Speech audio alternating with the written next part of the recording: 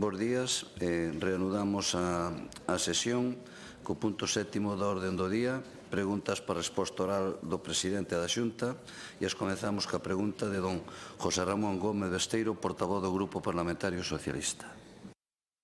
Moi ben, moitas grazas, señor presidente.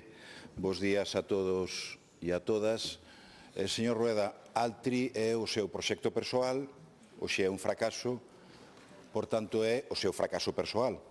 Abriulle as portas, deulle todo tipo de bendicións, desplegou a alfombra vermella, hasta firmaron un pacto entre os promotores do proxecto e a sociedade Impulsa, Galicia Impulsa, esa sociedade que no mes de agosto, con alevosía e nocturnidade, disolveron vostedes. Acordaron algo que non coñecemos. Vostedes consideran que os representantes de todos os galegos e de todas as galegas non teñen por que coñecer ese acordo. Nosotros consideramos que sí, e se abre unha dúda razonable sobre ese acordo. Si se comprometen os intereses de Galicia, si se compromete diñeiro público, en definitiva, creemos que débese saber. É un exemplo dunha falta de transparencia total, dunha total opacidade, a mesma que hai porque hoxe non é accesible na web da Xunta de Galicia o proxecto de Altri, seguramente porque usted daría órdenes de que así fora. E todo iso por un proxecto que non se sostén, nin se sostén medioambientalmente. Non se sostén esa declaración medioambiental favorable, hoxe papel mollado na práctica, non respetan o principio de non dano significativo, cal lle abrir as portas aos fondos europeos, non se sostén económicamente, o PERTE de Economía foi rexeitado, o PERTE de Descarbonización non obtuvo axudas por parte da empresa, esa aposta multimillonaria de 250 millóns que decía a empresa que tiña que recibir para que o proxecto fora viable, non a recibiu, por tanto entendemos que non é viable, tal e como manifestaron os responsables desa empresa, e finalmente tampouco recibiron fondos de Europa do Innovation Fund, do Fondo de Innovación, por tanto non parece que tampouco apunte moito en innovación. Recibiron unha palmada, eso sí, pero euros, cero. Tampouco socialmente é un proxecto que se sostén, donde van aqueles 2.500 traballadores que nos prometían alá polo ano 21. E agora técnicamente tampouco é solvente porque está desconectado da rede eléctrica. Non Galicia nin Lugo, Altri é o único que está desconectado desa rede eléctrica. E durante todo este proceso de tramitación deste proxecto de macrocelulosa, o dique de contención e de frente a ese proxecto foron os socialistas e as socialistas galegos e españois, nese sentido. E agora parece que van a alegar contra un proxecto que nin Galicia merece, nin Galicia necesita, van a alegar contra o proxecto de ampliación da rede eléctrica. Bueno, eu creo, e créame que en algo desto parece que vou acertando, creo que esa alegación vai a ningures, esa alegación para salvar o soldado Altri vai camiño de ningures. Chegamos ao momento, señor Rueda, onde hai que decidir, onde hai que resolver sobre ese expediente, onde hai que tomar decisións. É un proxecto que está vacío, un proxecto que está morto, un proxecto que non é conectable á rede eléctrica, non é un proxecto que sexa autorizable. A política vai de tomar decisións, señor Rueda, tamén cando son difíciles. E vostede leva meses evitando facelo. Por eso, se vostede non ten o valor de denegar o proxecto de Altri, estará cometendo non solamente un erro político, sino que estará rayando claramente ca prevaricación.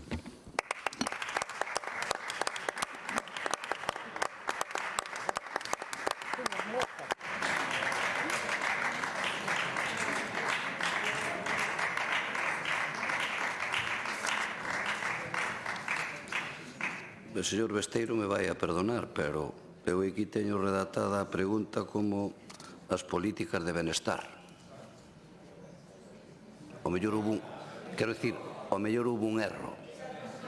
O mellor hubo un erro na cuestión, non era esa, querían por esa, pero trabucouse e puxeron outra. Digo eu, porque a pregunta é políticas de benestar. Entón, señor presidente, resposta, a ver o que pode respostar. Non, eu doulle a palabra ao presidente que é o que lle corresponde, pero é que o asunto foi como foi, entón vamos a ver o que pasa ahora aquí. Señor presidente, vostede enfoque como vexa a cuestión.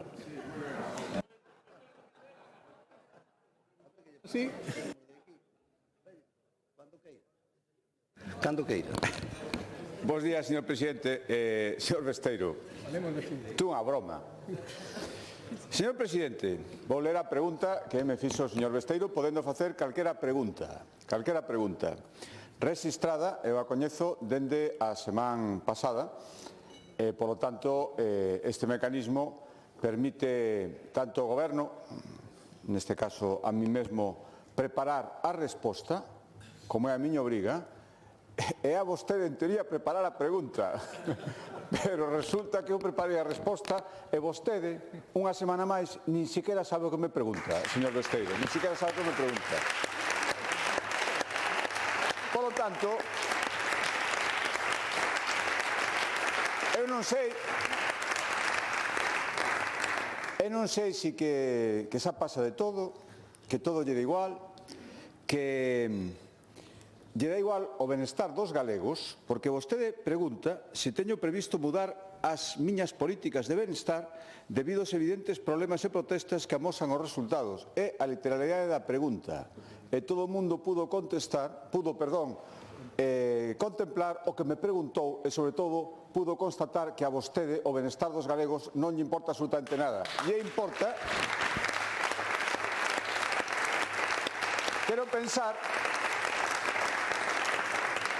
Quero pensar que cando menos lle importaba o que lle redactou a pregunta, pero non conseguiu que vostede a lera, señor Besteiro.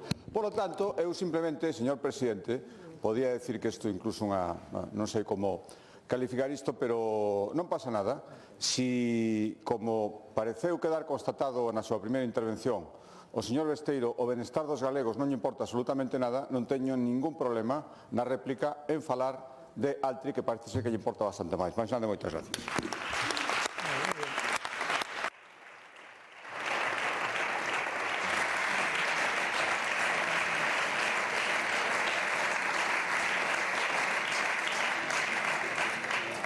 Gracias.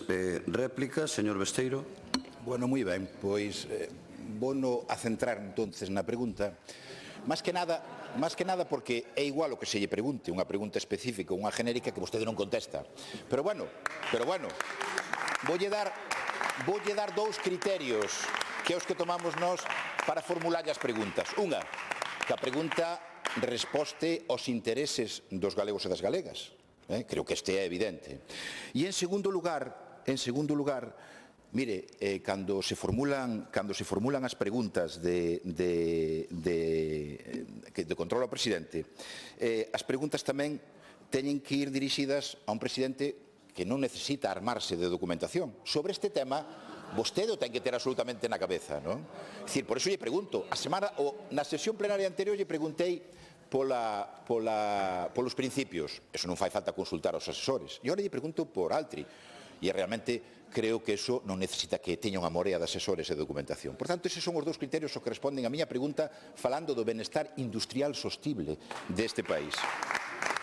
Mire, lle pregunto, e lle aclaro, porque mire, fai dos meses, a Xunta de Galicia decía que admitía que sin conexión eléctrica a planta de Altri se tambalea. Isto fai 2 meses, non fai 2 anos. Dicía, con la falta de enganche non hai cabida para o proxecto. Ese mismo día, utilizando a páxina web da Xunta de Galicia, decía: a Xunta de Galicia se mostra razonablemente satisfeita coa proposta da nova planificación eléctrica para Galicia. Asegura que atende as demandas feitas pola Xunta de Galicia para as provincias de Coruña, Ourense e Pontevedra. O digo porque, dito isto, a miña argumentación basease fundamentalmente no que vostedes tamén dixeron. Sin esa conexión eléctrica, o proxecto se tambalea, sí ou non? Ou cambiamos de opinión agora? Ou é que antonte decimos, non, isto ten nulo impacto. En setembro era un proxecto perfecto para as provincias de Coruña, Pontevedra e Ourense, menos para de Lugo, que, como xa dixen antes, o que se desconecte é o proxecto de Altri. E sabe por qué? Porque vostedes non foron capaces de presentar un proxecto industrial viable para esa provincia en 17 anos. Solo presentaron o de Altri.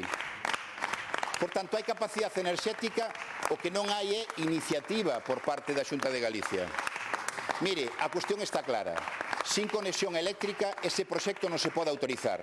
E vostede debe tomar a decisión de resolver, porque a resolución dese expediente vai a ser personal, política, pero tamén personal de vostede, señor presidente da Xunta. Terá que denegar ese proxecto cando ese proxecto non é autorizable porque non ten conexión eléctrica. E se non, tomará unha decisión injusta e vostede sabe co é. Gracias.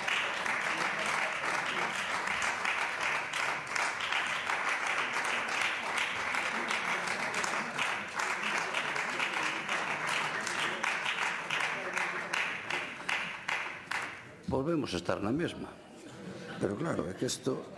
Vamos a ver, é que eu pregolle a todos vostedes que cando teñan que facer as preguntas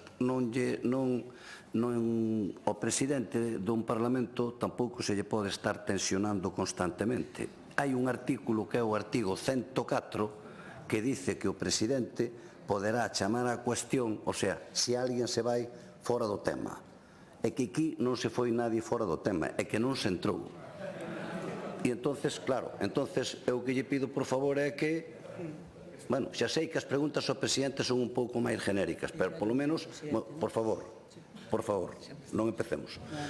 Non empecemos, por favor, deixa a cousa aí que isto vai tranquilo. Entonces, eu que pido por favor é que no sucesivo, se hai unha pregunta formulada, traten de ceñirse á pregunta. Gracias. Señor presidente, pois, o seu turno. Señor presidente, non lle de tantas voltas, non ten tanto misterio. É que non se leu a pregunta, e fixo o mesmo que outra vez. E, polo tanto, a señor Besteiro...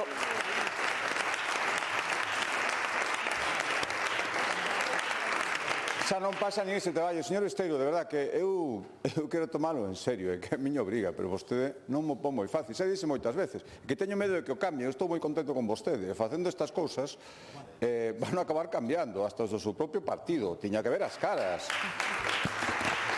Tiña que ver... E de verdade que, créame, non quero que o cambie. Por moitísimas razóns. Estou moi satisfeito con vostede facendo máis preguntas. Claro, cada vez é certo que me pon... Bueno, a partir de vou tomar nota. Cando lea a pregunta que vostedes resisten para a sesión de control, vou me imaginar que pon unha postdata que diga: postdata, o que preguntamos non ten por que coincidir en absoluto co que vou a falar despois na sesión de control. Porque como presidente é Dios, ten que saber de todo, esa súa teoría, porque claro, é que vostede é o representante de Sánchez en Galicia, e polo tanto cree que os presidentes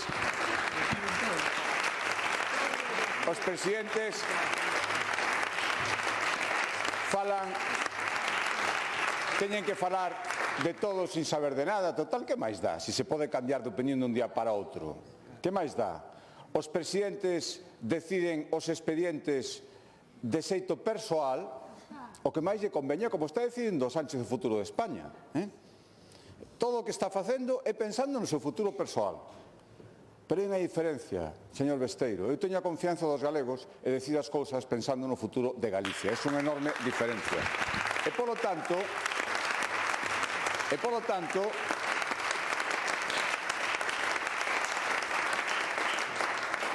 non espere de min outra cousa que o que fixen a toda agora, que é facer o que din os técnicos.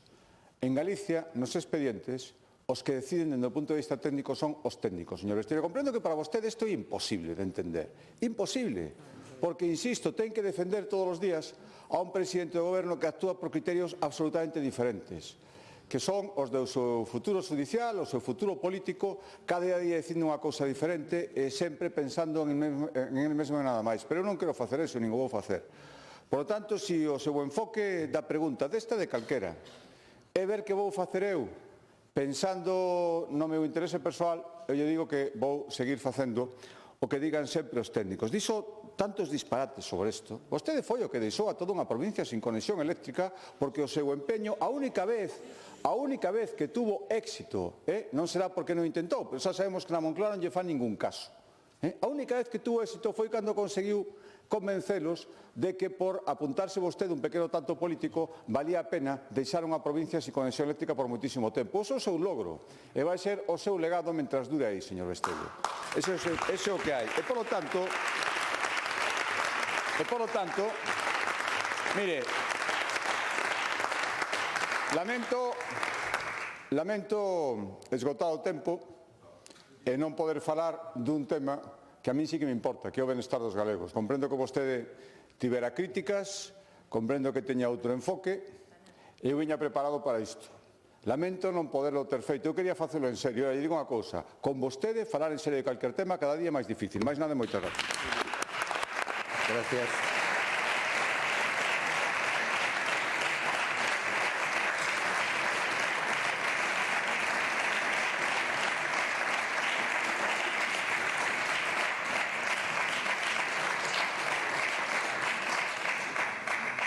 Pregunta de doña Ana Pontón, portavoz do Grupo Parlamentario do Bloque Nacionalista Galego. Moi bo día, señor presidente, señor Rueda. Mentres vostede iba a manifestarse a Madrid a golpe de corneta do señor Feijóo, 22.680 persoas están agardando no rexistro de demandantes de vivenda protexida. E o máis triste é que estas persoas teñen moitas máis posibilidades de que lles toque a lotería de Nadal que de ver como se cumpre o seu dereito a unha vivenda digna. E isto non pasa por casualidade. Isto é o resultado de que, cando o Partido Popular tivo que elexir entre o dereito á vivenda ou a especulación, elexiu a especulación. Cando vostede tivo que elexir entre regular o prezo dos alugueres ou especulación, elexiu especulación. E cando tivo que elexir entre construir vivenda pública ou especulación, vostede elexiu especulación. E por iso estamos como estamos. E só cando lle empezaron a ver as orellas ao lobo, porque o problema da vivenda se fixo cada vez máis evidente, vostedes o que fixeron non foi actuar, sino sacar o manual de Pepero. E o primeiro punto dese manual é a manipulación. Eso é o que fan vostedes, manipulación e propaganda. E aí o temos a vostede en 2024 nun acto electoral anunciando que Galiza tería no ano 2028 4.000 novas vivendas de promoción pública. Esta é a propaganda. Pero vayamos, señor Rueda, a ver cal é a realidade. Sabe cantas vivendas públicas se fixeron desde o seu anuncio? 47. Datos do Ministerio de Vivenda. Sí, sí. Temos que animar o señor Rueda que traballe un pouco máis, porque só lle quedan 3.953 por entregar. E o grave, señor Rueda, é que vostede sabe perfectamente que en 2028 non vai haber construídas 4.000 novas vivendas públicas en Galiza. Non é máis que outro dos seus bulos, porque xa vemos, vostedes fixeron da mentira a súa forma de goberno. E o que lle pedimos é que deixe de enganar, que deixe de xogar coas ilusións da xente, señor Rueda, porque estamos falando dun tema moi serio. E fronte ás súas mentiras, desde o BNG o que temos son propostas concretas que poden axudar a solucionar o problema da vivenda. A primeira, plan de compra de vivenda para destinala ao aluguer. Estamos propoñendo que en 5 anos merquen 4.000 vivendas para destinalas a aluguer. E isto é posible porque en Galiza temos, son as grandes cidades, 90.000 vivendas protegidas e vai haber fondos para poder mercalas. Segunda proposta, protección permanente de toda a vivenda protexida. Porque hoxe, señor Rueda, co seu goberno, un promotor pode recibir até 40.000 euros por unha vivenda e en 15 anos poñela no mercado a prezos imposibles. E isto non é presentable. E terceira proposta, comprar toda a vivenda protexida que se poña en venta. Sabe canta vivenda protexida se vendeu nos últimos anos, señor Rueda? 6.992 vivendas. 6.992 vivendas que poderían destinarse a aluguer social, pero que non están aí porque vostede non quixo mercalas. Estas son propostas serias para mellorar a vivenda pública no noso país. A cuestión é se vai seguir este camiño ou a súa dirección son os bulos, a propaganda e a mentira. Gracias.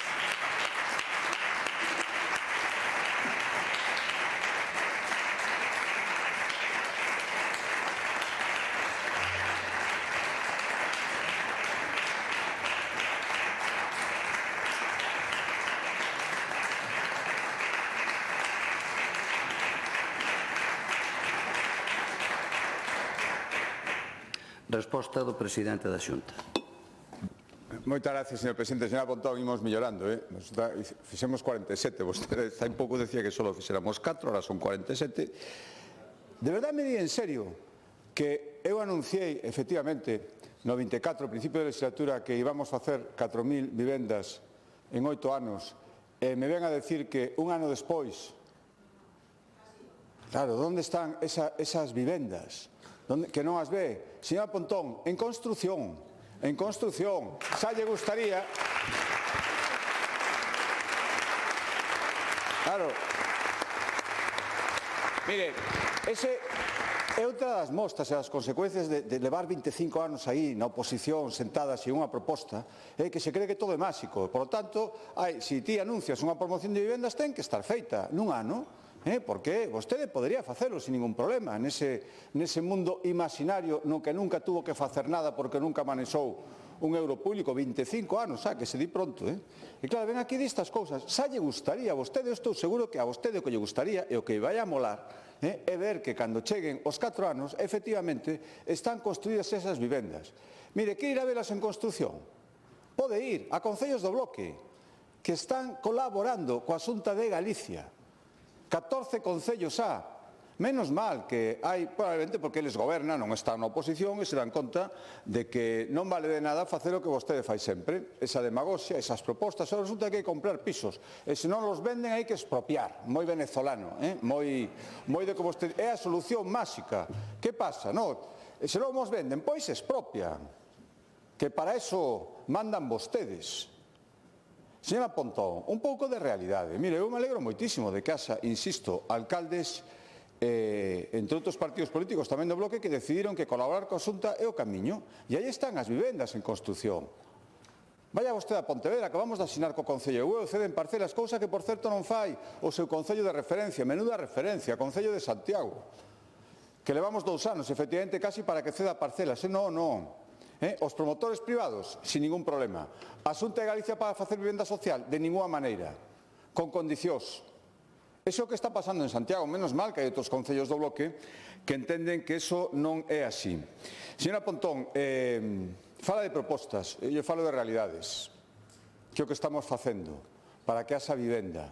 Dende logo, como fóramos ao que vostede está dicindo, pois seguiríamos sin vivendas. Eu creo que hai que ser moi serio, moi práctico no tema de vivenda. Por iso lle podo asegurar, imos cumplir o compromiso e que se están construindo un montón de promocións xa o ano que ven en Pontevedra. Voulle invitar, a ver se ven, cando entreguemos as primeras vivendas o ano que ven en Pontevedra, en Valdecorvos.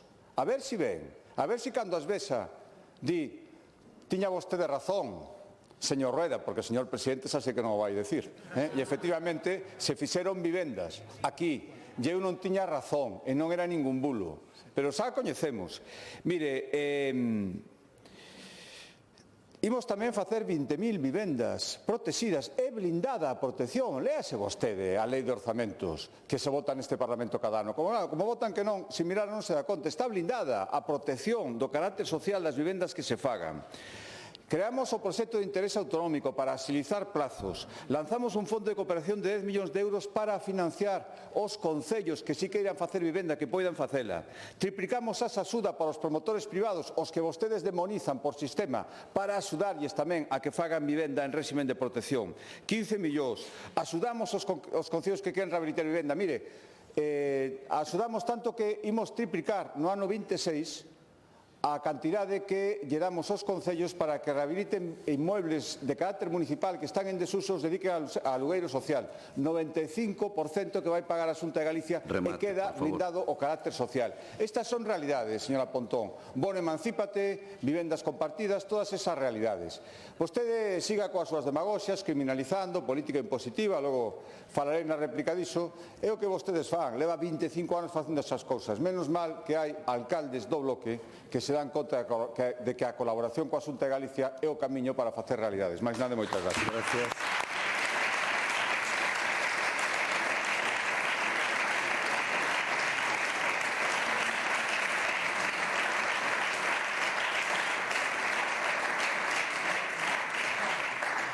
Réplica, señora Pontón.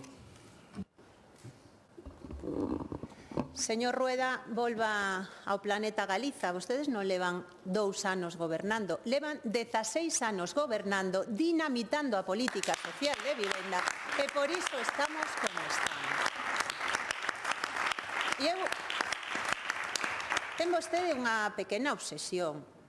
A verdad, todas as sesións de control ven aquí a repetirme que lle molesta que eu sexa deputada nesta Cámara. E dimo vostede que leva 30 anos subido no coche oficial. De verdade, señor Rueda. Cree que tan mal está a súa política de vivenda para ter que vir aquí sempre con esa mesma cantinela a non falar dos problemas reais e a intentar ocultar o seu fracaso en política de vivenda. Porque, mire, vayamos aos datos. De verdade vostede pode decirme agora na réplica que están construindo 4.000 vivendas públicas en Galiza? Dígame onde. Pero é que non me invite as de Pontevedra, invíteme a ver todas e cada unha desas construcións e irei eu como vostede a velas, señor Rueda.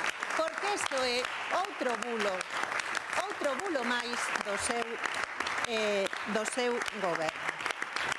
Claro que sí. Mire, cantas vivendas públicas entregou o seu goberno en 2023? Cantas, señor Rueda? 40. Non lle podo dar os datos do ano 2024 e 2025 porque os ocultan. Por que os ocultan se son tan bons? Por que non mandan esa información a esta Cámara? Claro, porque se hai transparencia e información, cáense todas as súas mentiras e toda a súa propaganda. Nós, señor Rueda, o que lle pedimos é que sexa serio, que non xogue coas ilusións ca xente e que diga a verdade, porque vostede sabe que non vai haber novas 4.000 vivendas construídas dentro de 3 anos, que estamos empezando 2026 casi, non leva un ano, xa leva casi media legislatura agotada. Polo tanto, señor Rueda, de verdade, póñase a traballar. E tamén quería facerlle unha recomendación. Debería de vostede implicarse máis, claro, efectivamente, coa construción de vivenda protexida, menos facerlle oposición á alcaldesa de Santiago e máis traballar pola vivenda protexida en Santiago. Porque, sabe unha cousa?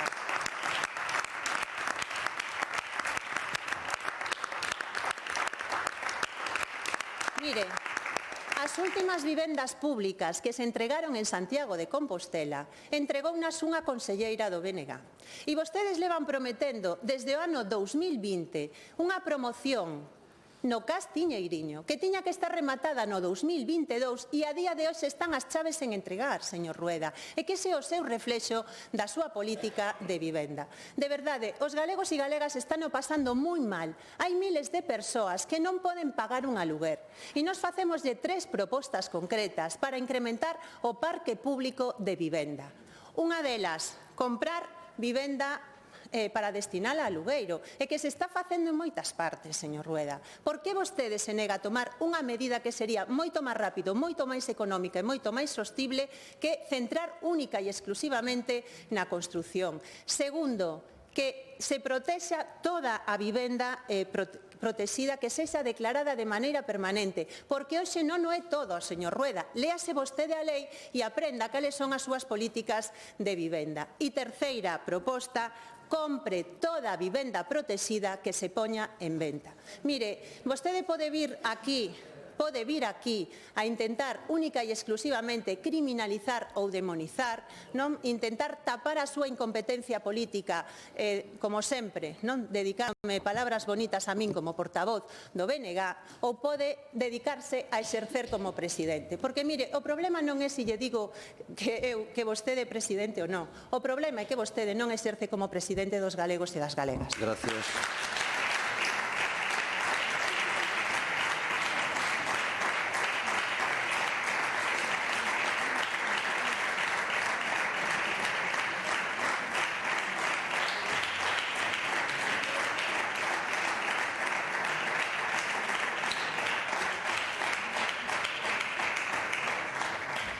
Peche da pregunta, señor presidente.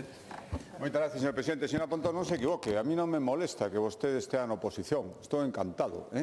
Ademais, traballo para que estea 4 anos máis cando as eleccións. Me gustaría moitísimo que fora vostede. Outra cousa é se lle vai gustar os que mandan no bloque. Pero eu estaría encantado de que vostede estivera 4 anos máis. Por lo tanto, sí, de verdade, non me molesta. O que pasa é que poño de manifesto unha cousa, que vostede non sabe como funciona a administración.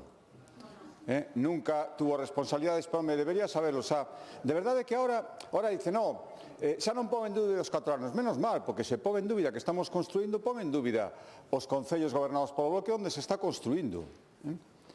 Me di que é mentira que estamos facendo vivenda, porque agora mesmo non, onde están eses pisos? E volvo a decir, señora Pontón, construíndose, non poñes as caras, é certo construíndose. Hai unha cousa que se chama facer unha obra, executala, non se falla así. Vostede cree que a política é máxica, porque claro, desde a oposición, tantos anos, esas cousas se poden chegar a pensar, pero non son máxicas, non son máxicas. Mire, estamos agora mesmo construindo máis de 20 concellos, incluídas as 7 cidades. Eu lle invito a que veña a ver as promocións. Ora, tamén lle vou a pedir que cando vaya a ver e vexa que se están construindo, recoñeza en cada caso que o que dixo aquí, e está na lei de sesións, que é un bulo que esteamos construindo ninguna vivenda, non é certo. E mire, lle volvo a decir, imos a principios deste ano, espero, se non hai ningún imprevisto, imos entregar 74 vivendas de protección oficial en Pontevedra. Espero que veña. Ainda que sexa só polo alcalde de Pontevedra, para recoñecerlle que está colaborando coa Xunta de Galicia en materia de vivenda. Xa sei que a Xunta non lle vai recoñecer nada, pero vai ali e despois supoño que se comerá as súas palabras que dixo aquí dicindo que é mentira que estamos construindo vivenda. Ata 4.000, señora Pontón, e digo moi en serio, xa lle gustaría que non se fixera, pero estamos facendo. Mire, volve coa súa fórmula máxica. Por que non compramos vivenda? E se non a queren vender, por que non a expropiamos? Que fácil é todo. A precios de mercado, ademais, por que non vamos a facer eso? Total, os cartos son infinitos, para que nos vamos a dedicar a construir? Para que nos vamos a dedicar a estimular que haxa construcción privada con precio social? Non, eso para nada, se eso despois é un rollo, hai que construílas, E claro, mentre se están construindo, vostede pode dicir onde están, que non existe. Non, a construcción é como se non existiran. Eso é o seu plantexamento, señora Pontón, moi triste.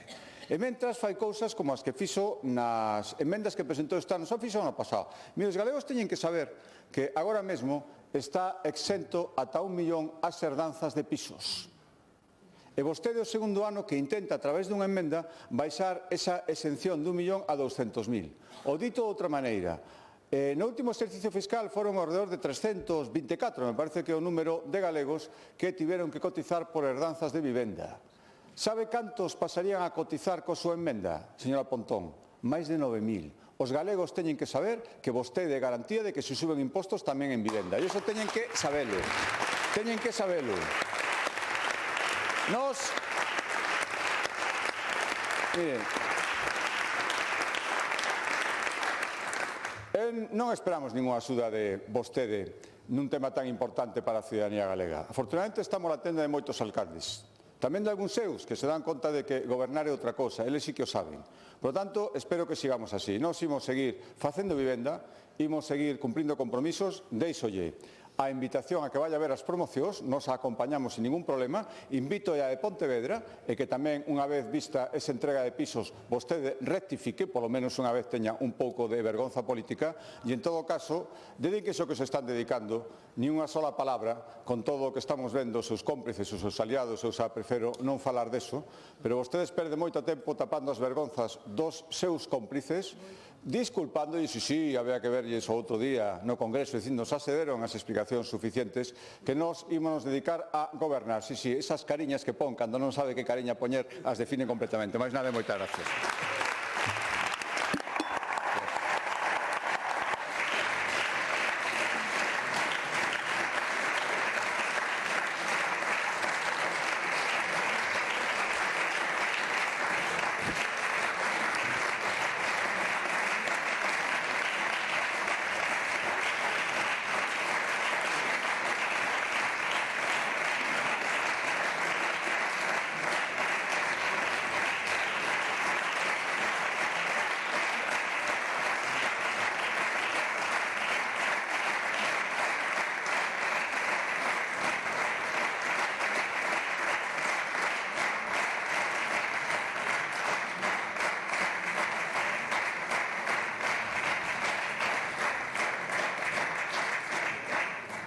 Continuamos coa orden do día. Punto quinto, proposicións non de lei. Neste caso do Grupo Parlamentario Popular, por iniciativa de doña Carmen Pomar, sobre a demanda dirixida ao Goberno galego co obxecto de que avance no desenvolvemento de ferramentas que garantan a neutralidade ideolóxica nas actividades dos centros de ensino. Hai unha emenda do Grupo Parlamentario do Bloque Nacionalista Galego para formular a proposición non de lei. Ten a palabra a señora Pomar.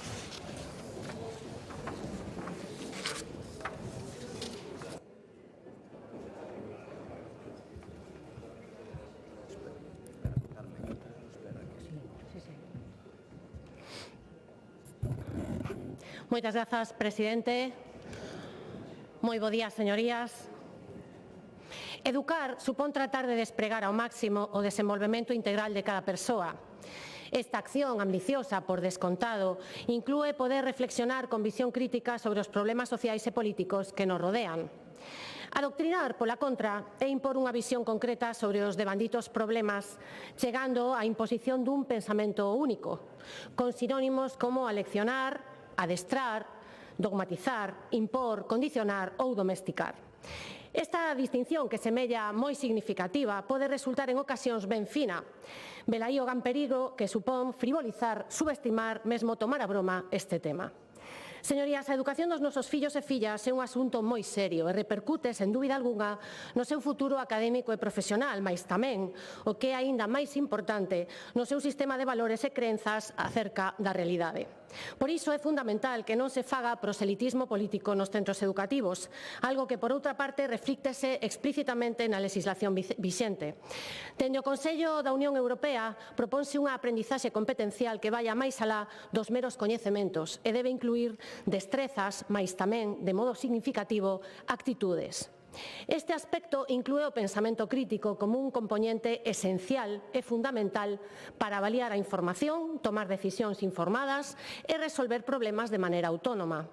Esta legislación, señorías, aplícase a todos os currícula dos países da Unión Europea. De feito, a legislación española inclúe o pensamento crítico como parte do seu enfoque educativo, promovendo o seu desenvolvemento dende as primeiras etapas escolares. A liberdade de ensino está garantida tanto nos tratados europeos como nas democracias occidentais do noso entorno. A nosa Constitución tamén o recolle no seu artigo 27, dentro do capítulo 2 de Dereitos Fundamentais e Liberdades Públicas. Dicíamos na pasada sesión plenaria, no marco dunha pregunta feita ao Conselleiro de Educación, Ciencia e Universidades, que dende vai meses estamos a asistir a un intento de asalto por parte de grupos radicais e mesmo do sindicato que está a marcar a folla de ruta do nacionalismo galego cada día con máis intervencionismo. Dicía, intento de asalto feito con absoluta premeditación e que está a facer uso de todos e cada un dos subterfuxios ao seu alcance, tendo en conta a rede tecida durante anos para facerse co control dos centros educativos. Rede que afortunadamente leva tamén anos tendo un éxito limitado, debido, entre outros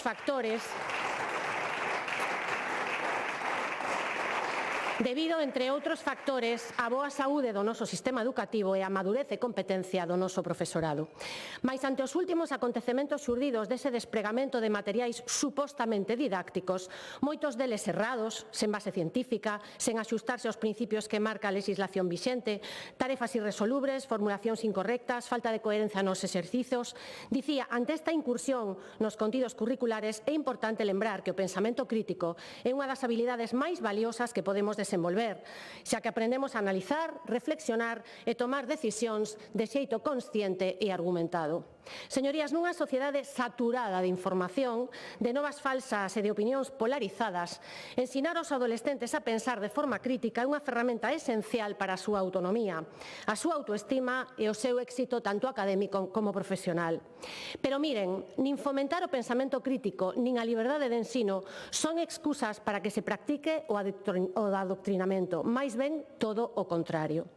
A educación, como sinala o profesor Esteve, ten un contido, unha forma, un uso, un sentido e un resultado totalmente contrarios ao do adoctrinamento, sendo este último resumido en visións únicas e parciais dos problemas, na censura das ideas contrarias e a falla de debate, a asunción de certas ideas selectivas como verdades absolutas, a captación de adeptos para causas concretas e cuxos desexados resultados son persoas que acepten e repitan ideas sen cuestionalas, con pensamento ríxido e pouca apertura a outras perspectivas. Pois ben, señorías,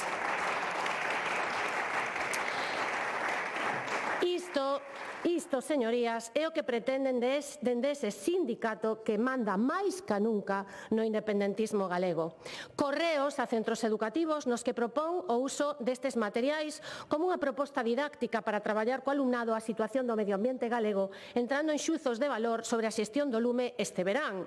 A intención de apertura de minas tóxicas, a amenaza de industrias como Altri, a que podemos engadir a unidade titulada Guerra e Paz. Esta non ten desperdizo, na que, entre outros exercicios, proponse nada máis e nada menos que o cálculo de explosivos e unha suposta estrategia para acabar cos hospitais de Santiago de Compostela. Por si fora pouco, agora pretenden presentarlles aos nosos fillos e, sobre todo, ás nosas fillas, unha indecente sexualización de figuras como a Rosalía de Castro, Blanco Amor, Pondal ou Castelao. Dicía na miña intervención na pasada sesión plenaria, figuras estas que a miña xeración aprendeu a respectar con profesorado de todas as ideoloxías, todas, mais unidos polo fin común de transmitir aos nosos referentes e a mensaxe que nos deixaron coa súa vida e coa súa obra.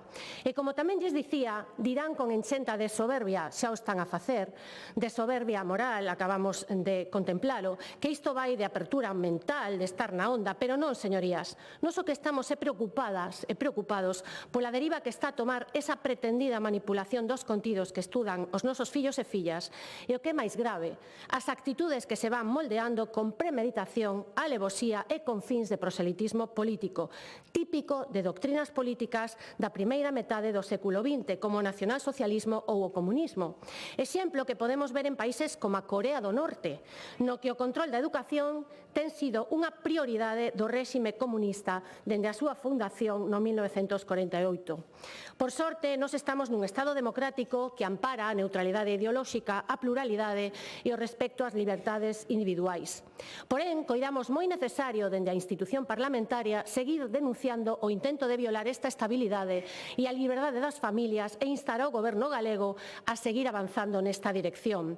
Denunciamos a deriva de relativismo moral baseado nesa sorte de posverdade da que falaban tanto as súas señorías do Grupo Nacionalista fai algún tempo. Lémbrano. Esa posverdade que licúa a información, selecciona parcialmente os materiais e camiña cara á narrativa da verdade, unha narrativa na que se minte sin discriminación e na que se ocultan interesadamente os feitos, algo que se ve moi reforzado pola proliferación de novas falsas por internet, comentarios insultantes que rozan a difamación todos os días nas plataformas de comunicación e tamén polo descrédito das institucións a través de comentarios anónimos, pero moi malintencionados. Falaba Harry Frankfurt sobre a charlatanería superficial, esa que, como saben, ven nas filas da oposición é moi contaxiosa, esa que corrompe a linguaxe e deixa de considerar o portador de valores, esa que potencia a desconfianza e transmite tensión na sociedade, esa tan característica da era Sánchez, do pseudosocialismo e do independentismo entregado á trama máis rastreira, corrupta, machista e sórdida que ocupa Ferraz. Non todo vale, señorías, non todo vale. Reflexionar sobre si respetamos a verdade evitando manipulala ao noso antollo permitiría que empecemos a devolverlle o seu valor real e por iso hoxe buscamos que vostedes se posicionen e argumenten a favor ou en contra desta proposición non de lei. Lembren que é posible inculcar un sentido de responsabilidade moral e cívica sen suprimir o pensamento crítico. De facelo poden axudar aos estudantes a desenvolver unha forte brúxula moral ao tempo que cultivan a capacidade de pensamento crítico independente. Señorías, non é unha acción fácil, ninguén dixo que o fora, pero é a base do xenuíno pensamento democrático. Ao mellor é que vostedes non están pola labor de defender este pensamento, sostido pola tolerancia, o respeto, a diversidade, o pluralismo e o diálogo. Pois, señorías, nós sí. Máis nada e moitas grazas. Gracias.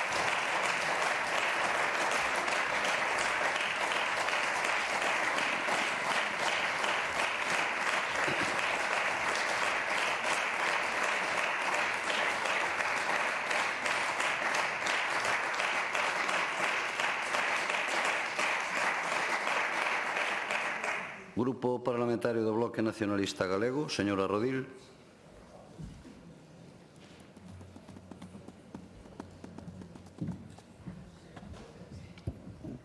Grazas, presidente, bon día a todas e a todos. Bueno, hoxe o Partido Popular xa nos deixou claras bastantes cousas. Unha que non lles gustan as nosas caras, tamén a maioría absoluta debe querer gobernar os nosos corpos, e a outra que non lles gustan nin a liberdade de expresión, nin a manifestación, non a convoca o Partido Popular. Xa os vimos tamén este domingo como peces sin el agua, carretando xente, algún deste grupo parlamentario creo que o arrastraron, non tiña moita gana de ir o domingo pasearse con la florinata de la sociedade española, pero aí estaba, vostedes, cantando ondiñas para arriba, ondiñas para baixo, con gente de bien, non como a vosotros, rojos separatistas, con gente española, aí, con la bandera franquista, y la Cruz de Borgoña, buenos españoles, que se sienta el espíritu heroico de los requetés, que por si alguén non o sabía, pasaron a cuchillo centos de demócratas e republicanos durante a Guerra Civil Española. Buenos españoles, non como a vosotros, de provincias, rojos e separatistas que ides por aí manifestarvos por calquera cousa, como mañá outra vez esta xente salindo en Vigo en defensa da sanidade pública. Que queréis? Médicos nos vosos centros de saúde, queredes pediatras para os vosos fillos, que é o seguinte? Que se acaben as listas de espera da sanidade para que se lle acabe o negocio a Rivera Salud. Eso é o que facedes vosotros, a esquerdallada toda, non?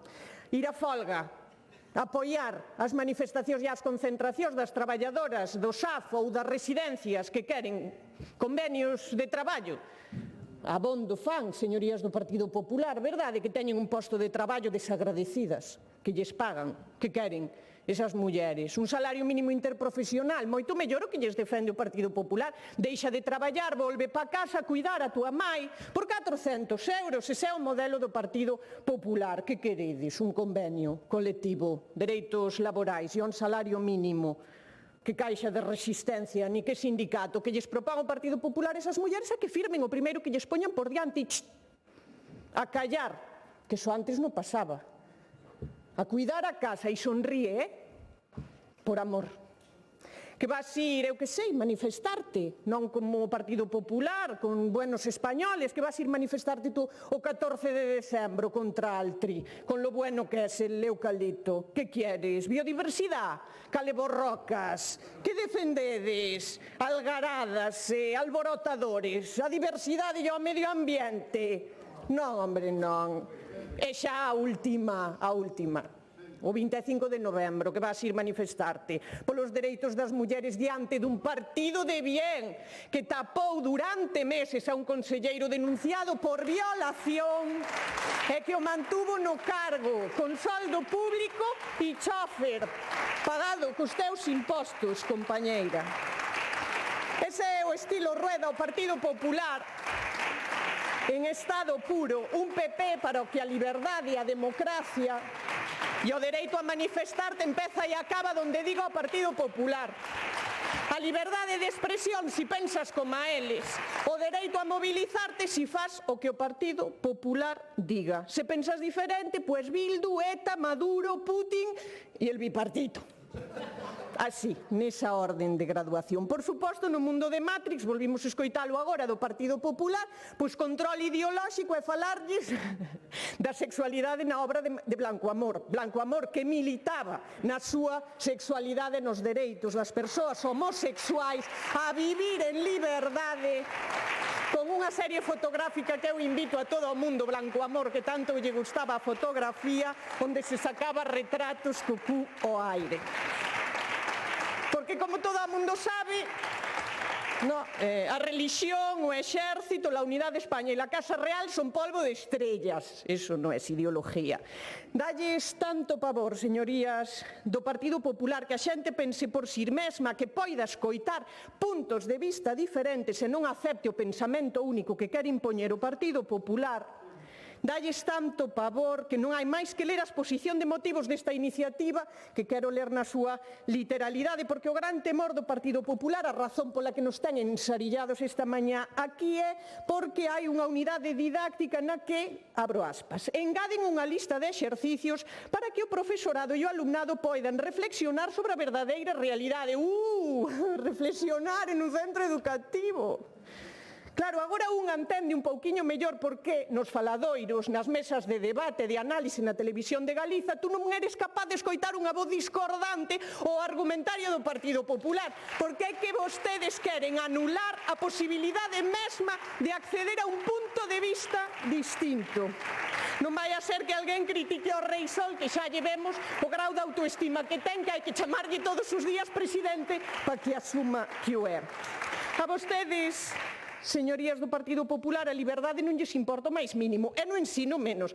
Señoría Pomar, señorías do Partido Popular, si se plantou o grupo parlamentario diante da Universidade da Coruña porque penduraron unha bandeira palestina no medio do xenocidio en Gaza, dicían que era unha acción premeditada que busca a confrontación. Faltoulles un milisegundo para acusar ao reitor da Coruña de ser simpatizante de Hamás. Iso sí, no medio dunha masacre, no medio dun xenocidio, o Partido Popular pois non lle molesta o máis mínimo o goberno xenocida de Israel, tanto que o recibiron a bombo e prato cos brazos abertos na Xunta de Galiza e no Parlamento mentres bombardeaba e masacraba o pobo palestino. Ese é o concepto de liberdade que ten o Partido Popular, que Israel mate a prazer e o pobo palestino a ver se pode morrer en silencio, alborotadores e agitadores que se remexen contra a súa ocupación.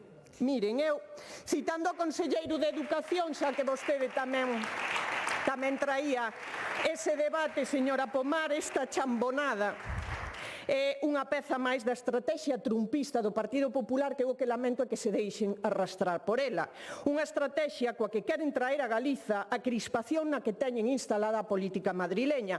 O Partido Popular quere converter a política galega nunha lameira, traen bulos, instálanse nas difamacións, no insulto permanente, queren en definitiva degradar a política para que entre tanto ruído non se poida escoitar a voz das galegas e dos galegos. Para que esteamos todo o día falando dos seus inventos en vez de falar dos problemas da xente deste país, da sanidade pública, do dereito á vivenda, dos servizos para atender as persoas con dependencia ou do que acontece no ensino público galego. Preocúpalles tanto a situación que viven as nosas fillas e os nosos fillos no ensino deste país. Baixen as ratios, contraten máis persoal docente, devolvanlle os dereitos roubados no acordo que lles negan desde o ano 2009.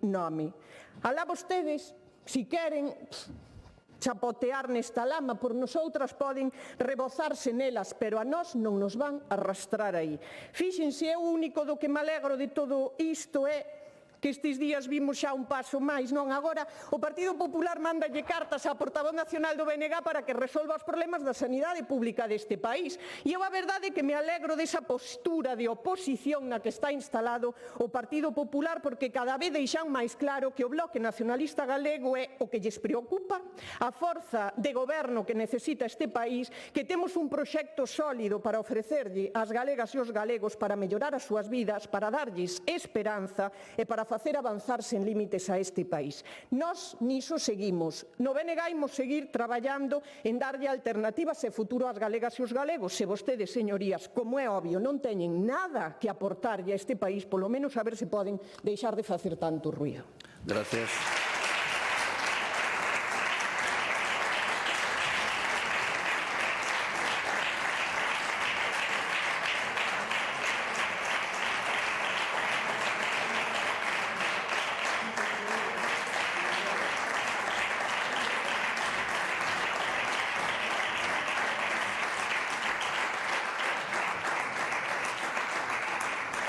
Grupo Parlamentario Socialista, señor Bouza.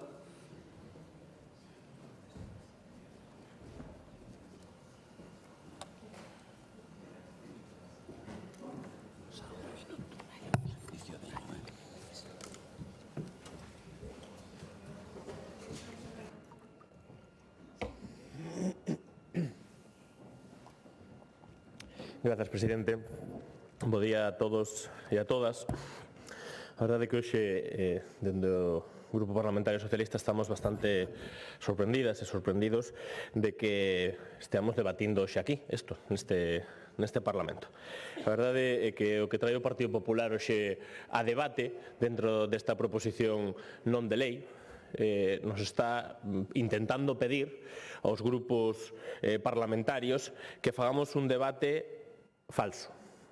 Un debate que non é realmente o que quere manter o Partido Popular. Porque se lemos a exposición de motivos e despois a parte resolutiva, nada ten que ver unha cousa coa outra.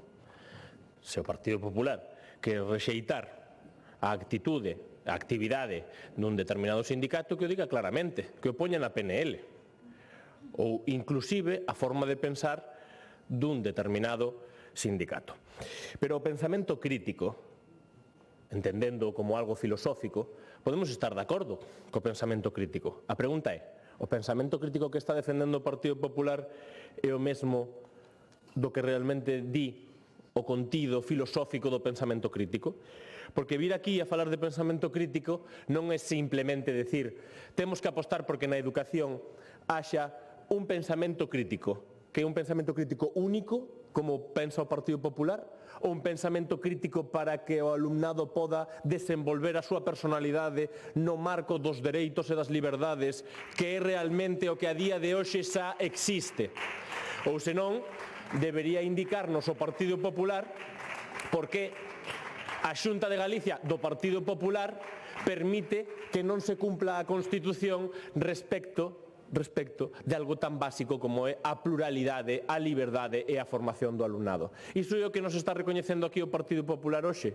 O Partido Popular está recoñecendo que os centros educativos en Galicia non garanten a liberdade de opinión, o pensamento crítico. A día de hoxe non se recoñece. O Partido Popular insta ao Partido Popular á pluralidade. Iso é o que nos están dicindo, señorías do PP. É que eu estou amplamente sorprendido con esta iniciativa. Porque que é iso de neutralidade ideolóxica? Neutralidade ideolóxica en que sentido? Nos poden desagregar no Partido Popular a que ideoloxía se refiren? Están en contra de que nos centros educativos se aposta polo feminismo? A de que? Quere vostede debatir? Señoría do PP, o digo porque eu xa entendo que non lle deixen debatir nunca. E vostede ten que interrumpir permanentemente para creer que realmente pode formar parte do debate. Pero está claro que por increpar o que demostra é que fai falla moita educación, señoría do Partido Popular. Fai falta moita educación e moita neutralidade, pero das absolutas increpancias que se fan neste Parlamento. Diso sí que tiñamos que falar, da mala educación que tiveron algúns membros do Partido Popular neste pleno para non respetar aos oradores. Iso sí é mala educación.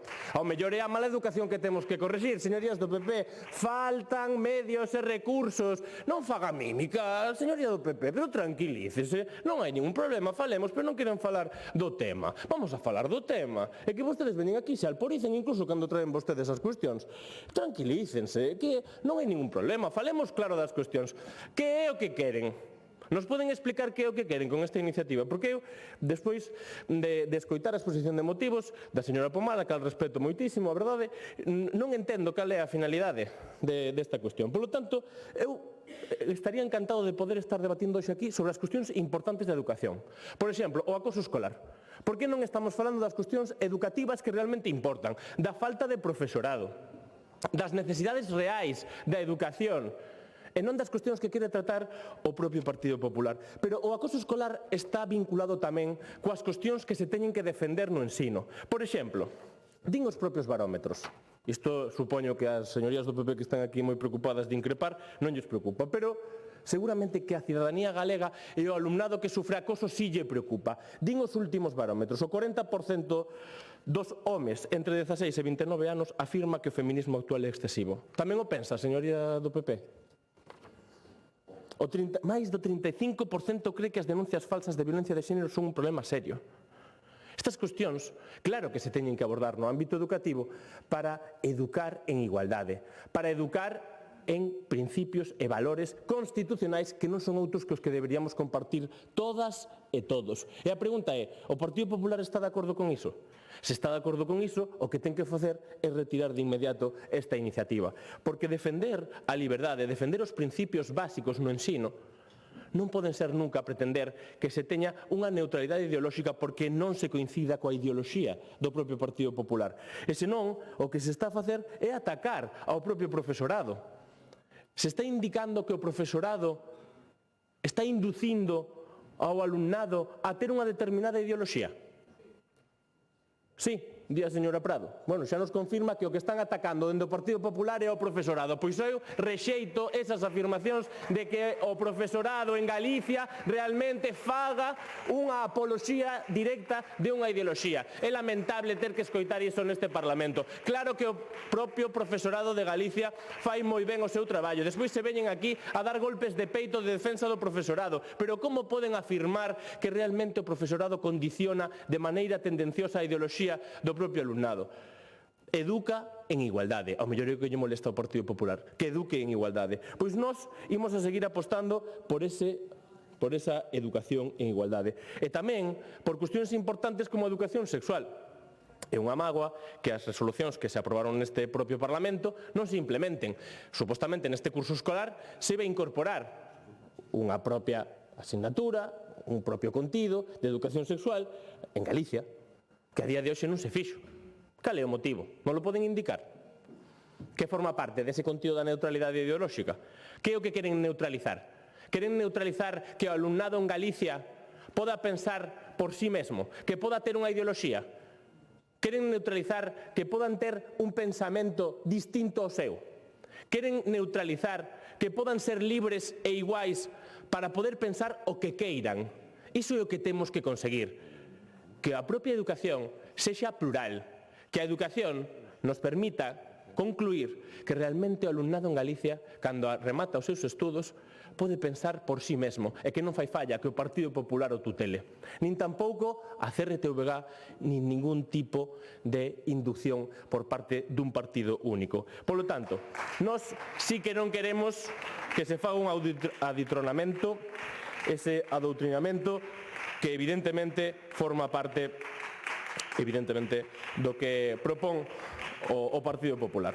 Nos instamos, como xa dicía, a que se faga unha educación en liberdade, non unha educación en censura. E, polo tanto, non podemos compartir esta iniciativa no seu contido global, máis que nada, porque a día de hoxe aínda non se nos explicou que é o que se quere, a quen se está responsabilizando. Agora, por fin, a señora Prado xa nos concluiu claramente que a quen se está responsabilizando é ao profesorado de Galicia. Señora Prado, non está alegado, é que se vostede berra aquí nesta tribuna e me contesta, pois evidentemente forma parte do debate. Non aluda porque vai pedir a palabra e vota. Non, é que alude ela, me está aludindo ela. Bueno, vostede acaba de aludirla. Señor Presidente, se vostede non lle corta e non impide que ela fale, claro que lle vou a contestar, e que entón o que ten que impedir é que realmente a diputada do Partido Popular me increpe mentre eu falo.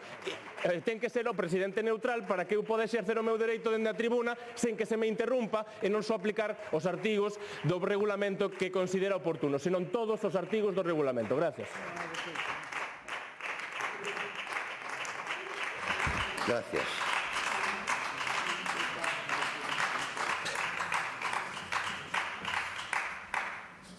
Grupo Parlamentario autor da proposición non de lei, señora Pomar.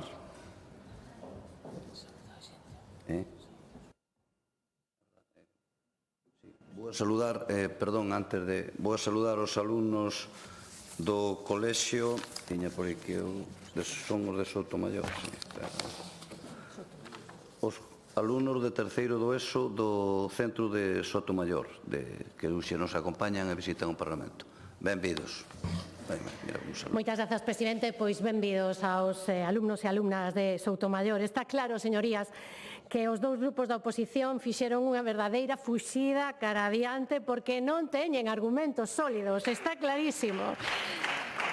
Miren, señor Bouza, xa sabe que eu tamén o respeto a vostede, pero o que sorprende é que vostede fale de pensamento crítico cando no sanchismo de pensamento teñen pouco e de crítico teñen aínda menos. Parecía que vostede iba a renegar penseino, de algún destes materiais, a que vostedes renegaron públicamente no seu último Congreso Nacional de ideoloxías como a ideoloxía queer. Está claro que a bicefalia co nacionalismo é cada día máis intensa. Señoría Rodil, miren, champonada foi o seu monólogo de TeleBNG. Cando vin que levaba vostede esta PNC polo grupo parlamentario do BNG, pensei que o debate iba a ter nivel, con discrepancia ideolóxica, pero de nivel. Mais que lamentable a súa intervención. Bueno, debería decir a súa performance. Unha performance, por certo, de moi pouco gusto e moi barrio baixeira. Moi barrio baixeira, señoría. En fin, a verdade, señorías, é que despois de escoitar a oposición e, sobre todo, a señora Rodil, unha bota man de Freud e o resultado da psicoanálise queda ben clara. Vostedes, en realidade, veñen a falar da necesidade de que ese adoctrinamento se expanda tamén aos medios públicos de comunicación. É dicir, vostedes veñen aquí a apoiar non só o asalto a currículo académicos, mas, sen duda, que este asalto teña por obxecto tamén a televisión, a radio e as plataformas digitais. Así xa estaría o pack completo. Facerse cos medios, algo no que xa teñen moita experiencia, e facerse cos centros educativos. E volvo a dicirlles, unha vez máis, utilizando a súa propia xerga, a verdadeira bomba é esta bomba pedagóxica que trata de cargar contra ideoloxía calquera contido susceptible de manipulación. E vaya chapuza de emendas, señorías do BNG, vaya chapuza. A queren redactar peor e non sae. Buscan un dos seus hits ou dos medios públicos para fuxir dun argumento válido que sustente as aberracións educativas que o sindicato que manda no BNG pretende colar nos centros educativos galegos. E por qué? Pois porque non teñen argumentos, señorías, non o teñen. Única e exclusivamente iso, é ben sinxelo, buscan nos arquivos do portátil, CRTVG. E xa lle saen os que teñen dende vai moitos anos. Agora adaptan as novas siglas e ala, copian e pegan. É o comodín do público, verdade, señorías? Pero miren, non desviemos o tema. Estamos aquí para falar de liberdade. Liberdade de expresión e liberdade de pensamento. Unha liberdade a que, por certo, cada vez vostedes lle teñen máis alerxia. Os extremismos non queren neutralidade. Xa lle lo dixen na pasada sesión plenaria, señorías. Vostedes queren unha estrelada tatuada non só no ombreiro de Castelao, mais en todos e cada un dos autores, científicos, creadores, historiadores, filósofos, en todos, cuxos coñecementos, cuxas teorías, cuxos experimentos, cuxas obras ou traballos configuran o corpus tanto teórico como práctico do currículo académico e da metodoloxía que o acompaña. Non estamos aquí para pôr en tela de xuízo a neutralidade do profesorado e creo que o dixen ben claro na miña primeira intervención. Estamos para garantirlles a súa liberdade de cátedra. Estamos aquí para transmitir unha mensaxe de tranquilidade e amparo ante a osadía de incurrir nas súas clases. Estamos aquí, en definitiva, para asegurar que a Administración Educativa neutralice calquera intento de propaganda lacerante e descarada que destina dende o sector máis radical do nacionalismo a captar sen escrúpulos as idades máis vulnerables que andan á percura da súa identidade e da súa reafirmación. Eu escoiteilles con moitísima atención, porque xa se sabe que de non entrar no redil, as adolescentes do presente poden acabar no futuro como as miñas compañeiras do Partido Popular de Santiago, sendo profesionais ameazadas, insultadas e amordazadas ao xeito desa caricatura de Rosalía de Castro. Pero non, señorías, queremos nenos e nenas libres, nin calados nin sumisos. Gracias.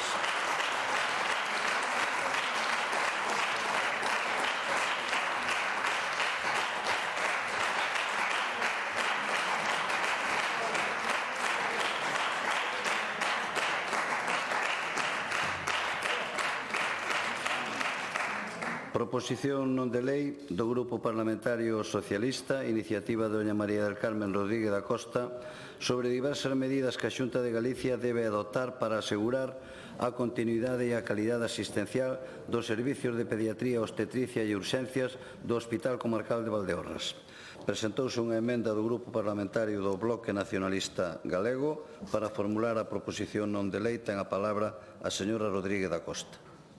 Bos días a todos e todas, grazas, presidente. Pois, decir que cando unha comarca se sinte maltratada, cando ve que os seus dereitos básicos están a diluir, cando a sanidade pública deixa de responder polos recortes do Goberno galego asente sae á rúa. E isto foi exactamente o que acontecía fai uns días no barco de Valdeorras. O que vivimos en Valdeorras estes días non foi unha queixa illada, nin unha protesta puntual.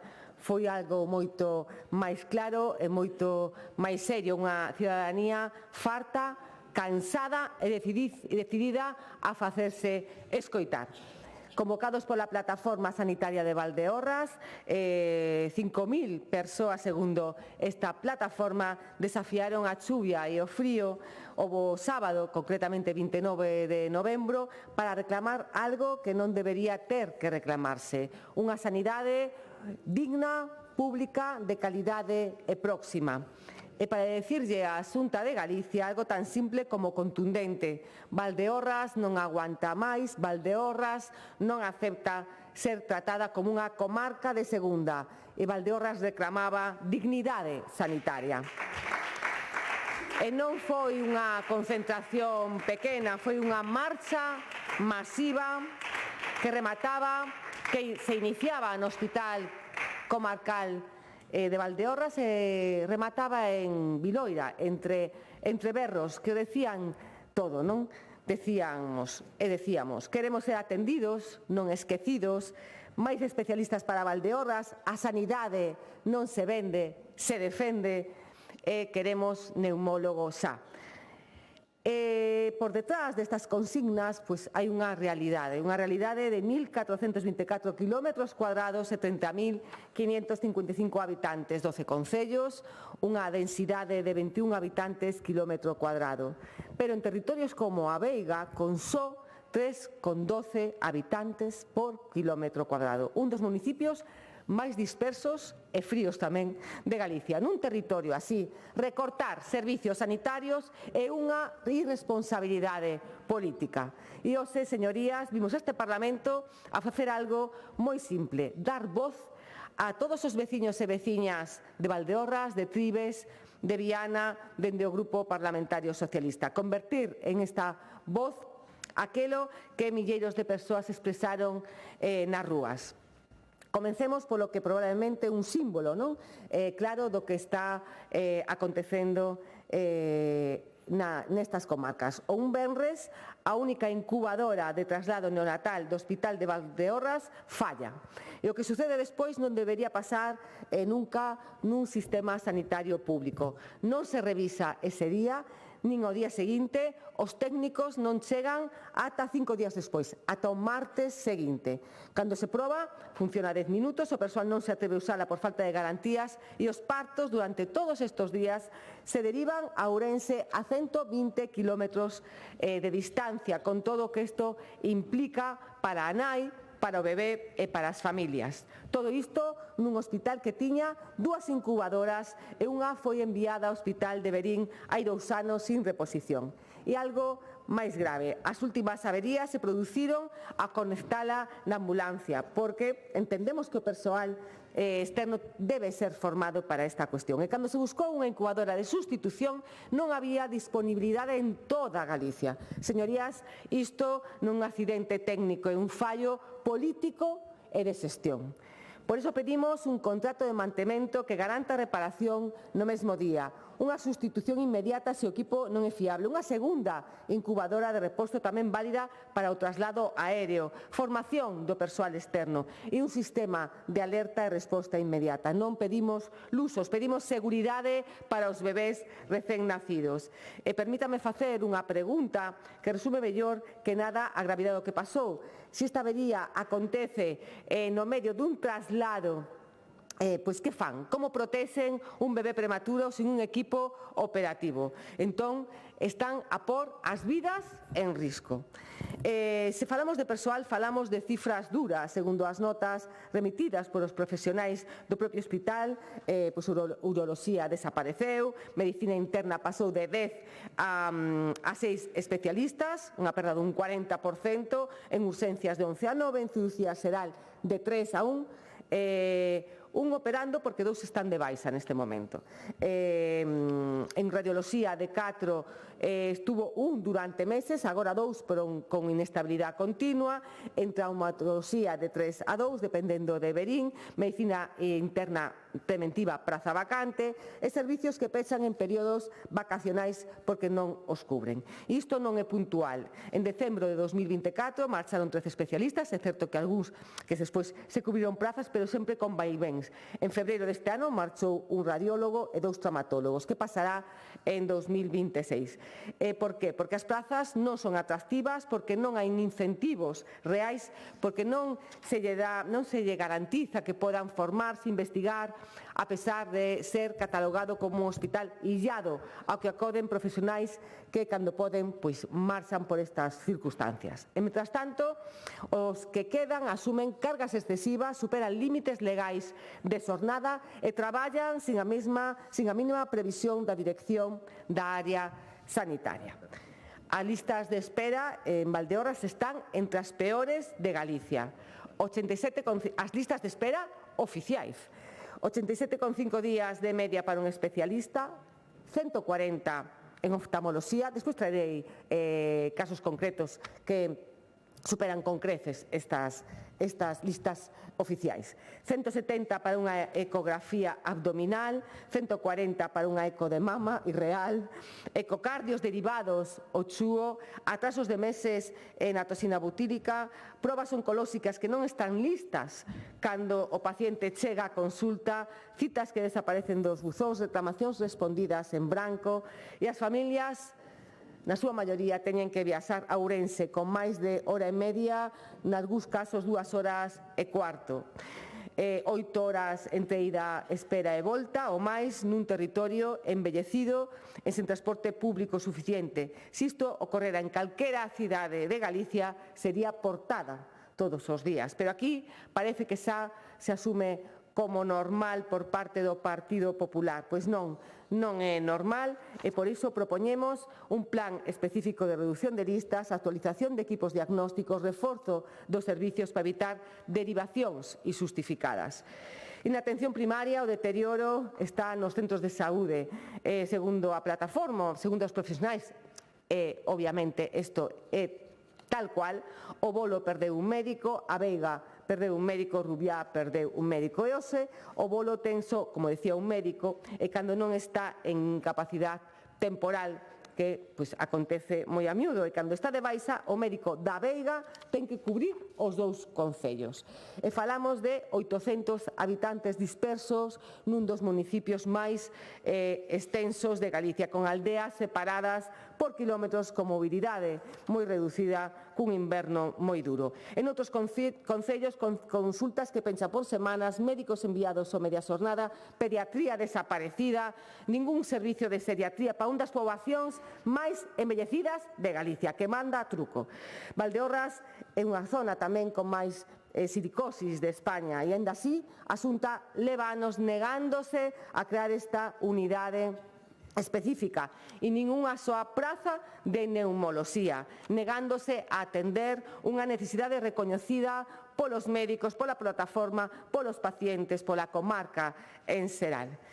Por iso tamén propomos a creación deste servicio de neumoloxía e esta unidade funcional respiratoria. En relación, remato o ADO, a hospitalización a domicilio, igual, infradotada e o transporte sanitario, isto importantísimo de que escoiten, señorías do Partido Popular, non hai ambulancia de soporte vital avanzado e non hai base 061. Isto non pode seguir acontecendo e por iso pedimos unha planificación tamén a medio e longo plazo para cumprir todas estas carencias. Nada máis. Moitas gracias.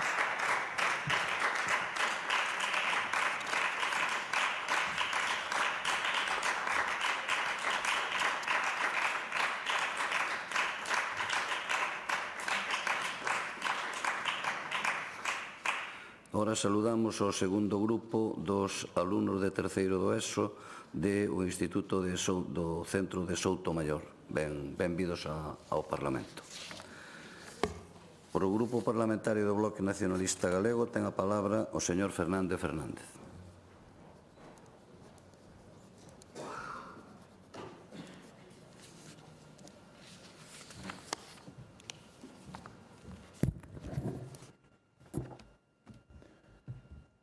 presidente. Señorías, coñecen Valdeorras? Saben a que nos estamos a referir cando falamos do Hospital de Valdeorras?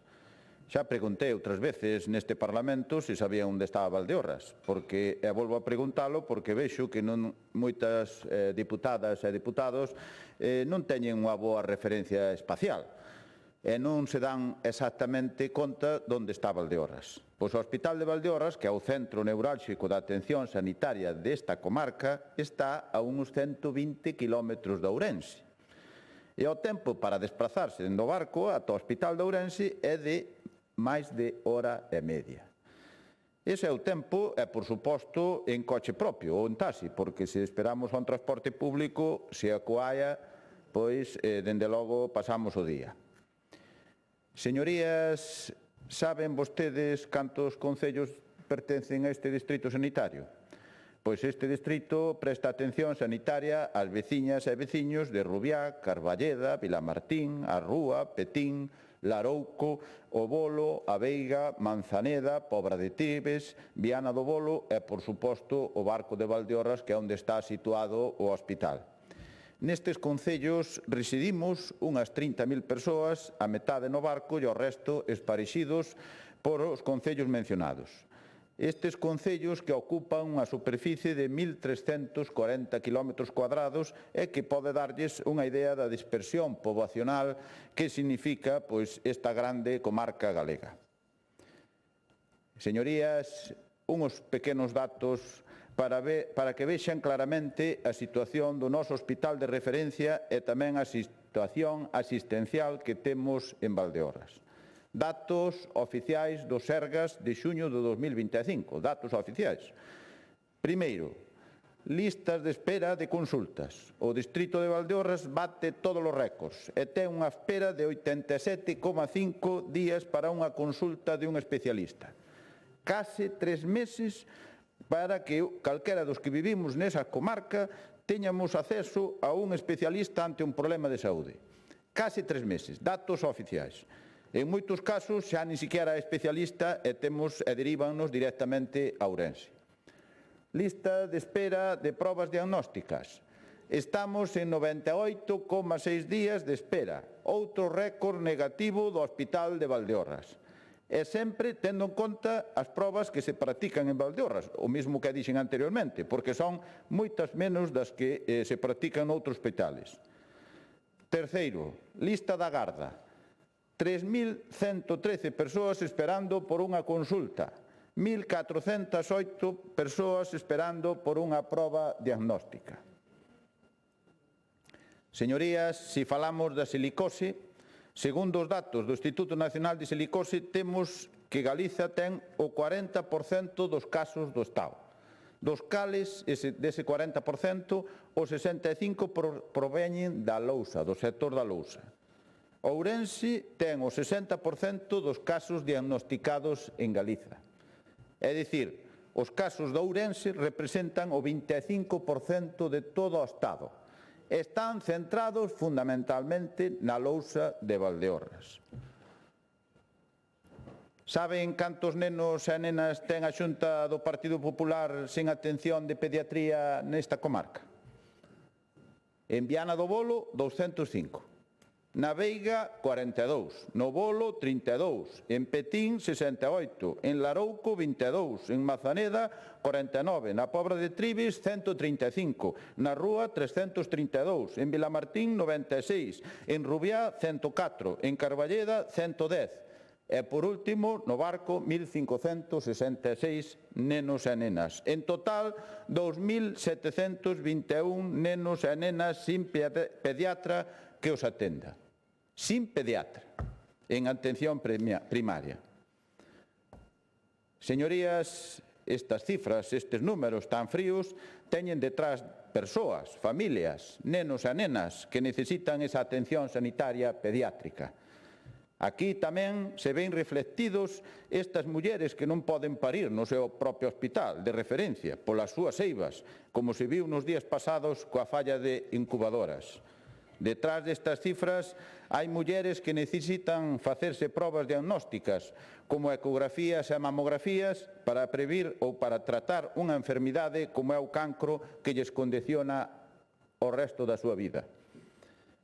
Nestes datos hai centos de persoas afectadas pola silicose, esa enfermidade profesional que colleron no seu posto de traballo e a que quedan atados de por vida. De por vida, señorías. Señorías do Partido Popular, esta é a situación na que teñen a sanidade pública en Valdeorras, a sanidade que ten como está neste goberno da Xunta do señor Rueda. Estamos ante unha actuación de menosprecio e de abandono das veciñas e veciños de Valdeorras. Como poden ter 30.000 persoas cunha asistencia sanitaria baixo mínimos? Como poden ter máis de 2.700 nenos e nenas sen pediatras? Como poden ter o 60% dos afectados e afectadas por silicose de Galiza sin un neumólogo? Como envían as mulleres que teñen que facer unha ecografía ou unha mamografía 120 km ata Ourense? Como pode ser que as mulleres teñan que ir parir a Ourense porque a incubadora non funciona? Como poden ser tan insensibles, señorías do Partido Popular? A sanidade é un dereito de todas e todos e prestala é un deber da Xunta de Galiza. É un deber para con todas as galegas e galegos, independentemente de onde vivan. Señorías, e que facemos en Valdeorras ante este despropósito, ante este castigo? Pois as veciñas e veciñas non nos conformamos, non calamos, protestamos, defendemos na rúa unha mellora dos servicios sanitarios deste distrito e organizámonos. Aí temos a Asociación Asilival dos afectados pola silicose que leva meses e meses defendendo nos despachos e nas rúas con concentracións e manifestacións a necesidade de profesionais para tratar a súa enfermidade. En Valdeorras, por suposto. Vailles a vida nelos, señorías. A lousa xera riqueza, pero tamén ten esta parte negra e perigosa para os traballadores. A Asociación de Nai a Nai, defendendo as nenas e nenos e exixindo a presencia de pediatras na atención primaria sin desfalecemento. E, por suposto, recoñecer a Plataforma Sanitaria de Valdeorras o seu inxente traballo na defensa da sanidade pública e de calidade no noso distrito. Unha plataforma que convocou unha manifestación para o pasado 22 de novembro para mostrar ese rexeitamento a esta política sanitaria da Xunta do Partido Popular. E sí, señorías, expresar o meu orgullo, a miña satisfacción pola demostración cívica de miles e miles de veciñas e veciños desta comarca que encheron as rúas do Barco de Valdeorras ese pasado 22 de novembro.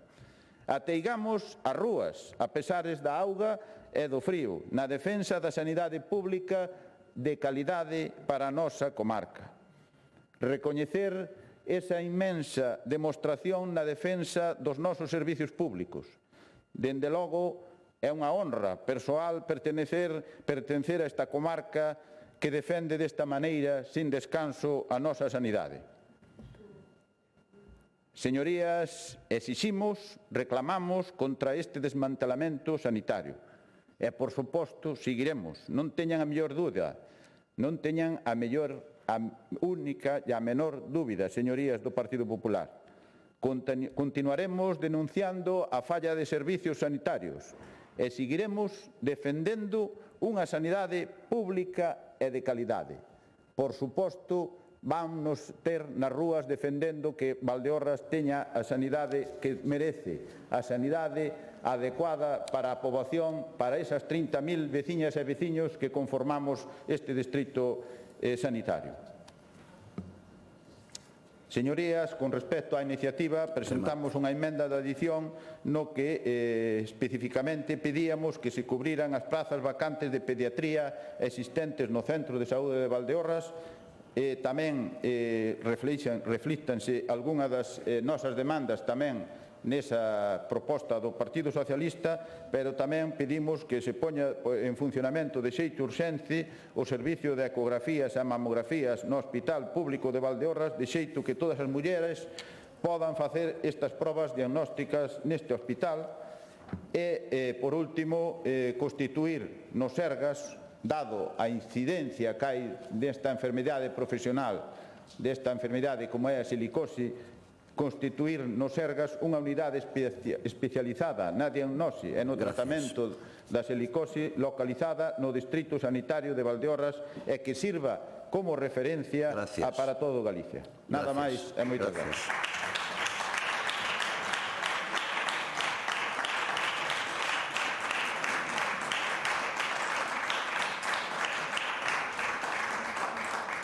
Grupo Parlamentario Mixto, señor Ojea.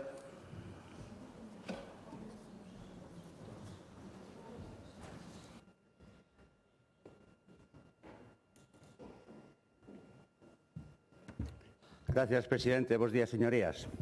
Falo moitas veces de que a provincia de Ourense é a provincia máis discriminada por parte dos sucesivos gobernos da Xunta de toda a autonomía e, en particular, dentro da provincia de Ourense, a comarca de Valdeorras é posiblemente, xa desde unha perspectiva histórica, unha das máis desfavorecidas da propia provincia. Eso xa, ten unha situación que ven da historia da incomunicación que desde moito tempo tuvo esa comarca co resto da autonomía e que sigue tendo. Aí está todavía esa A76 pendiente de facerse por parte do goberno, ese desdoble de carriles na carretera que vai de Valdeorras á capital, que tamén se está pedindo e que fai que moitas veces a circulación por esas que o viaxe entre Valdeorras e a capital e outras partes da autonomía sea tan longo, non?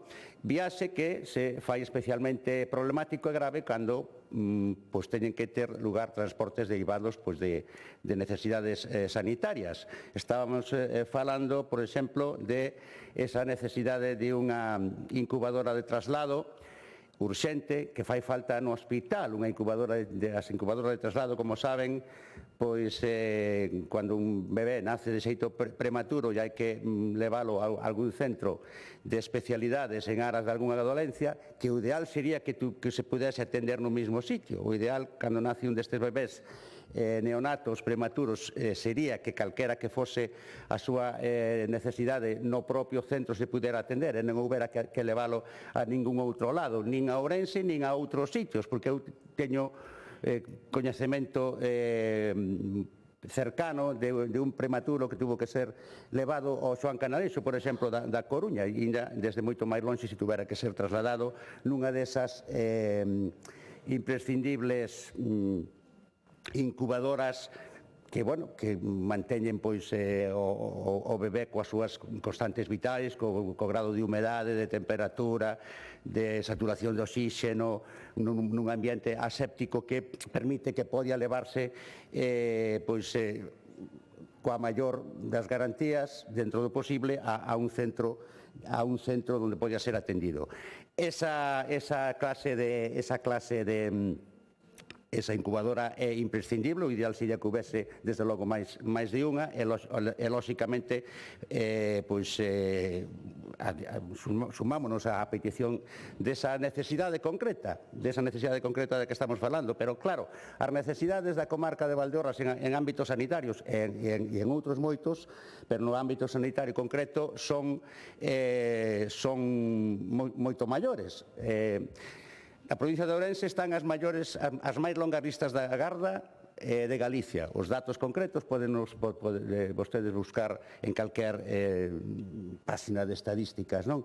Pero dentro da provincia de Ourense, a comarca de Valdeorras é a que máis longas ten tamén as listas de espera, o sea que estamos ainda todavía en datos peores, en cousas como oftalmoloxía, uroloxía, e as necesidades de pediatría están se pondo de manifesto todos os días. A min estaba reflexionando fai un pouco que a comarca de Valdeorras é unha das comarcas que foi orixe de moitas sagas de médicos. É curioso, non? Porque moitísimas recoñecidas sagas de médicos son oriundas da zona de Valdeorras. Incluso varios dos alcaldes que houve nos últimos tempos eran os médicos da zona. Falábase da Veiga, un gran médico que foi o alcalde, o señor Vicente García Carrasco, que tuve a honra de tratar, pai dunha saga de médicos coñecida, o propio alcalde do Bolo, o señor Corzo, tamén médico, outros moitos. E, curiosamente, menos mal ao mellor, se non fora tamén por eso,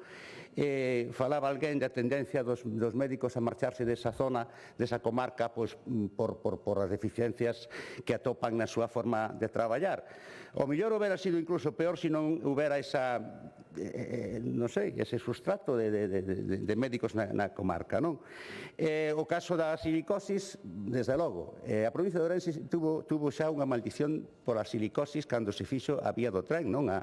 Ao entrar a vía do tren procedente de Castilla na autonomía, pois, lóxicamente, o cambio de orografía fixo que fixeran falta construir moitos túneles e moitísimas familias quedaron afectadas, entre elas a miña, pois por esa enfermedade chamaban ya mal da vía, non se lle chamaba silicosis. E agora, precisamente na comarca de Valdeorras, por a Pizarra, por a Lousa, xa desde moito tempo, pois que a incidencia de silicosis é das maiores do mundo e, lóxicamente, parece paradóxico que posiblemente nun dos lugares do mundo onde máis afecta a silicosis que non haxa un neumólogo, digamos, con plaza fixa, cando o ideal sería que tuveran, desde logo, moitos máis, porque a incidencia desa enfermedade na comarca é realmente grande.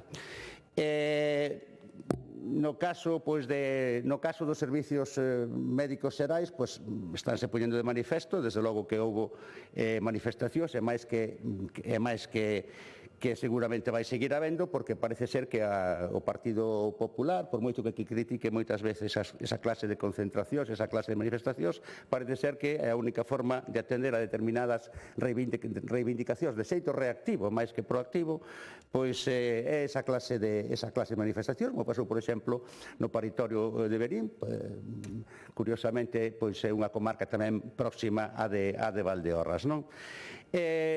Valdeorras parece que leva un tempo sendo, pois non sei, a miña avoa solía dicir unha expresión que nunca se me olvida, parece que viu unha bruxa, porque mire, os incendios do pasado brao, nos que, como teño dito recentemente, a Xunta non parece ter reparado coa suficiente atención á hora de tratar de restaurar a comarca, concretamente de Valdeorras, que non foi a única da provincia de Ourense que foi afectada, pero sí que foi a máis afectada da provincia, xunto pois coa parte limítrofe da provincia de Lugo.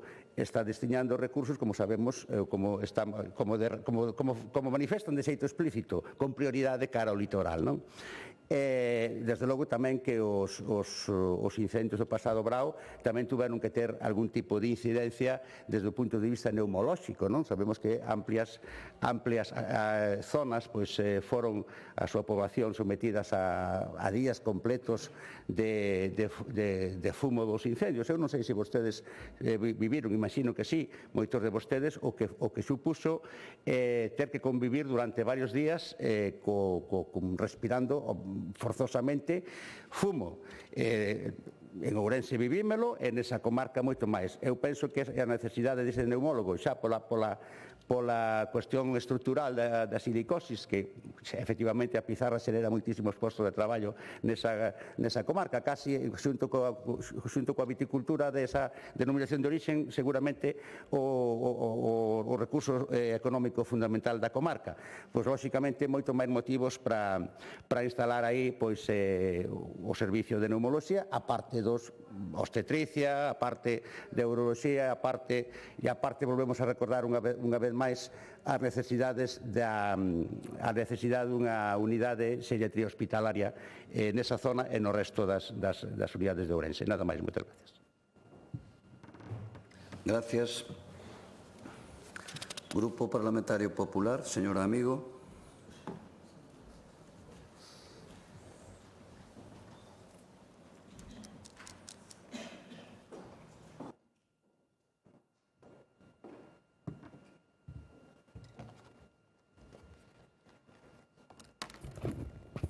Bos días a todos. Moitas gracias, presidente. Señorías, vamos a debatir unha proposición non de lei do Partido Socialista sobre as diferentes medidas que a Xunta de Galicia debe de adoptar para asegurar a continuidade e calidade asistencial dos servicios de pediatría, obstetricia e urxencias do Hospital Comarcal de Valdeorras. E unha vez máis volvemos aquí o de sempre. O Partido Socialista convertendo unha incidencia puntual, resolta en horas, nunha suposta crise sanitaria para tentar arañar titulares, señorías. Xa nos teñen afeitos a esta política do suceso illado, pero hoxe superan vostedes todas as marcas. A señora Dacostas presenta esta proposición construída sobre a avería dun sensor dunha incubadora. Dun sensor, señorías. Non da incubadora enteira, nin dun servicio pechado, dun risco asistencial, dun sensor. E que é o que pasou? Que ese sensor arreixouse en menos de 2 horas polo personal de electromedicina do propio hospital. En 2 horas, señorías. Non o neguen, non é mentira. Pois ben, este episodio mínimo, solucionado no propio día, o Partido Socialista de Galicia pretende artellar un relato apocalíptico para convencer a ciudadanía de que o Hospital Público do Barco de Valdeorras está sen partos, sen incubadora e sen seguridade. E a realidade é sinxela. O viernes 7 de novembro houbo unha incidencia nun sensor. Arrexouse ese mismo día polos servicios de electromedicina do mesmo hospital. E para mellor seguridade, 2 enxeñeiros da empresa fabricante revisaron o equipo o martes seguinte, Vernes 7, o martes seguinte, certificando o seu perfecto funcionamento. E, mentras tanto, a pediatra de garda, exercendo unha responsabilidade clínica impecable, decidiu derivar un solo parto programado ata verificar a seguridade total do equipo. E outro dos partos derivados xa era un parto de risco que se iba a derivar con incubadora ou sin incubadora polo risco que tiña ese parto o chou. Esta é a realidade, señorías. A actividade asistencial de partos no Hospital de Valdeorras non se interrumpiu en ningún momento, ningún servicio quedou parado, ningunha muller quedou sin asistencia. Iso é o que hai. Pero claro, había presa por rexistrar esta iniciativa e no mismo día, 24 horas antes de que pasasen 24 horas, non fose ser que o Sergas arranxase xa a incidencia, como así se fixo, a señora Dacosta quedábase sin munición para disparar contra o goberno. Esta é a realidade. E esta é a política que practican, a política do microincidente, elevado deliberadamente á categoría de problema estructural. Unha política irresponsable, oportunista e profundamente desleal coa ciudadanía de Valdeorras.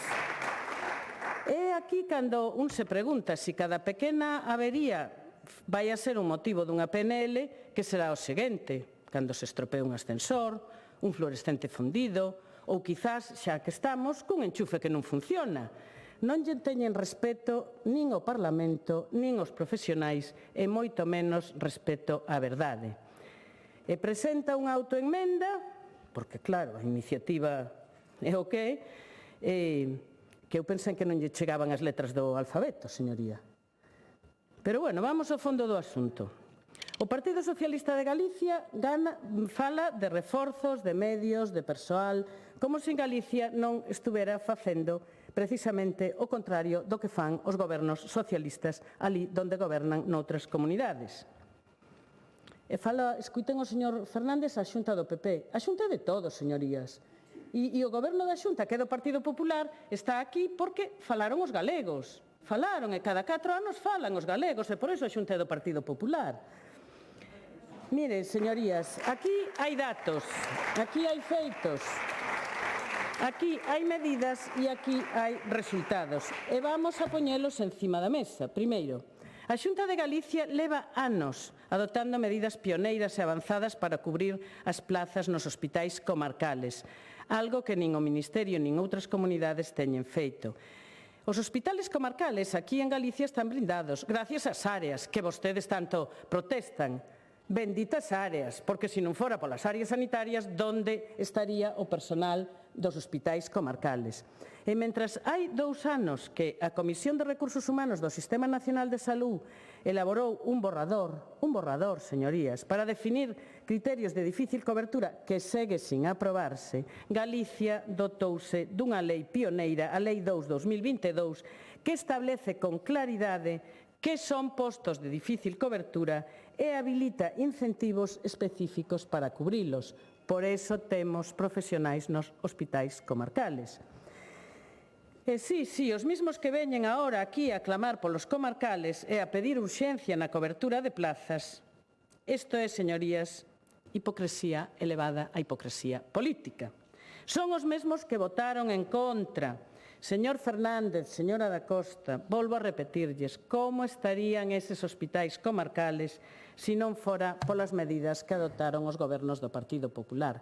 Porque gracias a esa lei, a esa que vostedes rexeitaron, Galicia puido convocar prazas por concurso, mellorar a valoración das experiencias nos comarcales, ofrecer ventaxas na carreira profesional, priorizar cursos formativos e facilitar proxectos de investigación a todos os profesionais que optan por eses destinos nos comarcales. Todo eso, señorías, está en marcha. Todo eso, señorías, existe gracias ao esforzo da Xunta de Galicia. E todo eso existe malia a oposición destructiva do Partido Socialista Galego e do Bloque Nacionalista Galego. E gracias a esas medidas, gracias a ese compromiso real coa sanidade pública, gracias a esa aposta polos comarcales, o Hospital Público de Valdeorras incorporou nos últimos 2 anos 26 médicos con vínculo de fixeza. 26, por si non nos coitaron ben. Non é propaganda, son contratos, son profesionais, son servicios funcionando. O Hospital Comarcal de Valdeorras garante a continuidade e a calidade de todos os seus servicios, en particular dos servicios de pediatría, obstetricia e urxencias, xa que contan con 2 facultativos especialistas en pediatría, 4 en xinecoloxía e obstetricia e 6 médicos de urxencias hospitalarias con plazas aí funcionando. Isto é reforzar a sanidade, isto é garantir servicios, isto é unha política útil e non política de prensa. E que fai o Partido Socialista? Que fai? Pretende convencer a xente de que o hospital está abandonado porque un sensor fallou. 2 horas. Fan política de medo, non política sanitaria. Fan ruído, non propostas. Fan teatro, non xestión. A población do Distrito Sanitario do Barco estivo e está perfectamente atendida. A continuidade asistencial estivo garantizada sempre. O servicio de parto segue operativo. Os reforzos desde Ourense están previstos, organizados e funcionan como funcionan en calquera sistema sanitario serio ante calquera eventualidade. A súa moción, señorías do Partido Socialista Galego, non describe a realidade, describe a súa ansia por facer dano político e, ademais, tenta ocultar que cando vostedes puideron apoiar as medidas que ora reclaman para Valdeorras, nese momento, señorías, vostedes votaron en contra. Votaron en contra de máis concursos, votaron en contra de máis incentivos, votaron en contra das ferramentas que permitiron contratar os profesionais que hoxe garanten os servicios polo que vostedes veñen a chorar aquí. Esa é a súa coherencia. Por iso, señorías, esta proposición non se pode apoiar, porque é falsa a súa premisa. É unha premisa oportunista no seu contido, irresponsable no seu ton, é absolutamente inútil para a ciudadanía de Valdeorras. A sanidade pública galega non necesita máis alarmismo fabricado, necesita o que a Xunta está facendo. Xestión seria, medidas pioneiras, contratación estable e hospitais comarcais reforzados. O que non necesita, desde logo, é que se converta unha simple avería puntual nunha cruzada política.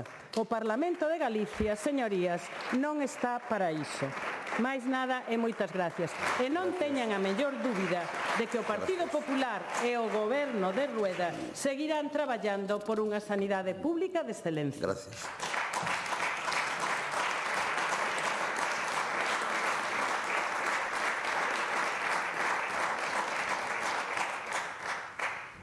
Grupo autor da proposición non de lei, señora Rodríguez da Costa.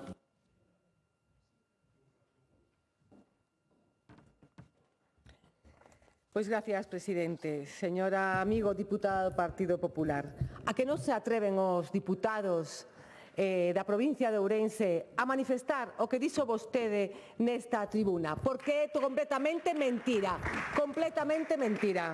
5.000 persoas saíron á calle, á rúa, a manifestarse, a peticionar servicios esenciais sanitarios e vostede di que nos exageramos e que non teñen problema algún na sanidade en Valdeorras. E claro, vostede sae para crear esa cortina de fume, porque non vería un diputado de Ourense aquí dicindo que vostede dice, porque minte, a incubadora... Silencio. A incubadora se estropea un venres e o martes seguinte é cando se arranxa, señora amigo. Pero mire, ademais di que a miña emenda é moi larga, é tan larga como as necesidades que teñen os veciños e veciñas das comarcas de Valdeorras, de Viana e de Trives. Non sei si, como é portavoz de Sanidade, lle costa tanto ler. Lle costa tanto ler. Home, que saben... E mire, vamos a falar entón de casos concretos, porque vostede nega a realidade. Nega a realidade. Mire, un caso. Unha paciente do Barco, unha ecografía mamaria solicitada polo especialista o 3 de decembro de 2024 e hoxe sigue sin cita. A teño aquí. 3 de decembro de 2024, mamografía, sigue sin cita. E ten unha reclamación realizada e lle din que a comunicación xa foi reasignada ao Hospital de Valdeorras. Sigue sin cita dunha mamografía que é encomendada polo ginecólogo. Que pode pasar con esta paciente se ten un problema mamario, un tumor? Que pode pasar, señora Encarna? Pero es que resulta que temos outro caso, pero dos moitos que podería poñer. Esta paciente lle solicita ao seu médico unha remisión á unidade do dolor o 21 de agosto de 2024, pero que resulta que ten cita para o 12 de diciembre de 2025. 15 meses de espera para aliviar unha dor crónica. Esta situación idílica dos habitantes, dos veciños e veciñas de Valdeorras. Esa que vostede reflexe. Eu creo que lle debería dar vergonza facer o discurso que fixo hoxe nesta tribuna, porque temos profesionais hiperformados en Valdeorras, extraordinarios, pero que resulta que non teñen medios materiais humanos, como os ecógrafos que están averiados e teñen que pedir os ecógrafos a urxencias, por exemplo, ou derivar as pacientes a Ourense. Non teñen nin temos UCI ni REA en condicións, o traumatólogo non pode operar porque está só, radioloxía colapsada, ecógrafos rotos en xinecoloxía, probas oncolóxicas que non están listas cando os pacientes van a consulta. Señor amigo, esa é a realidade que vostede mostraba nesta contestación a esta iniciativa do Grupo Parlamentario Socialista. Pois pase vostede por aí, seguro que coñece o Hospital de Burela e as condicións, pois esta máis ou menos van por aí, igual de mal, igual de mal. Entón, en relación á emenda presentada por o Bloque Nacionalista Galego, quero, a ver, se vai engadir, presidente, a ver se teño aquí, se vai engadir o punto 6, que formará parte do punto 2i da nosa iniciativa, e despois estaba, perdón,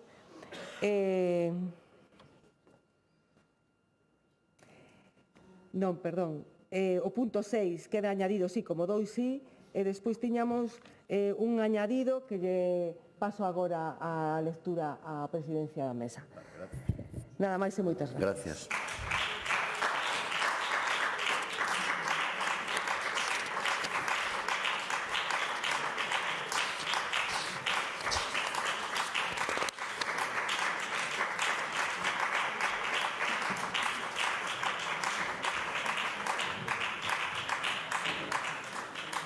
Proposición non de lei do Grupo Parlamentario Socialista, iniciativa de don Aitor Bouza, sobre a demanda ao Goberno galego de realización dunha avaliación urxente verbo da dotación dos centros educativos públicos galegos de persoal cuidador e de profesorado de pedagogía terapéutica e audición e linguaxe.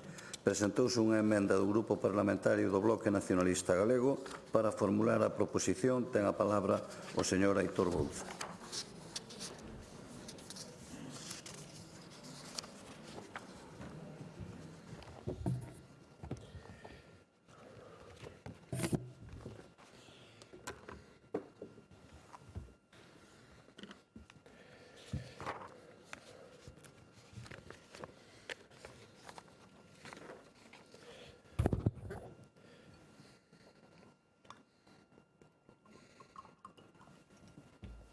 Gracias de novo, presidente.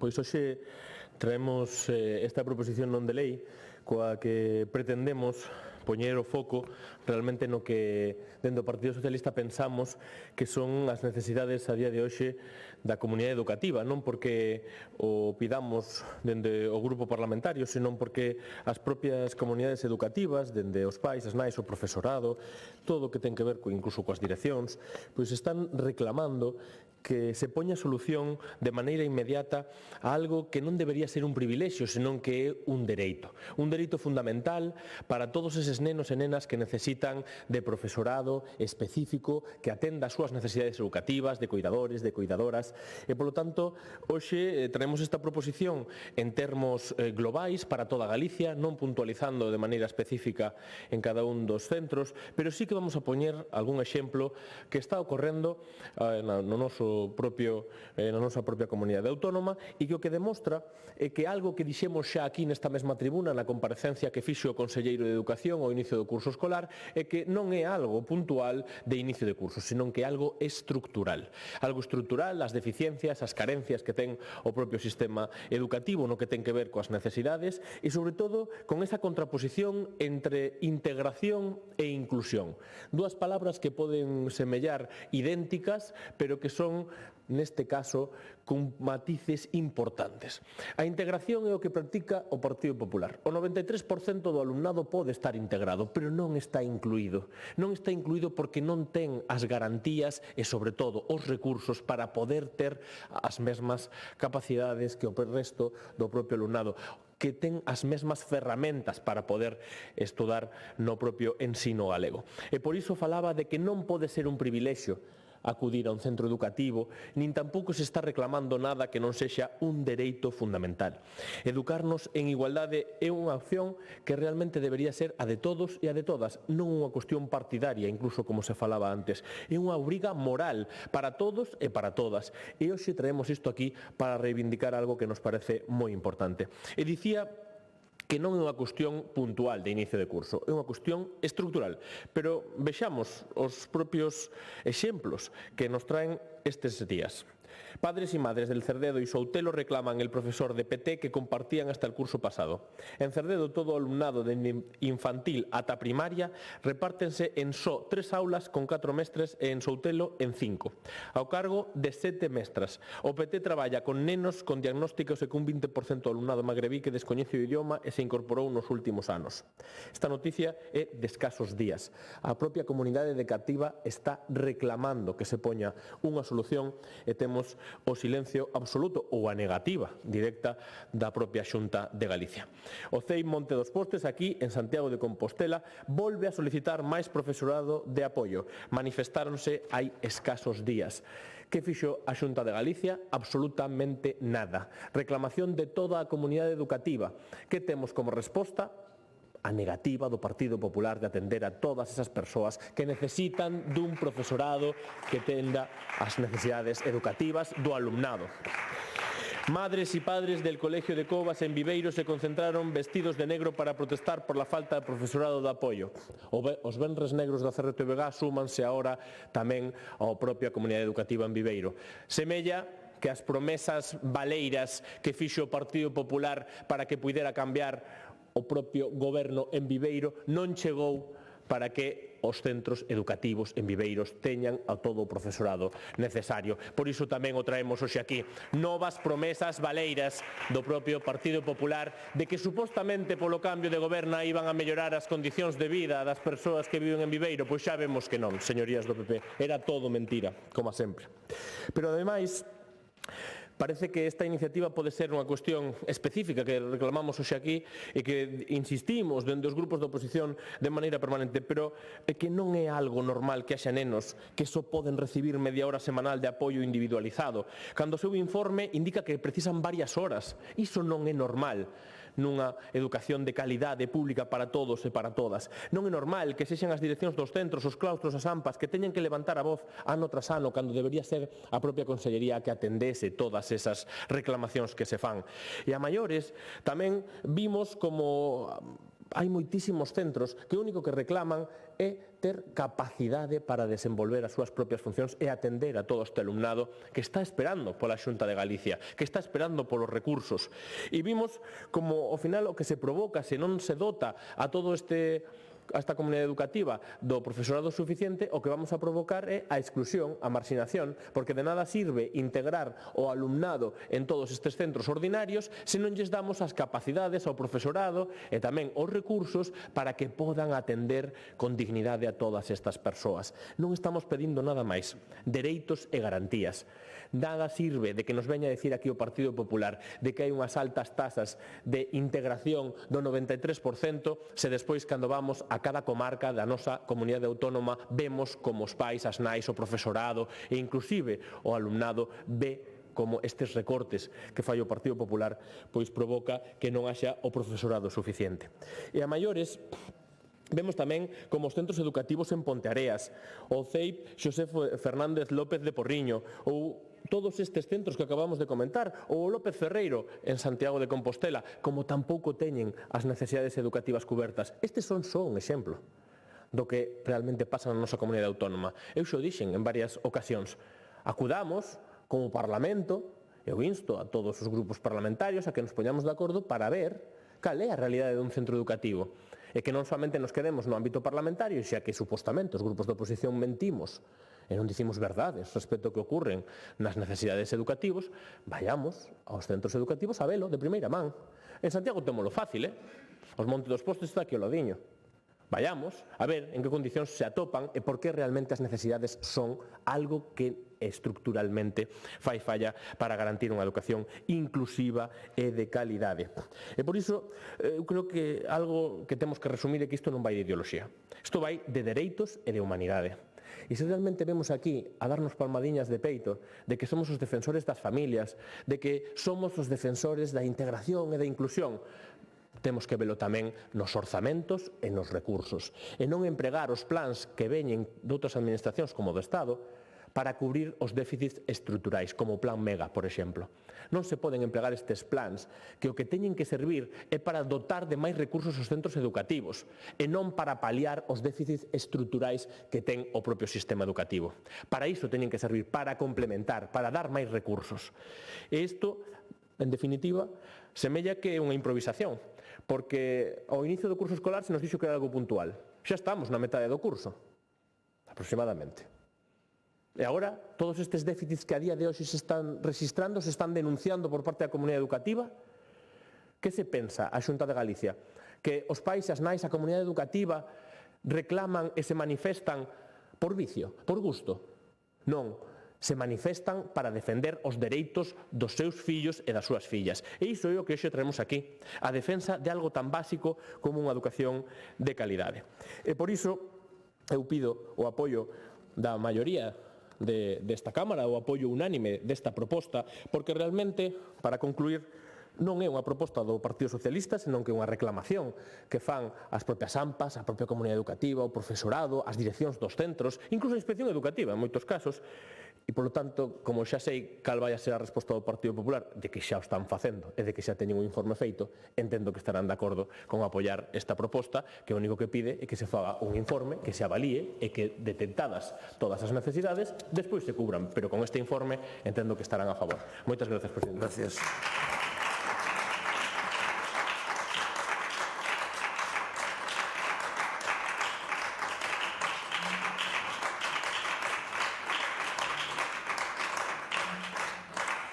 Grupo Parlamentario do Bloque Nacionalista Galego, señora Fernández Davila.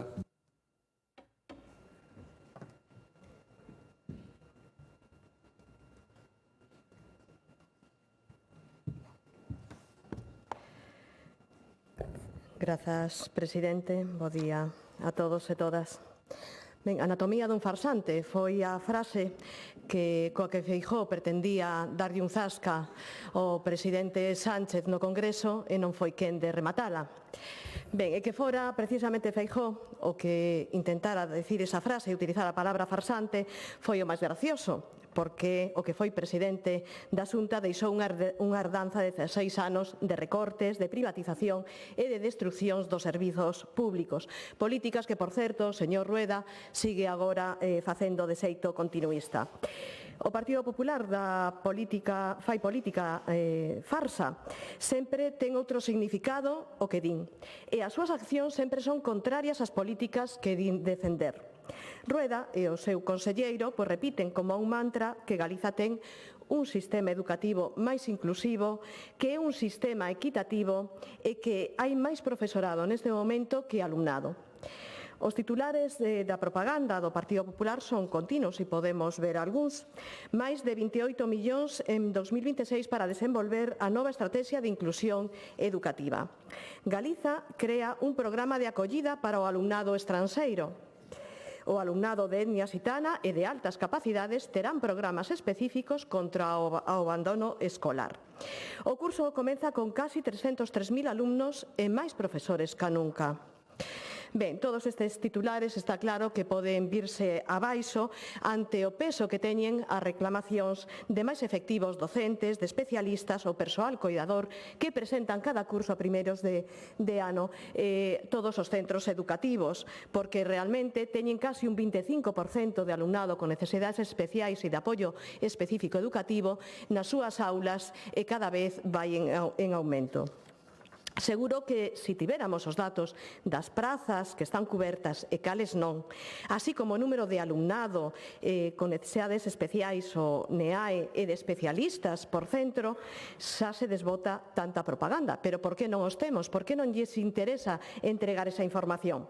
Na realidade, a cidadanía tan só coñece aqueles casos de falta de recursos para este alumnado ali onde as familias ou o profesorado se ten manifestado e se ten mobilizado dende o comezo de curso. En este Parlamento teñen pasado aquí moitas desas peticións, algunhas se dixeron por parte do Partido Socialista, pero podemos nomear outras.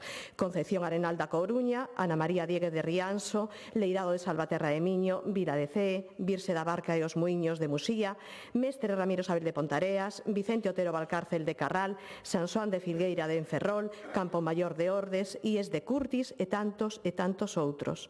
O Monte dos Postes de Santiago, tamén viu a este Parlamento, virá a este Parlamento.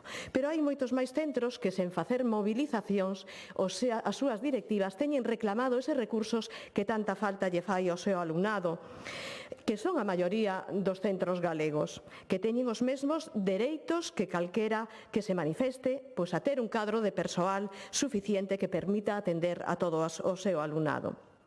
O que non se pode permitir é que a inspección, por exemplo, teña que insistir ás direccións para que insistan tamén na Consellería e fagan movilización, se fagan máis ruído, porque senón non lles van a dar os recursos. Ou incluso que a Consellería, isto é, increíble, que diga que a diversidade é unha tarefa colectiva. Vamos a ver. O que quere o Partido Popular é acabar coa atención que merece todo este alumnado. Poñen vostedes en dúbida que as propostas dos equipos de orientación son incorrectos ou están mentindo sobre o que precisa este alumnado? Non creo. Polo tanto, a primeira das súas afirmacións queda desmontada. Proclaman un sistema educativo máis inclusivo tan só polo mero feito de que este alumnado NEAE está escolarizado en aulas ordinarias, pero en realidade non están recibindo a atención que merecen o que dicen os seus informes. Programas tamén, como este que leíamos en titulares, de acollida do alumnado estranxeiro ou para alumnado con altas capacidades ou de etnia xitana, simplemente non hai recursos para leválos á práctica. Están sendo sendo executados por a vontade propia do profesorado dos centros, que, bueno, é a costa de non realizar as súas funcións e responsabilidades como poden ser as gardas do centro. Polo tanto, tampouco temos un sistema educativo equitativo.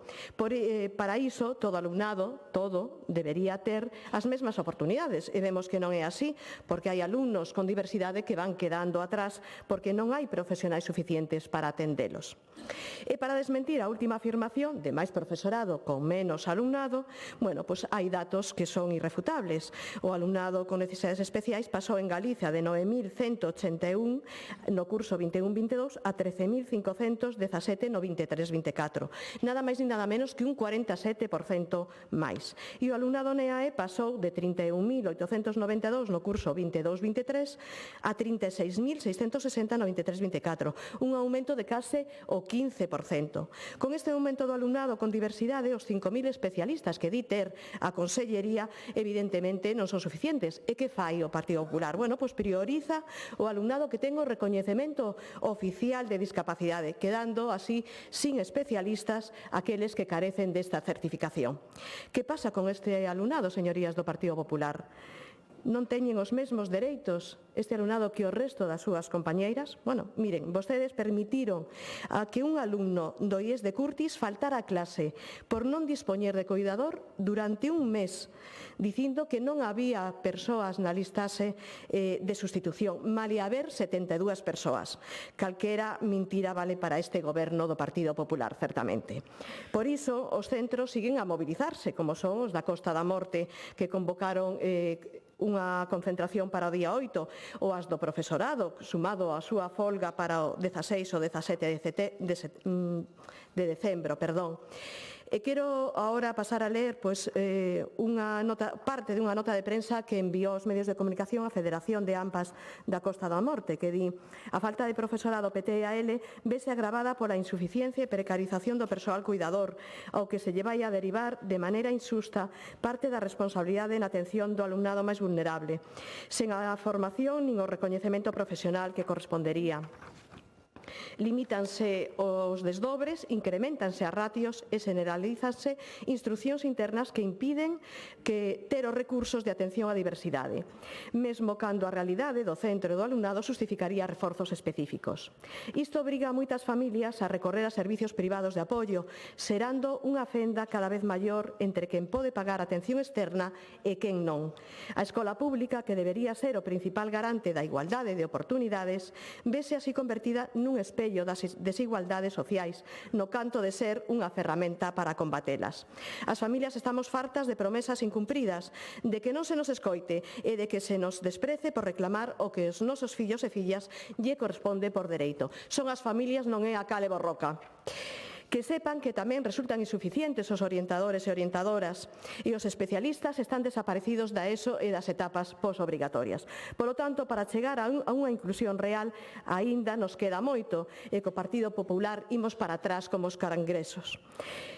O que hai que facer é mudar as políticas dos farsantes por políticas inclusivas reais que poñan no centro ao alumnado con diversidade. Dende o BNG presentamos unha emenda de sustitución que incorpora a proposta do Partido Socialista, pero instando tamén a que esta avaliación, o resultado desta avaliación se faga pública e de xeito inmediato se tomen aquelas medidas de choque para solventar a falta destes efectivos. Moitas grazas. Gracias.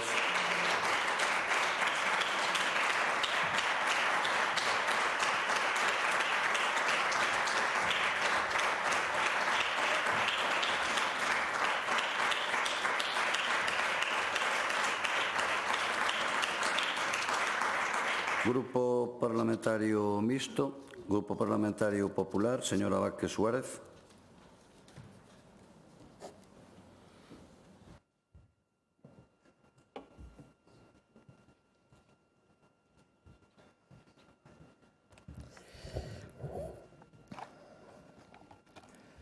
Moitas gracias, señor presidente. Moi bo día, señorías. Eu non sabía que a Constitución española mudara no seu artigo 21 para establecer que o dereito á manifestación é un dereito exclusivo do Bloque Nacionalista Galego, porque non lles gusta nada que o Partido Popular se manifeste, pero, como comprenderán, temos o mesmo dereito que vostedes a facelo. Decía onte o meu compañeiro Roberto Rodríguez que unha diferencia entre vostedes e nós é que nós non pagamos para encher as manifestacións. Nós nos manifestamos con coñecemento de causa, claro, porque temos un goberno central cheo de problemas, un goberno central indecente, un goberno central corrupto. Vostedes fan todo o contrario. Primeiro se manifestan e despois inventan o problema. Pero, mire, non é preciso que inventen os problemas porque teñen moitos motivos dabondo para rachar co goberno central, igual que tamén teñen moitos motivos dabondo para condenar a agresividade e os insultos que o seu sindicato adicou no 25N ás compañeiras do Partido Popular de Santiago. Pero vostedes calan.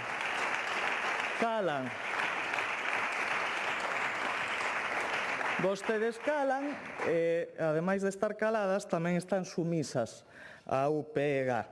Pero, miren, nós non somos así. Eu quero adicarlle todo o cariño, o apoio e o respeto ás nosas compañeiras do Partido Popular de Santiago.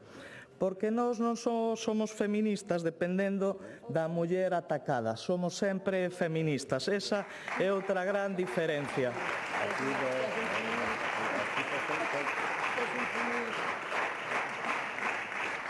Bueno, a min gustaríame falar sin que me interrumpiran, porque eu creo que estiven calada todo o día. Pero, bueno, en fin, imos ao tema. Hoxe o Grupo Socialista volve a traer a esta Cámara unha proposta construída sobre afirmacións falsas, datos incorrectos e unha visión que demostra o profundo descoñecemento que teñen sobre a realidade educativa galega. E vou explicar por qué. Aseguran que moitos centros galegos teñen ratios excesivas. As ratios, señorías do Partido Socialista, están establecidas nunha lei orgánica de carácter estatal elaborada polo propio Partido Socialista. Evidentemente non se pode superar nunca, porque iso sería incumprir a lei. Segundo, porque Galicia está reducindo voluntariamente as ratios dende o curso pasado, gracias ao acordo de mellora, ese que vostedes lle chaman acordo da vergoña, asinado con todos os sindicatos. Bueno, perdón, con todos os sindicatos non, con todos a Gasaciga, que unha vez máis actúa o ditado do Bloque Nacionalista Galego. Aí van os datos. Galicia ten unha das mellores ratios profesor-alumno, comparando coa media estatal, nós temos un 9,9, media estatal 11,3. O número de prazas ofertadas é moi superior á demanda. Neste ano, por exemplo, en cuarto de infantil quedou libre unha de cada 3 prazas ofertadas no primeiro proceso. Iso quere decir que o sistema ten capacidade de sobra. Afirmar que o persoal é claramente insuficiente é ignorar ou ocultar a realidade. Máis de 5.000 profesionais traballan hoxe na atención á diversidade en Galicia, o dobre que en 2009. O número de PTs e ALs duplicouse en 15 anos e pasou de 1.500 a 3.000. O persoal cuidador tamén se duplicou e temos o maior número de docentes da historia. 150 máis que o ano pasado, malia ter 20.000 alumnos menos. Que hai necesidades? Evidentemente. Pero tamén hai un reforzo constante dos recursos específicos e do profesorado en xeral. E, ademais, como di a propia orde de atención á diversidade, a atención a este alumnado é responsabilidade de todo o profesorado, non só dos especialistas. Cando o PSOE fala de inclusión, convén que pida os datos oficiais ao seu propio ministerio. Bueno, é certo que igual están a outras cousas no Ministerio e igual non lle responden. Pero, mire, xa recordou a señoría do PSOE que o 93,3% do alumnado con necesidades educativas especiais está escolarizado en centros ordinarios, sendo a comunidade autónoma máis inclusiva de España, cunha capacidade de detección altísima. Señor presidente, eu así non me concentro con todo ese barullo que hai aí nesos escaños, pero, bueno, seguimos igual. Despois somos nós os que interrompimos e os que non deixamos falar. Non, está molestando. A mí me está molestando. No, aplíquese o conto non, aplíquese o conto non. Claro, xa está ben. Como dicía, a nosa capacidade de detección é altísima, un 5% fronte ao 3,6% de media estatal. E en centros de educación especial temos unha das mellores ratios de España, 3,3 alumnos por docente fronte ao 5,2 de media. Isto non é propaganda, como decía, son datos oficiais do Ministerio de Educación. Non sei se é que esa ministra é descoñecida para vostedes. É certo que lle chaman a desaparecida porque reparte o tempo entre os argumentarios como portavoz do Goberno e os seus discursos como a líder do PSOE de Aragón. Pero miren, señorías, hoxe temos preto de 700 profesionais PTSAL por riba de catálogo. E, polo tanto, repetir unha mentira moitas veces non a converte en verdade. Eu faríalle caso á diputada do Bloque Nacionalista Galego que dixo onte que mentir é pecado.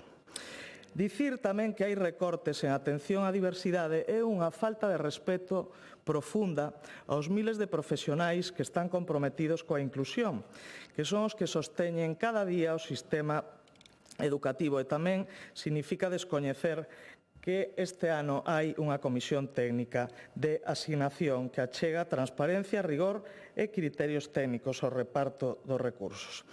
E, ademais, engadir que, miren, non hai unha soa medida do Goberno central que mellore o sistema educativo. Ningunha. Cambio anticipado de libros, quen paga? Galicia.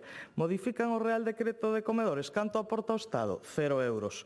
Canto aporta a Xunta de Galicia? 65 millóns de euros. Axudas ás familias, Galicia incrementa nun 25% en 4 anos. E o PSOE vota en contra dun plan estatal para mellorar os centros educativos. Despois van por aí de visita, como foron ao meu concello, a Betanzos, a decir que hai pingueiras e goteiras.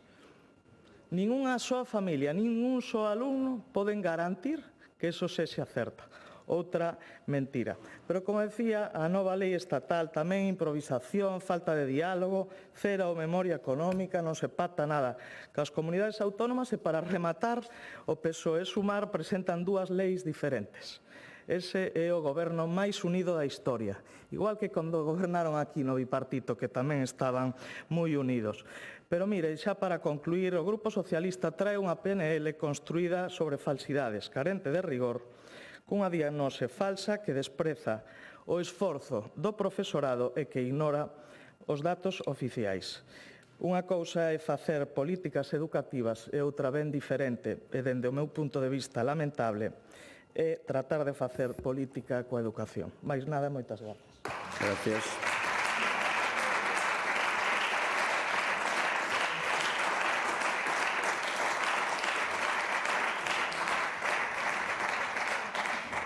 Grupo autor da proposición non de lei, o señor Bouza.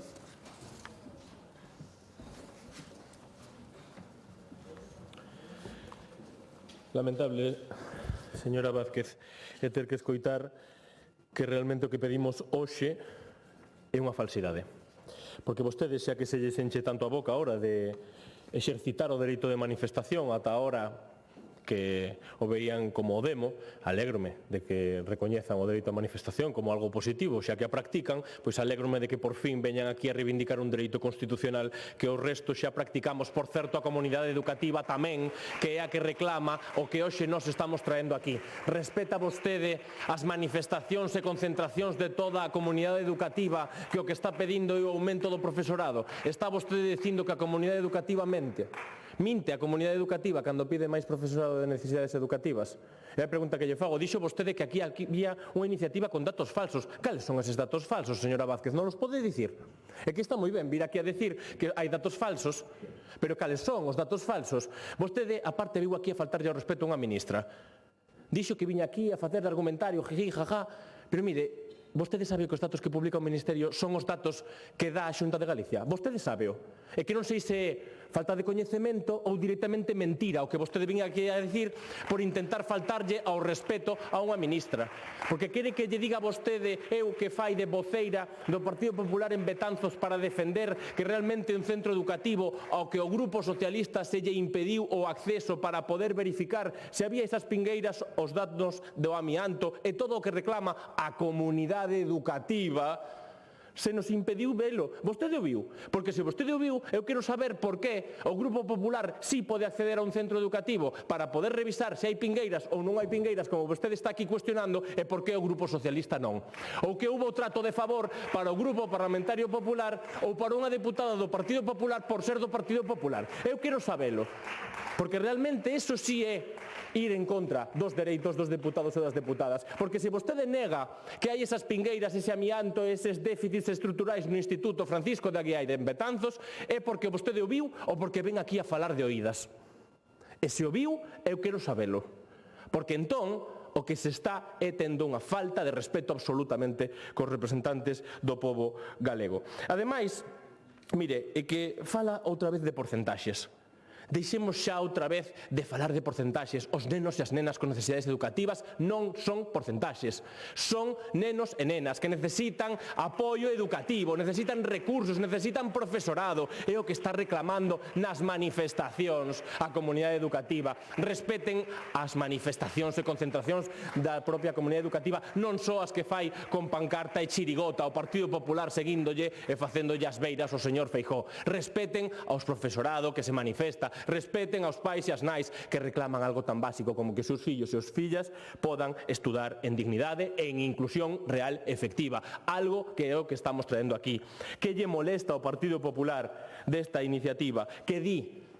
Esta é a falsidade que di o Partido Popular. O Parlamento Galego insta a Xunta de Galicia a realizar unha avaliación urxente da dotación actual de profesorado de pedagogía terapéutica, edición e linguaxe e coidadores nos centros educativos públicos galegos, identificando as carencias existentes e establecendo un plan de reforzo inmediato. Pero, señora Vázquez, cal é a falsidade? Facer un plan, avaliar, saber cal é a necesidade real de todos os centros educativos de Galicia. Isto lle parece mal? Parecelles mal ao Partido Popular facer unha avaliación e un análise? Van a votar en contra disto? Pois mire, eu pídolle que voten pensando en todos os nenos e nenas que necesitan un profesor ou profesora de apoio, que voten pensando en todos os que necesitan ese apoio para mañá ser autónomos e autónomas. E pídolles que voten pensando en todos os profesionais que poñen a alma, que poñen o tempo e a vocación onde a Xunta só pon excusas. E para rematar, para nós esta proposición non de lei é unha cuestión de xustiza con todos os nenos e nenas que necesitan ese apoio. É unha cuestión de dereitos e, sobre todo, unha cuestión de humanidade. E a todo iso é o que chamo as señorías do Partido Popular a que voten en conciencia. Por último, señor presidente, para posicionarme respecto á emenda do Grupo Parlamentario do BNG, agradecerlle a achega que realiza para mellorar a iniciativa. É certo que dentro do Grupo Socialista considerábamos que era algo obvio que enviaran os resultados, pero é certo que coñecendo o historial do Partido Popular falta fai que poñamos que se envíen eses resultados e que se fagan públicos. Polo tanto, aceptamos como engádega o punto 2 e 3 na nosa iniciativa. Moitas grazas. Gracias.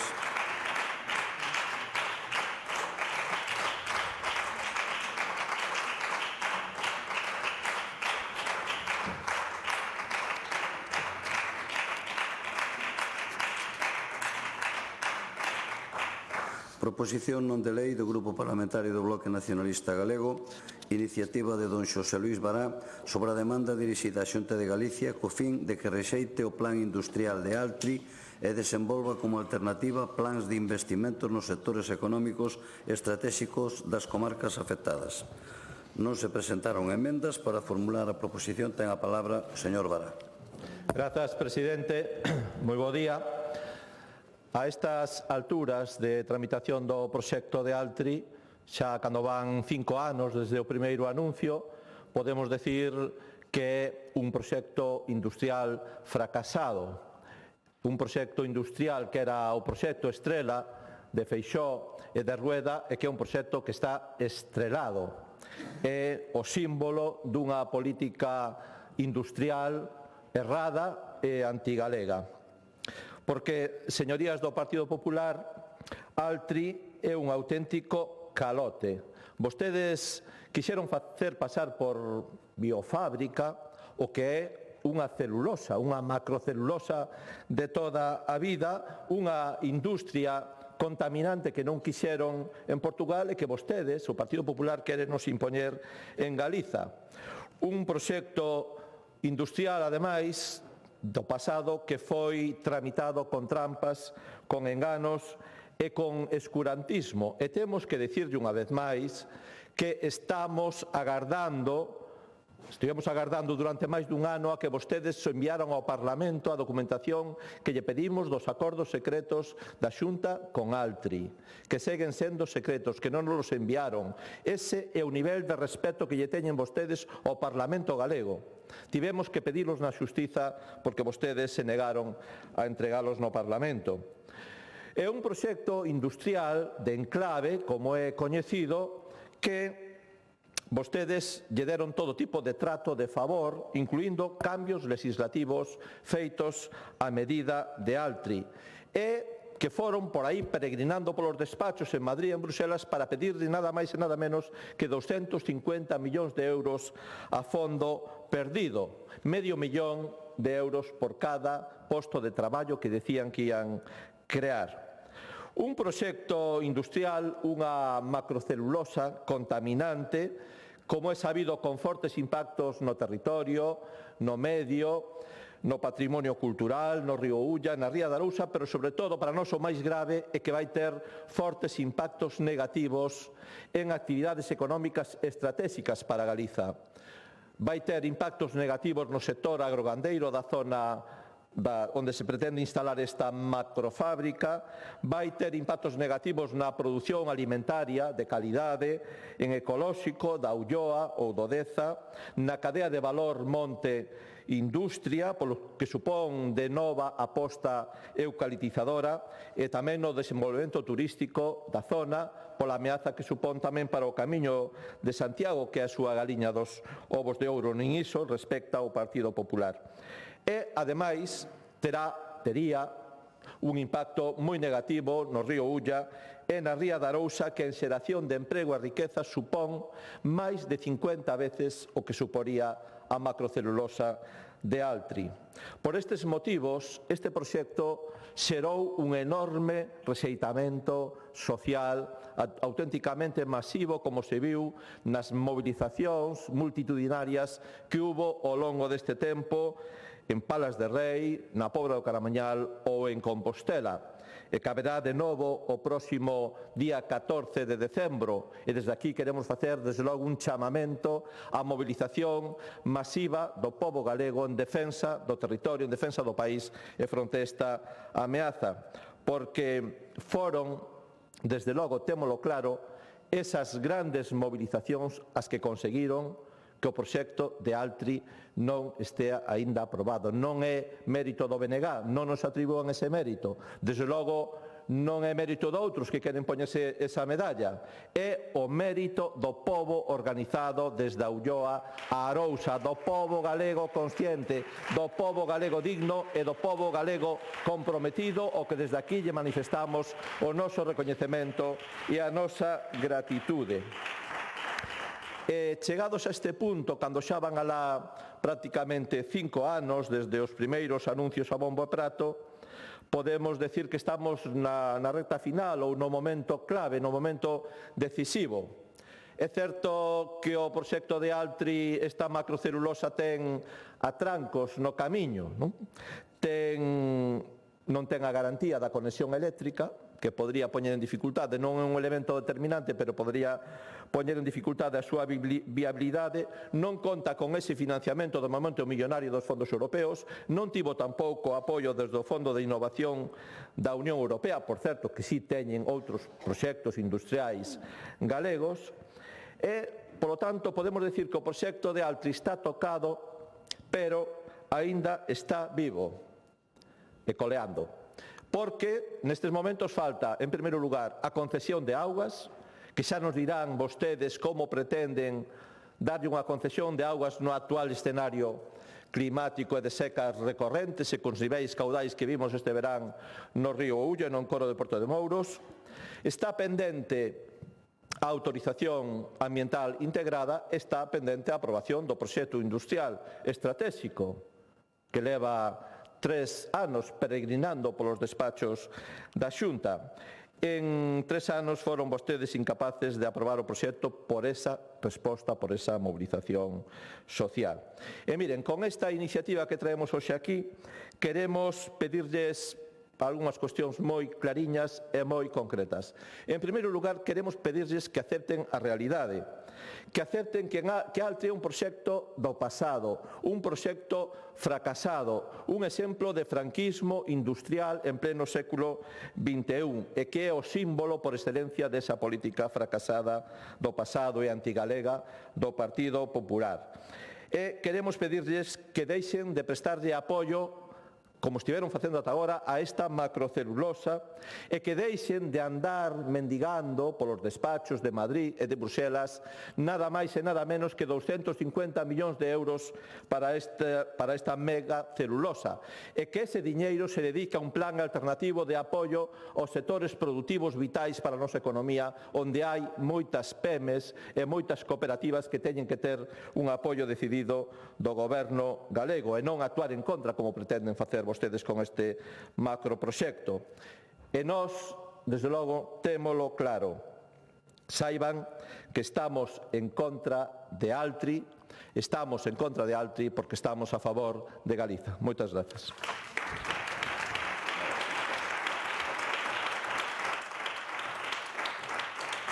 Gracias.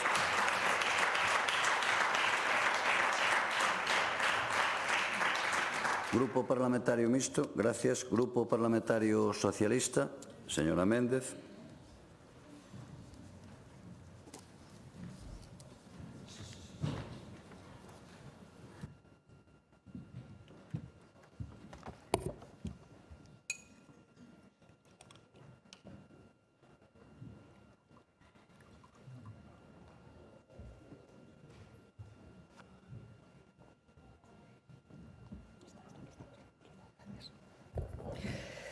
Bo día, presidente, bo día, señorías.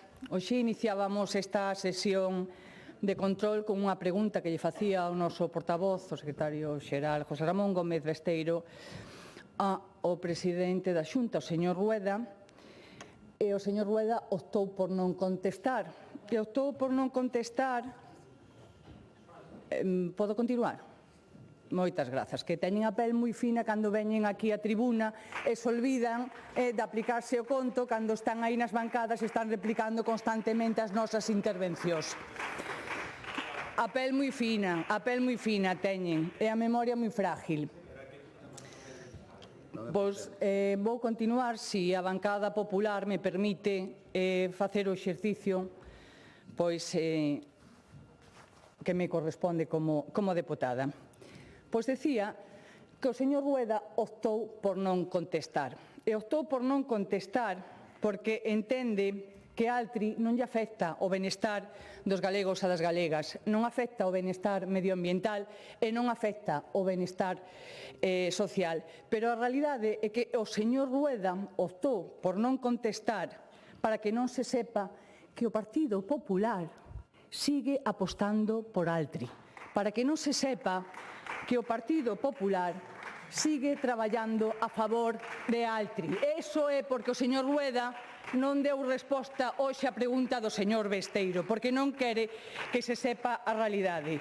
E a realidade é que sobre Altri non cabe ningunha ambigüedade política nesa que se mantén o Partido Popular. E que ademais foi un proxecto político do PP mimado e defendido durante anos a pesar da contestación social, a pesar das movilizacións históricas, a pesar dos informes que alertan do seu impacto ambiental, económico e o social.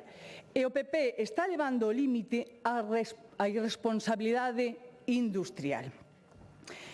Ten un impacto enorme no territorio, que ademais incentiva o monocultivo de eucalipto, despois da traxedia vivida da vaga de lumes deste verán que se nos olvida e con esa falsa moratoria que aplica o Partido Popular, que ademais amenaza a zona da Ulloa e da Ría da Arousa e condicionará a planificación hídrica de Galicia e perturbaría ademais a realidade socioeconómica rica e próspera de toda unha comarca. E, mentras tanto, o Goberno galego instalado no relato da confusión, escoitando cuestións como o propio conselleiro de Economía que non ten nin idea se Altri sará ou non sará, eso non o ten que decidir a Xunta de Galicia mirando para outro lado, pero a realidade, señorías do Partido Popular, saben que isto é falso, porque a autorización ambiental integrada é da Xunta, porque a concesión da auga é da Xunta,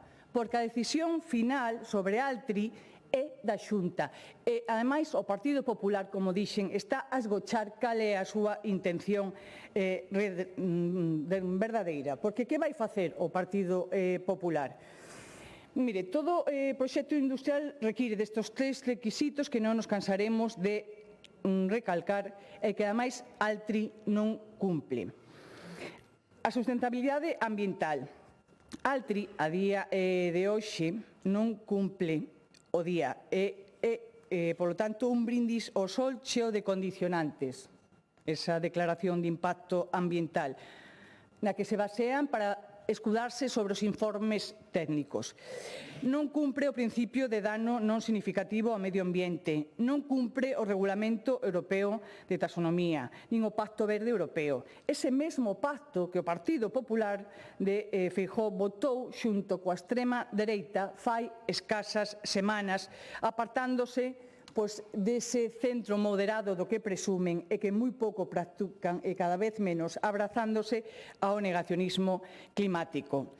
É un proxecto que presiona a Ulla, a Ría da Arousa, que incrementaría a explotación de auga nun contexto de seca recurrente, que consolidaría o monocultivo de eucalipto e que, ademais, aumenta a pegada de carbono porque exporta toda a celulosa que produce.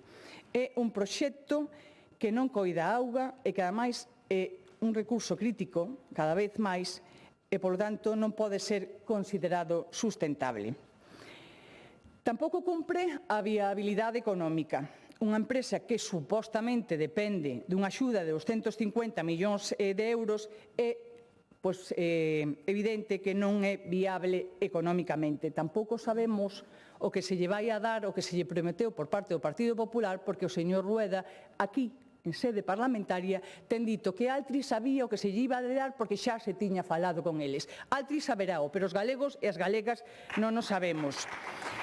Porque, ademais, Altri non é unha empresa ou industria transformadora nin innovadora, porque por cada tonelada de heliocel produciríase 4 toneladas de pasta de papel tradicional.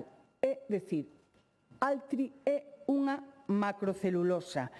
E iso non é bo para Galicia. E tampouco ten un retorno social para Galicia. Non é que non cumpra, é que o contradí radicalmente. Non garante a economía circular, a cadea do valor do noso país, nin a estabilidade para as comarcas do interior. E, pola contra, xera conflito social e impacto negativo sobre os sectores estratéxicos, sobre o agro, sobre o turismo, sobre a gandeiría, sobre a pesca, sobre o marisqueo. Por tanto, Altri non cumple nin a sustentabilidade ambiental, nin a económica, nin a social. E poderíamos falar tamén de transparencia, que aquí é outro elemento esencial, a opacidade coa que traballa o Partido Popular. A Sociedade Impulsa, creada polo Goberno galego precisamente para mover este tipo de proxectos tractores, que o de Altri xa se demostrou que non o é, convirteuse nunha estructura paralela para escapar do control público, para escapar do control da oposición, que ademais a Xunta disolveu con nocturnidade e alevosía en pleno mes de agosto. 2 informes do Consello de Contas advertiron desa falta de transparencia. E mala iso, seguimos sin saber que pactou o presidente en aquel momento de Impulsa, que era a súa vez conselleiro de Industria, que compromisos se asumiron, por que o memorando do 2021 foi declarado confidencial. Esa é a incógnita. Que lle prometeron á empresa que non poden facer público, que hoxe o señor Rueda non quixo contestar. E a maiores, o proxecto de Altri, con toda a documentación, foi borrado da web da Xunta de Galicia. Todos os PIEs teñen documentación accesible que podes descargar, pero Altri concretamente non. Mire, sí, señor Bará, evidentemente as manifestacións contribuyen moito á parálisis deste proxecto, como a que teremos o próximo día 14, onde o Partido Socialista novamente volverá a estar alí. Pero, se fose así solo, con ir ás manifestacións chegaríanos, non teríamos por que traer aquí iniciativas ao Parlamento. Por lo tanto, as administracións teñen moito que decir e a Administración do Goberno de España ten falado alto e claro sobre este proxecto Altri e lle ten dito que non en distintas ocasións. Díxolle que non a axuda singular de 250 millóns de euros. Díxolle que non ao PERTE de descarbonización e díxolle que non a incluir unha subestación eléctrica feita a medida para este proxecto, que ademais isto desenchufa a Altri, pero non nin a Galicia nin a Lugo. O que pasa é que o Partido Popular non ten ningún proxecto estratéxico para a provincia de Lugo que non sexa Altri. E Galicia non lle senta nada ben pois o goberno do Partido Popular da Xunta. Sí, lle senta ben un goberno progresista en España, aínda que ao Partido Popular isto lle doa e sea o que free este tipo de proxectos que non contribuyen e non traen nada bo para Galicia. E, polo tanto, Galicia merece un futuro sostible e non un futuro hipotecado polas políticas opacas do Partido Popular que moito agochan, nada esclarecen e pouco contribuyen ao futuro e ao desenvolvemento industrial de Galicia e ao sostentamento tamén da calidade ambiental do noso país. Moitas grazas. Gracias.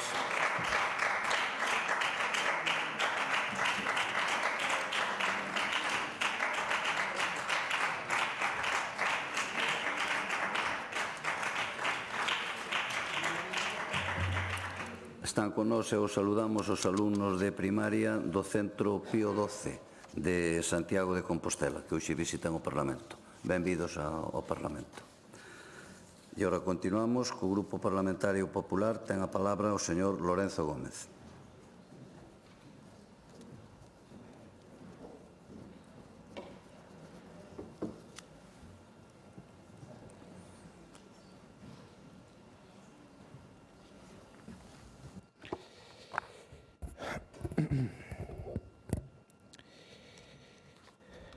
Gracias, presidente. Señora Méndez, eu tamén teño unha pregunta para vostede.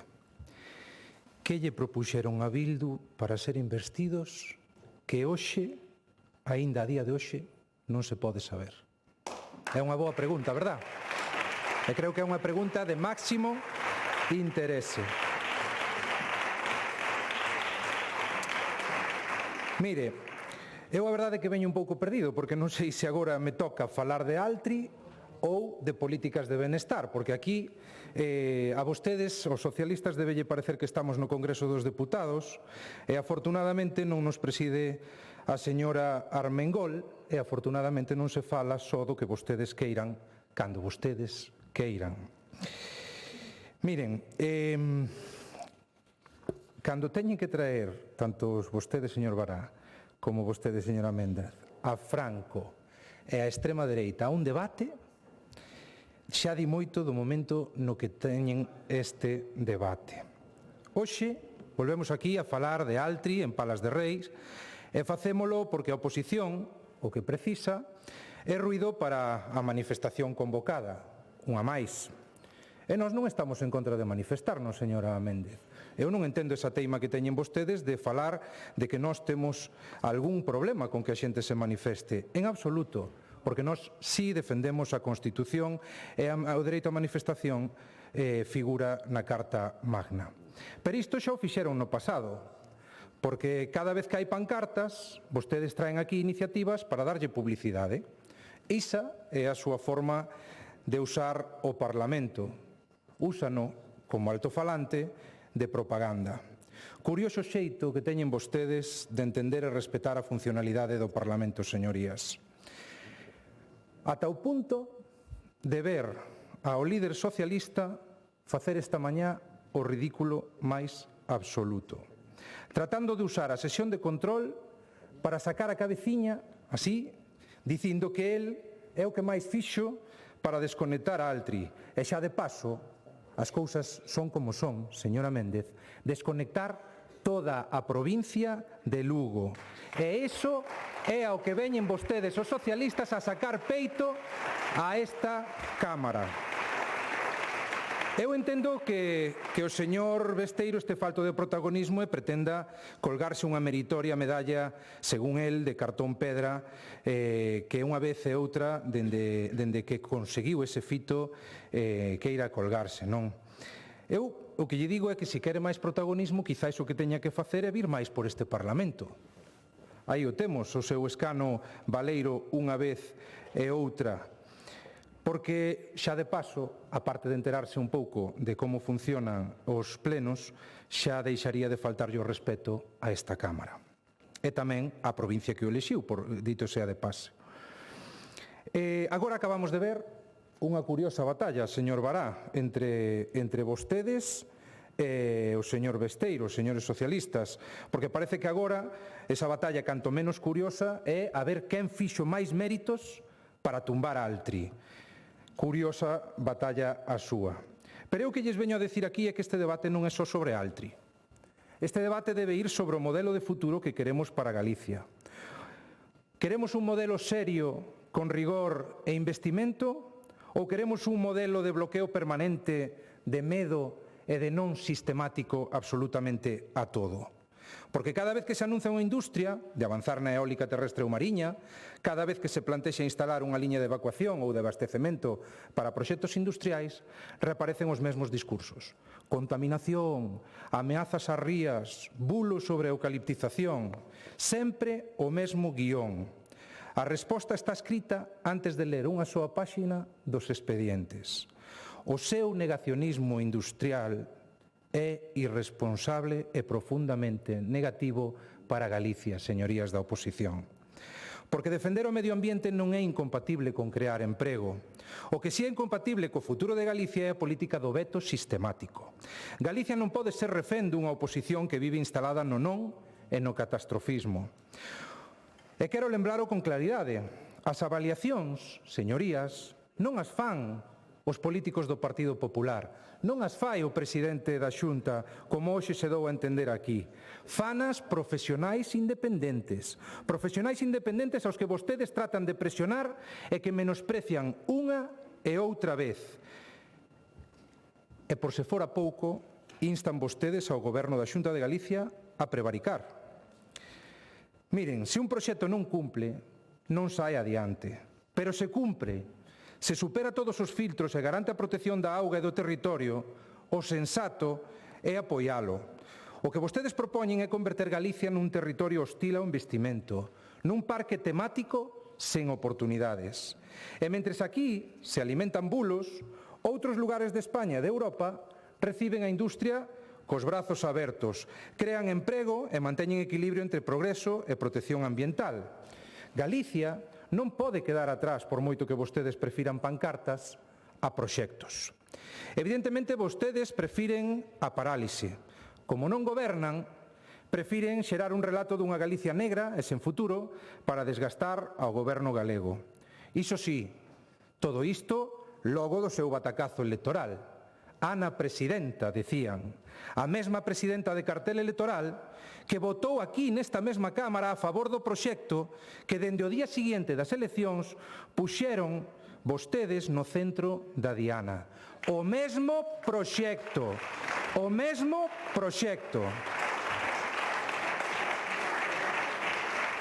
Esa lideresa, que hoxe temos a honra de tela presente, que se reúne o día 1 de setembro co embaixador de Portugal, e este, ao día seguinte, 24 horas despois, desminte o seu bulo de que en Portugal, cousa que acaba de facer vostede agora tamén, señor Bará, non quixeron o proxecto Gama. 1 de setembro, reunión coa señora Ana Pontón. 2 de setembro, 24 horas despois, el nuevo embajador de Portugal sobre Altri. No es cierto que no quisiéramos el proyecto allí. Quere que yo deixe aquí, señor Bará, para que o garde? Eu se quere enmárqueo, porque xa está ben de tanta mentira e tanta manipulación. Miren, vostedes pretenden tomar aos galegos por parvos. Minten e manipulan unha e outra vez. Eu pregúntolle, señora Méndez e señor Bará, en que punto estaría o proxecto de Altri hoxe se o goberno da Xunta fose o seu soñado bipartito? Tería fondos europeos comprometidos polo goberno? Tería comprometida a conexión eléctrica ao proxecto Gama? Son preguntas que cabería responder. Minten tamén cando falan de que Altri suporía a eucaliptización de máis territorio. Minten cando din que haberá afección para as rías galegas. Minten cando din que o proxecto non é o mesmo e que non se apoiou unha pasteira no ano 2022. Ou é que vostedes non sabían xa no ano 2022 como se producía o liocel? Hai hemeroteca de sobra para consultar que xa se sabía, señorías. Vostedes sabían de sobra que para facer liocel é necesaria polpa de madeira, é dicir, celulosa. Vostedes, por moito que traten de maquillar cando lles convén, están a facer do rexeitamento sistemático á industria unha bandeira con estrela vermella, iso sí. E non só bloquean, tamén intimidan. Intimidan conselleiras diante da súa casa, traballadoras na sede de Santiago, mesmo a xornalistas independentes. E aínda estamos á espera, ten agora unha oportunidade, señor Bará, dunha condea firme, porque cada minuto que pasa, con esa falta de condena, fainos a vostedes máis cómplices da crispación e da violencia. Porque o seu feminismo, ao igual que o seu medioambientalismo, señor Bará, é puro postureo interesado. Señorías, vostedes mudaron do Altri sí ao Altri non por puro oportunismo, porque perderon as eleccións e agora o que necesitan é ruído. Pero Galicia non merece unha oposición que manipula, que minte e que converte o Parlamento nun escenario de teatro barato. Non hai máis que ver o que levamos de sesión esta mesma mañá. O que compromete o futuro non é unha industria que cumple coa normativa, senón a súa estrategia do bulo e do medo. Nós apoiamos proxectos que supoñen un investimento histórico, que pechan ciclos produtivos da madeira e que xeran emprego de calidade, para a sorpresa de ninguén, como se ten escoitado en esta Cámara, señoría Méndez. Porque o difícil é combinar protección medioambiental e desenvolvemento económico. O difícil é pensar nas próximas décadas e non no próximo titular. E xa remato, presidente, dígollo alto e claro. Galicia non pode quedar atrapada no relato da parálise. Galicia merece avanzar, merece innovación, merece oportunidades. E nós non imos a permitir que o populismo e a manipulación convertan esta terra nun territorio sen futuro. Nós apostamos polo rigor, por garantías e por progreso. Gracias. Esa é a verdadeira responsabilidade. Esa é a verdadeira defensa de Galicia. E, señoría Bará, nós nunca imos apoiar unha iniciativa que inste a un goberno a prevaricar. E iso é xusto o que volven a pedir hoxe aquí vostedes. Gracias. Moitas gracias. Gracias.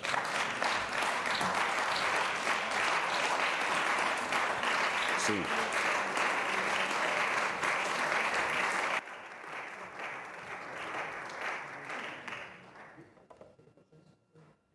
Antes de darlle a palabra ao señor Bará para pechar esta intervención, saludamos os alumnos de quinto e sexto de primaria do Centro Xosé María Brea Segade de Rianxo, cuxi visitan o Parlamento. Están saludando todos, hai que saludalos, hombre. Bo día. Benvidos ao Parlamento. Turno de peche desta proposición non de lei, señor Bará. Sí.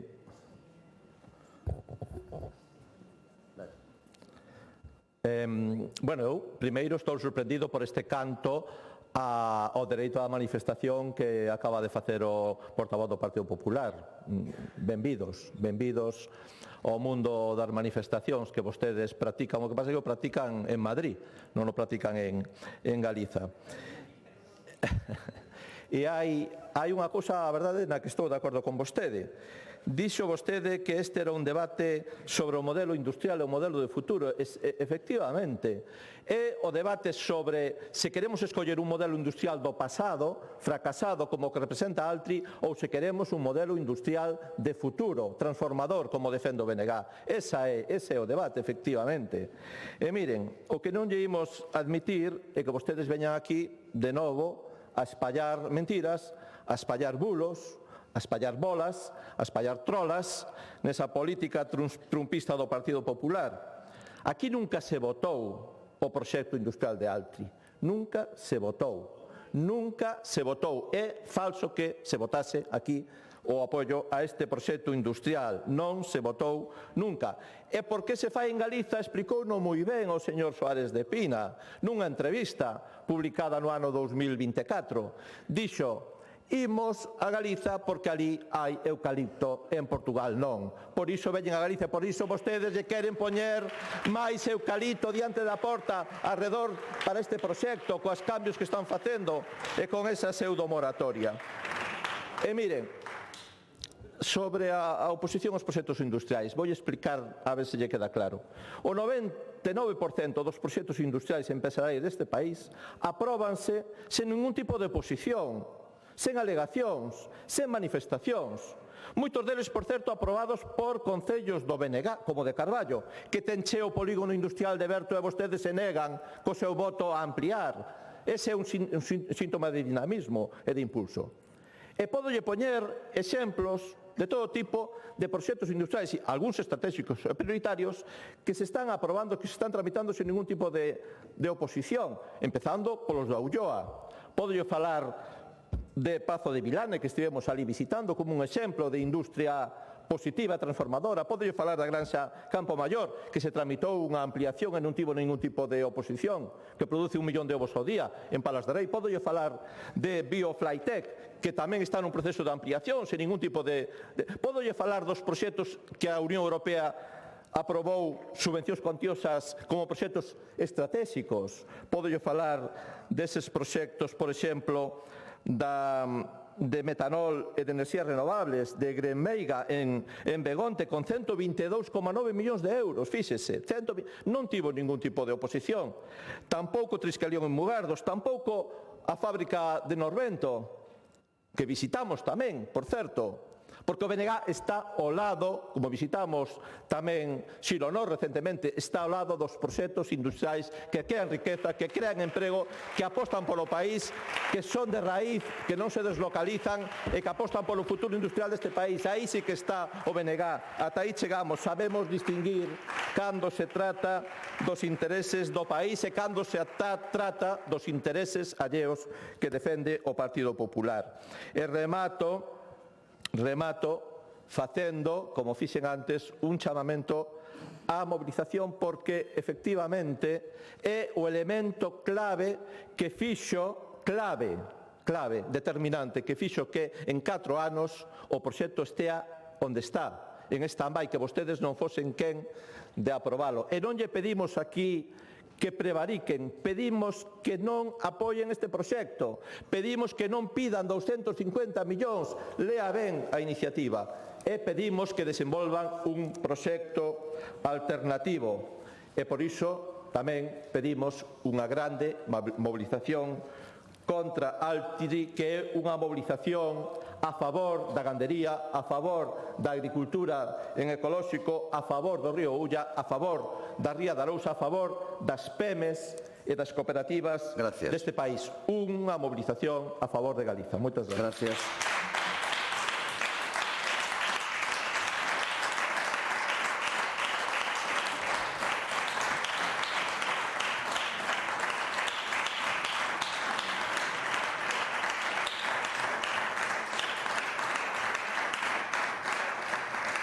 Rematado o debate das proposicións non de lei, procedemos á votación. Pechen as portas, por favor.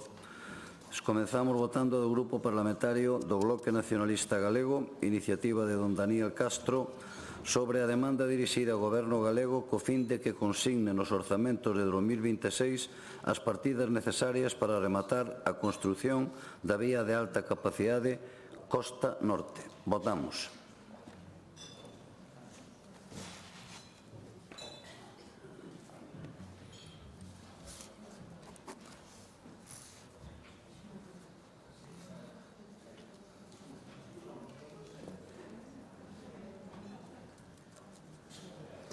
Presente 70 máis 1, afirmativamente 33, en contra 38, polo tanto queda rexeitada.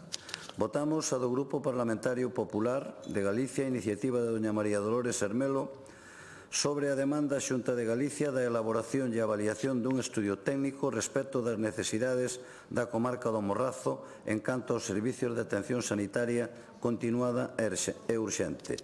Non se acepta a emenda do Grupo Parlamentario Socialista. Votamos.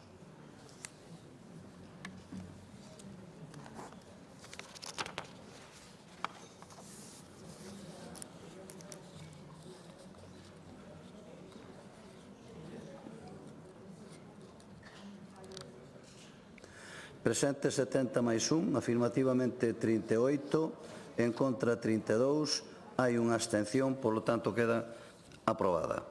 Votamos a do Grupo Parlamentario Popular, iniciativa de doña Carmen Pomar, sobre a demanda dirixida ao Goberno galego co obxecto de que avance no desenvolvemento de ferramentas que garantan a neutralidade ideolóxica nas actividades dos centros de ensino. Non se acepta a emenda do Grupo Parlamentario do Bloque Nacionalista Galego. Votamos.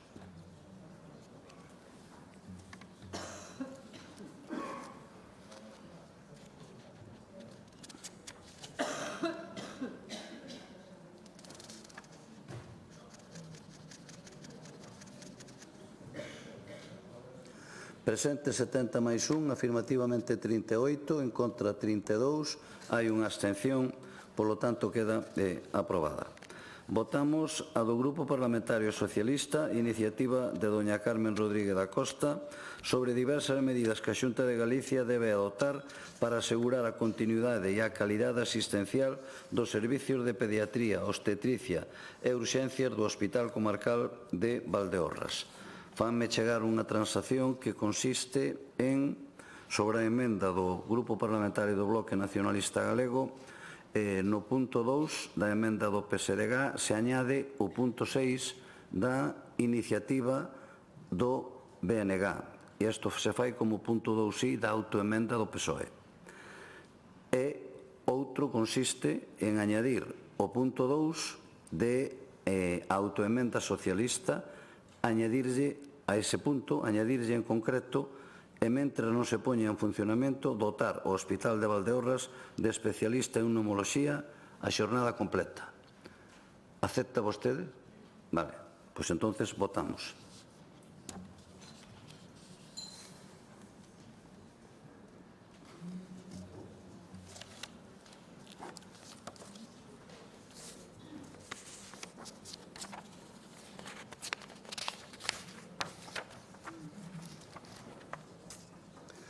Presente 70 máis 1, afirmativamente 33, en contra 38, polo tanto queda rexeitada.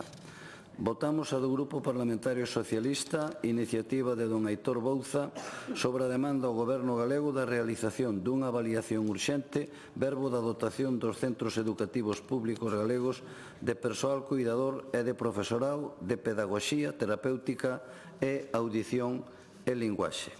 Aceptase a emenda do Grupo Parlamentario do Bloque Nacionalista Galego, pero como de engádega. Podo comentar. Votamos.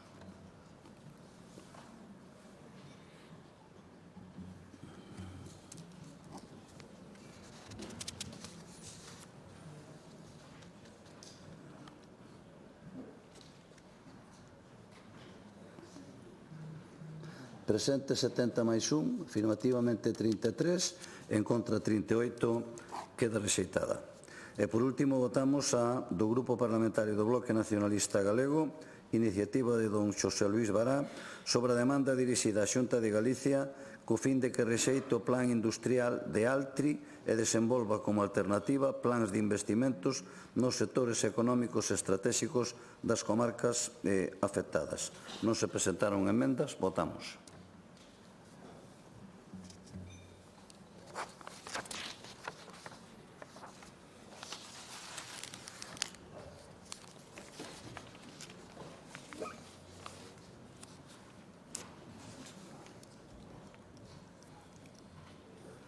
Presente 70 máis 1, afirmativamente 33, en contra 38, polo tanto queda tamén rexeitada. Rematan aquí as votacións e continuamos coa orden do día.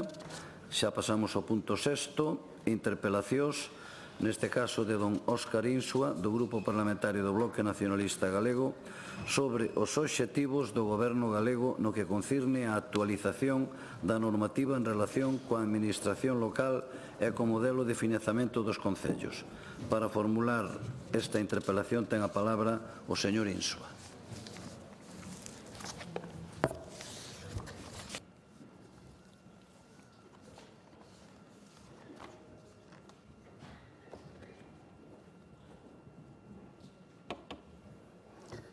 Grazas, presidente. Bos días, señorías, bos días, conselleiro. Supoño que leería xa a iniciativa que presentei e, bueno, sabe vostede a necesidade real de ter unha nova lei da administración local para este país. Un país no que os concellos siguen infrafinanciados, non? Nun marco competencial obsoleto xa, porque xa son moitos anos, desde o ano 97, e unha necesidade de delimitar competencias e de ter un novo sistema de financiamento local, pero que estea blindado por lei. E claro, xa vimos sabemos o que hai, 20 anos, vostede sigue dicindo que leva anos prometendo que esta lei que se vai aprobar, que se vai traer aquí, e, bueno, finalmente conseguimos saber este ano, porque levan na lei de orzamentos, non sei, 4 ou 5 anos dicindo que se vai a traer aquí. Bueno, finalmente conseguimos saber que teñen un borrador, que non sei por que esconden, que non se sabe que hai. Vostede o mes pasado ven a decir e dixo que iban a aprobalo no Consello da Xunta este ano, ainda quedan unhas semanas, non? Pensamos que era novembro, e ao final, seguimos igual. Temos os concellos que siguen infradotados económicamente, cada vez máis limitados por legislación, non solamente autonómicas, sino tamén estatais, europeas, e que restrinxen, desde logo, a súa autonomía. Impoñen obrigas, impoñen competencias, moitas das veces sin consensuar, desde logo, e isto, desde logo, non pode seguir así. A reclamación que fan os concellos non solamente da FEGAN, que, por certo, son reclamacións unánimes, sino tamén é da Federación Española tamén de Municipios. É dicir, aquí ninguén pide nada que non sexa xusto. Sabe vostede que temos un montón de competencias, que os concellos teñen un montón de competencias impropias e, sobre todo, tamén que hai delegación sin financiamento apropiado. Temos o problema do SAF, temos o problema tamén de financiación das escolas infantís municipais. Non sei se sabe vostede que hai 98 escolas infantís municipais que siguen sin estar na rede galega. Os puntos de atención infantil, 39, na mesma situación. Centros de día, 23 centros de día que siguen pagando os concellos, maioritariamente. Centros de residencias. En educación tamén temos o problema, sabe vostede que os concellos son os que teñen que facer a vixianza, mantemento e conservación. Sin embargo, os conservatorios profesionais de música aí están financiados, moitos deles, polos concellos. As obras maiores de reparación dos colexios a teñen que asumir moitas veces os concellos. E incluso os conserxes que pagan os concellos nos colexios, moitas veces fan funcións que están fora desas competencias e teñen que facer apoio ao profesorado. En cuestións de sanidade, limpeza e conservación dos centros de saúde e atención primaria. Quen a fai? Tamén os concellos. E despois tamén anda por riba o tema de Sogama. Vostede sabe perfectamente que pasou. Taxazo, se incrementa o prezo da tonelada de lixo e quen paga todo? Os concellos, claro. Vostede dirá, non, que a culpa é de quen puxo o imposto, pero que vostedes son os que cobran realmente o imposto que din que lle puxo o señor Sánchez. Entón, se o cobran, repartan, non? E agora, na lei de acompañamento, modificación da lei 5/2016 de Patrimonio Cultural de Galiza. Máis carga tamén para os concellos sin financiación, para que fagan os informes de patrimonio que a Xunta non quere facer. A verdade é que moitas veces todo vai en función e a rebufo dos intereses, porque vostedes o ano pasado, quero recordar que na lei de acompañamento dixeron que, se os concellos non facían os informes que tiñan que facer para os proxectos supramunicipais, que os facían vostedes e que despois que os cobraban. E ora, Ahora resulta que teñen que ser os concellos o que teñen que facer en patrimonio.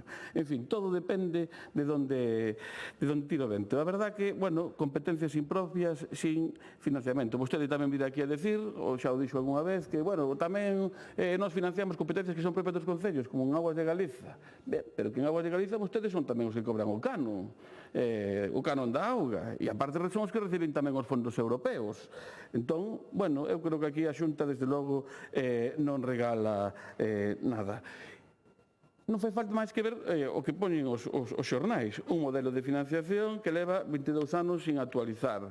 Os municipios pequenos sufren máis ao sufrir as competencias que non lles pertencen. Hai 15 concellos este ano en donde o aforro neto negativo e o remanente de seguridade tamén é negativo. A situación dos concellos é extrema e temos a Xunta pois que non fai nada, ou polo menos que fai moi pouco, e que non fai, desde logo, o que lle reclama a FEGAM. Vostedes din este ano, bueno, que para o próximo ano que van a destinar 670 millóns de euros para os concellos. Bueno, habrá que tamén esperar o informe de contas, porque no 2023 dixo que de todos eses casos tamén que anunciaran que 90 millóns foron pa buchaca, non se repartiron. Claro, e o problema é que van a aumentar este ano hasta 187 millóns. Bueno, con ese fondo transitorio, que era o anterior adicional, que din que, bueno, en función de se aproba esta lei da administración local, cos novos criterios. Claro, todo sempre condicionado. 187 millóns, pero os 483 restantes, como van? Por medio de axudas e por medio de convenios. Muitas veces os convenios para os concellos amigos. Xa lle expliquei aquí na anterior interpelación o método Baltar, non? Podemos volver a explicarlo, pero... Entón, isto é un reparto, desde logo, discriminatorio. É dicir, porque nós o que non vemos é que realmente que haxa moitos avances. Porque o que se reclama é que eses 473 millóns, que son casi o 75% do que reparten, que ten que integrarse no fondo base. É o que se reclama. Que se integre no fondo base. Por qué? Bueno, pois porque vostede estivo nun concello tamén, xusto creo que foi no de Ferrol, que non foi tamén presidente da Diputación, e sabe perfectamente que o que queren os concellos é unha financiación que non estea, que sea incondicionada e que non sea finalista. En fin,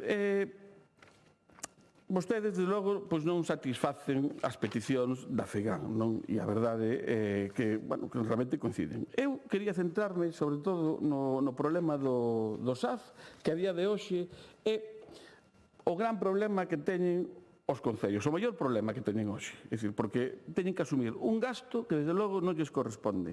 Mira, víamos na prensa. Piden á Xunta que asuma o coste do SAF co aforro da quita da débeda. Piden menos sancións e máis financiación para o SAF.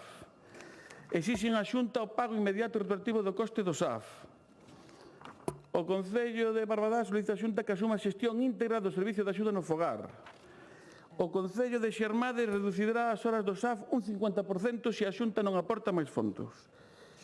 E que igual tamén lle gusta, o Concello de Arteixo pedirá á Xunta que asuma a xestión do SAF. Nos declaramos totalmente incompetentes no que respecta a xestión do SAF, sentenciou o alcalde de Arteixo, señor Carlos Calvel. Non sei se sabe vostede de que partido político é. E ante isto, pois, bueno, vostedes o que fan... Pois, claro, o SAF, problema de inflacionamento, como lle dixen, pero que se están incrementando os precios, porque as últimas licitacións xa subiron a 24 euros a hora, as que están externalizadas. Hai problemas na xestión de persoal, pouca xente, hai un asentismo criminal e non se dan coberto tampouco as baixas, que é polo que o señor alcalde de Arteixo non quere, solicita dispensa a Xunta. E ainda por riba estamos pendentes dun novo convenio laboral que seguramente que vai incrementar os custes e o protocolo que vostedes lle deixan aí aos concellos, verdade, para que se maten. O protocolo de prevención e detención da asinatura, claro, un auténtico despropósito. Un auténtico... E ante isto, que é o que fai a Xunta? Bueno, pois a maior proposta indecente da historia. Lle manda a FEGAM un correo dicindo que, bueno, que van a subir uns euriños, 14 euros a hora, 15 euros para 2027 e a 16 euros para 2028. Isto é unha proposta vergoñenta e que demostra a falta total de compromiso cos concellos. É unha proposta impresentable. E vostede, que ten competencias na súa consellería en propoñer as directrices en relación cos programas de cooperación, crecemento local, pois que fai? Non fai nada, porque tampouco espero que non veña aquí decir que eso que non é da súa consellería e que non é competencia súa. Eso non é así. E ante isto, o Partido Popular pide unha mesa de diálogo áxil e directa entre a Xunta e a FEGAM para aproveitar a oportunidade que supón. Incluso chega a decir unha nota da Xunta: a Xunta lamenta o rexeitamento da FEGAM a proposta de subir. Na actualidade, a Administración Autonómica financia con 12 euros a hora do SAF. Isto é mentira. E vostede o sabe. E vostedes, as señoras do Partido Popular, saben que é mentira. A Xunta non financia os 12 euros do SAF. Non os financia. Non os financia. Non, é que non hai máis que ler a resolución do DOGA do lunes 17 de febreiro de 2025, pola que se publican as cuantías de transferencias finalistas efectuadas polo que se regulan os servicios sociais comunitarios e o seu financiamento. En este se di, e aparte yo vou a ler, así mesmo o crédito orzamentario destinado ao financiamento das transferencias finalistas destinadas a axuda no fogar a persoas valoradas como dependentes, é dicir, SAF para dependentes, ascendeu ao total de 108 millóns, que se incrementan en 2 millóns por un remanente. As ditas transferencias finalistas destinadas a financiar a axuda no fogar a persoas valoradas como dependentes tamén foron parcialmente cofinanciadas con fondos finalistas procedentes da Administración Xeral do Estado, nunha contía de 57 millóns de euros. Si son 110 o que se destina para o SAF de dependentes e o Estado dá 57, vostedes dan 53. As contas non salen dos 12 euros. Vostedes non están financiando íntegramente o SAF. E eu non digo que teñan que facelas vostedes, porque quen ten que financiar o SAF é vostedes e o Estado. SAF de dependentes. O SAF de dependentes. E non o están facer. E os concellos están asumindo máis do 50% do custe deste servicio. E a lei de dependencia é moi clara, no seu artigo 32, porque o único que di é que os concellos non teñen que financialas. Estará vostede de acordo comigo, verdad? Ten que rematar. E vostedes veñen cunha proposta totalmente indecente de subir 2 euriños. Sí, remato, Presidenta.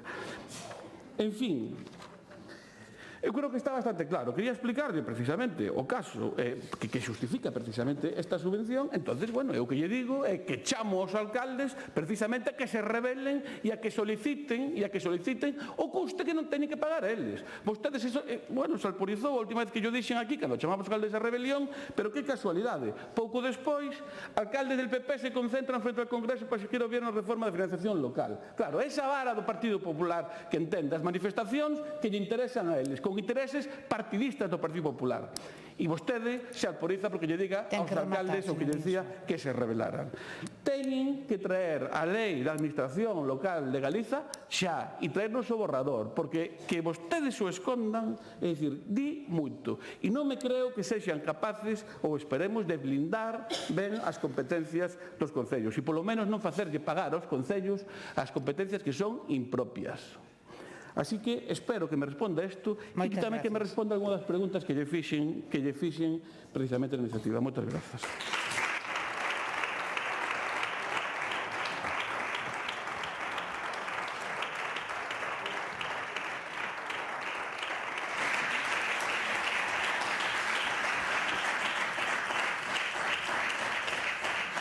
Para darlle resposta, ten a palabra o señor conselleiro de Presidencia e Xustiza e Deportes, don Diego Calvo.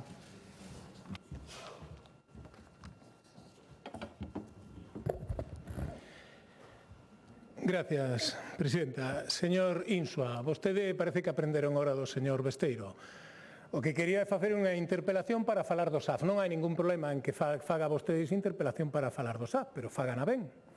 Vostede o sabe perfectamente. Pero voulle contestar a varias cousas que vostede dixo aquí e que non son certas e que ademais constitúen unha mentira, porque non son incertezas, son mentiras que buscan ou que teñen unha motivación. Primeiro, que empezo polas cousas que preguntaba vostede na interpelación e que veñen bastante claras, e así llas vou a contestar. Di vostede que compre que unha nova lei de Administración Local de Galicia que reforza o autogoberno local e a democracia participativa. Sí, de acordo. Que delimite as competencias municipais? Sí, de acordo. Que establece un renovado sistema de financiación local xusto e suficiente? Bueno, establecer un novo sistema de financiación sempre dentro do ámbito normativo no que nós podemos. Porque o sistema de financiación dos concellos, a participación nos ingresos do Estado, depende do Estado. que é a meirande parte de financiación dos concellos. Pero vostede eso, xa volveremos sobre este tema, eso dalle igual. Dalle igual. Cree vostede que a Xunta ten que solucionar o problema de financiación dos concellos. Non é certo. Temos un marxen e o vamos a facer, cousa que os seus socios non o fan. E vostedes non lle exixen. Pero seguimos. Que impulse a cooperación entre concellos, sí. Que faga fronte ás desigualdades territoriais e o despoboamento, sí. Que promova a planificación pública dende criterios de equidade e sustentabilidade e cohesión social, sí. E pregunta, ademais, por todo iso, vai entregar un borrador da nova lei? Home, por suposto. Pero que como se fai unha lei sin vir ao Parlamento? Pero vostede, canto tempo leva aquí? Ainda non aprendeu iso. Estamos facendo un borrador que lle corresponde, entre outros, á Xunta de Galicia. Cando teñamos ese borrador e o aprobemos en Consello da Xunta, pasará a ser un anteproxecto e entón virá ao Parlamento de Galicia, donde se iniciará a súa tramitación parlamentaria e os grupos parlamentarios poderán presentar aquelas emendas que consideren oportunas. Algúnas serán aceptadas e outras non, como en todo procedimento, señor Insua. Ou que quere? Quere saltalo? Ou ten vostede outra idea? Di vostede que quen elaborou o borrador da nova lei? Pois a Xunta de Galicia, ao longo dun proceso participativo do que despois falaremos durante moito tempo, no que vostedes, nalgún caso, o seu grupo político se borrou. En outros casos, representantes do seu grupo político estiveron presentes e algúns fixeron aportacións, claro que sí. Que expectativas manexa a Consellería de ter aprobado dentro desta legislatura? Pois esperemos que nesta legislatura este totalmente aprobado. A mí me gustaría que o ano que ven este totalmente aprobado, despois da tramitación parlamentaria. Que medidas vai a tomar o Goberno galego de forma inmediata nos vindeiros orzamentos para paliar o afogo económico producido polo financiamento dos servizos de competencia autonómica prestados polos concellos? Bueno, pois vostede saberá, porque había representantes da súa forza política tamén nesa reunión que facemos entre a Consellería de Facenda, a Consellería de Presidencia e a FEGAM, donde lle explicamos que na tramitación desta lei vai a conlevar un cambio na normativa e un cambio no financiamento. E, polo tanto, nos vamos, repítolle, dentro das nosas capacidades a mellorar o financiamento dos concellos. Pero dentro das nosas capacidades, señor Insua, non podemos, nin temos capacidade para resolver todos os problemas, sobre todo os que non son debidos á actuación da Xunta de Galicia, que vostedes, como sempre, cando é cousa dos seus socios, calan.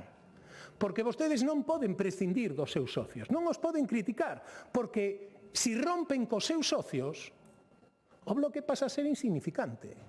Non estaría nas deputacións, non estaría nas cidades, non estaría en ningún lado. Por eso, todo o que fai o goberno socialista, calan.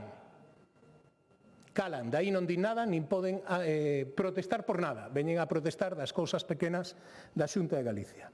Quinta, despois da celebración do Congreso organizado polo Consello de Contas, donde se dixo que era necesario incrementar o Fondo de Cooperación Local, entre outros, pois xa levamos anos incrementando o Fondo de Cooperación Local durante os últimos anos, dende o ano 2011. No 11 conseguimos blindar por lei un mínimo, dai nunca baixaba. Aínda que os ingresos da Xunta de Galicia baixasen, o Fondo de Cooperación Local non. É unha garantía de suficiencia para os concellos. Igual les parece pouco, pero comprenderá que é unha garantía de suficiencia. E a partir de aí sempre creceu. Este ano hasta casi os 700 millóns de euros. E última, ten pensado o Goberno galego cumprir algunha das 21 resolucións en materia de financiamento? Seguro que sí, señor Insua, moitas delas. E ora a partir de aí lle vou decir o que vostede dixo e contestar algunha das cousas que creo que é necesario. Primeiro, que nos impoñamos obrigas e competencias. Mire, as últimas obrigas e competencias que se les impuxeron aos concellos foron as do seu socio. E sabe que fixo vostede? Calar. E o seu grupo, calar. Cando se votou a Lei de Benestar Animal do Congreso dos Deputados, que votou o Bloque? Pregúntolle aos seus concellos o que lle supón aos concellos as competencias que lle asignaron coa Lei de Benestar Animal. Pregúntelle a calquera dos seus concellos. A ver que lle parece. E que votou o Bloque? Nada, o Bloque ali vota que sí. E non protestou, nin lle dixo nada ao Partido Socialista. Ali calou. Agora sí, ven a falar aquí. Claro, agora sí. Pero ali calou, non. Ali calou e non dixo absolutamente nada. Pero como esas hai moitas máis. Cando se falou da normativa de retirar amianto de todos os edificios sin ningún tipo de axuda, que dixo o Bloque? no Congreso dos Diputados. Nada, ali calou. E máis, que di o Bloque ante toda a situación que estamos vivindo no Congreso dos Diputados? Pois o vimos, señorías, non o perdan, a semana pasada, ou hai semana e pico, cando o seu insigne diputado no Congreso dos Diputados amenazou a Pedro Sánchez e lle dixo que cuidado. Lle dixo, ollo, que isto non é un cheque en blanco, textualmente. Pedro Sánchez ainda está temblando desde ese día. Está temblando, porque despois de semejante amenaza do Bloque Nacionalista Galego, é a primeira vez que o goberno de Pedro Sánchez está en perigo. Esa é a súa actuación do Bloque defendendo Galicia, porque, repito, si rompen co PSOE, xa non terían nada que facer. Pero isto chega aos extremos, que ven aquí a falar do tasazo, da basura, e di vostede, recoñece que é certo que este é un imposto de Pedro Sánchez, pero como vostedes o cobran, a culpa é súa.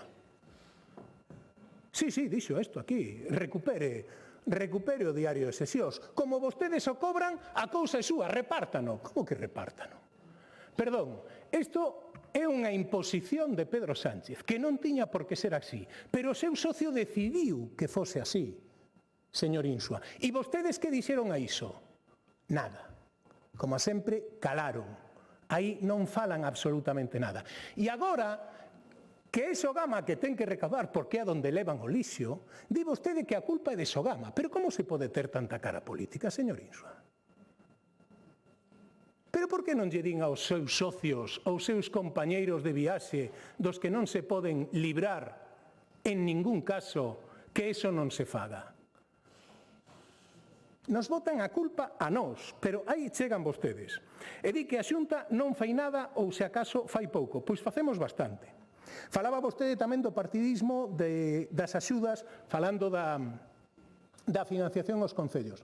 Miren, nesta consellería pediron axuda a 33 concellos do Bloque. Dos 33 concellos do Bloque que pediron axuda, 31 levaron axudas. Calcule vostede o porcentaxe, se quere. E é máis, se deron axudas a 289 concellos de Galicia. 289 de 313 non está mal, tendo en conta que non pediron axudas o 100%, porque as cidades quedan fora, as grandes cidades quedan fora destas convocatorias. Creo que non está nada mal dar axudas a 289 concellos. Pero vostedes se ven a centrar aquí outra vez, de novo, con un problema que efectivamente teñen os concellos, que é o SAF. E dedicou toda a súa intervención a falar do SAF. E eu lle volvo a decir, oiga, isto é facilísimo. Por que non lle dirixo unhas palabras ao Grupo Socialista? Ou por que no Congreso non fan valer o seu voto? Para algo, señor Insua. Porque a día de hoxe, a lei de dependencia, vostede aludía a algún dos artigos da lei de dependencia, di que o 50% ten que ser financiada polo Goberno do Estado e o 50% polas comunidades autónomas. Nos estamos poñendo ese 50%, pero o Estado non. E protestan vostedes por iso? Nin boca, porque o socio non se lle pode molestar. Non fan absolutamente nada. Fíxese, ata que punto chegamos? Que o Goberno do Estado, os seus socios, se acaban de comprometer co País Vasco a financiar o 50%. É dicir, cos vascos sí, con Galicia non, que non fai falla. Porque total en Galicia o noso socio é moi caladiño. Ali non protesta. E os temos controlados. Esa é a postura do Bloque, señor Insua. O País Vasco firmaron un compromiso hai escasas semanas. Por que non exixe vostedes que o firmen con todas as comunidades e que o firmen con Galicia? Porque se a Galicia lle pagaran a débeda xa acumulada de máis de 2.500 millóns de euros que xa levamos, non habería o problema do SAF, señor Insua. Pero non o fai. E que fai o Bloque? Botar culpas á Xunta que é o que sabe facer. E claro, olvida vostedes. Ao final, a competencia municipal do SAF, sabe vostede quen lle asignou? E aí levan o pecado, foron vostedes. Neste caso non foi os socios, foron vostedes co señor Quintana. Aí, na Lei de Servicios Sociales, dixeron que os concellos eran que tiñan que levar a cabo esta prestación. Foron vostedes, e iso o levan como unha lousa en riba dos ombros, e para evitalo, o que fan é falar de calquer cousa menos eso. Por lo tanto, Señor Insua, vamos a presentar unha nova lei? Sí, por suposto. Nesta legislatura? Sí, por suposto.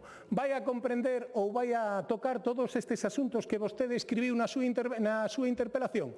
Sí, por suposto.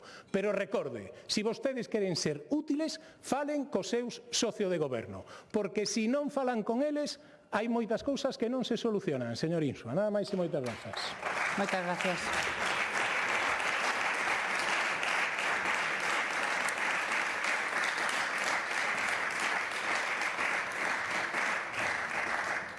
Réplica, señor Insua.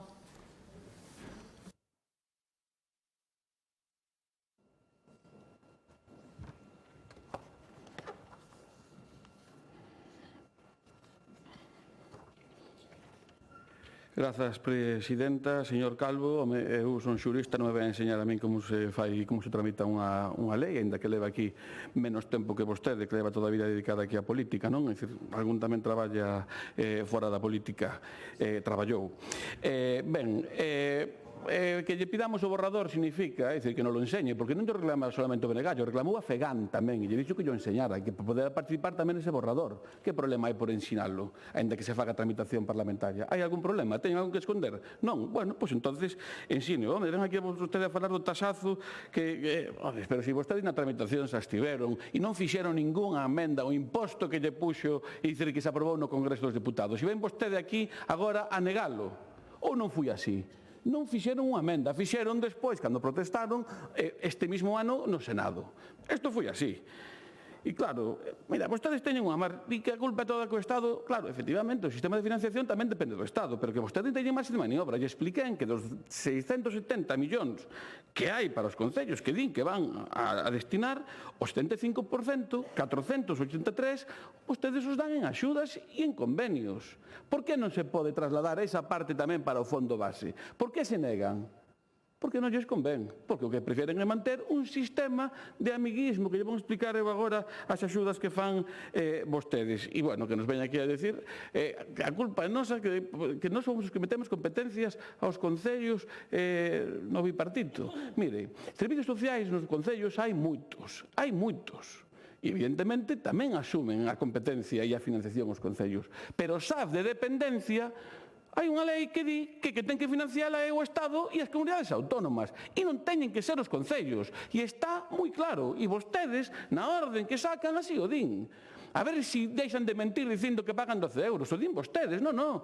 Vai a mitad e mitad. E ainda dá o Estado algo máis. Que deben moitos cartos. Home, quen é o que reclamou toda a vida aquí a débeda histórica que hai con este país? Fomos nós. Gobernara quen gobernara en Madrid, gobernara o PSOE e gobernara o PP. E o seguiremos facendo.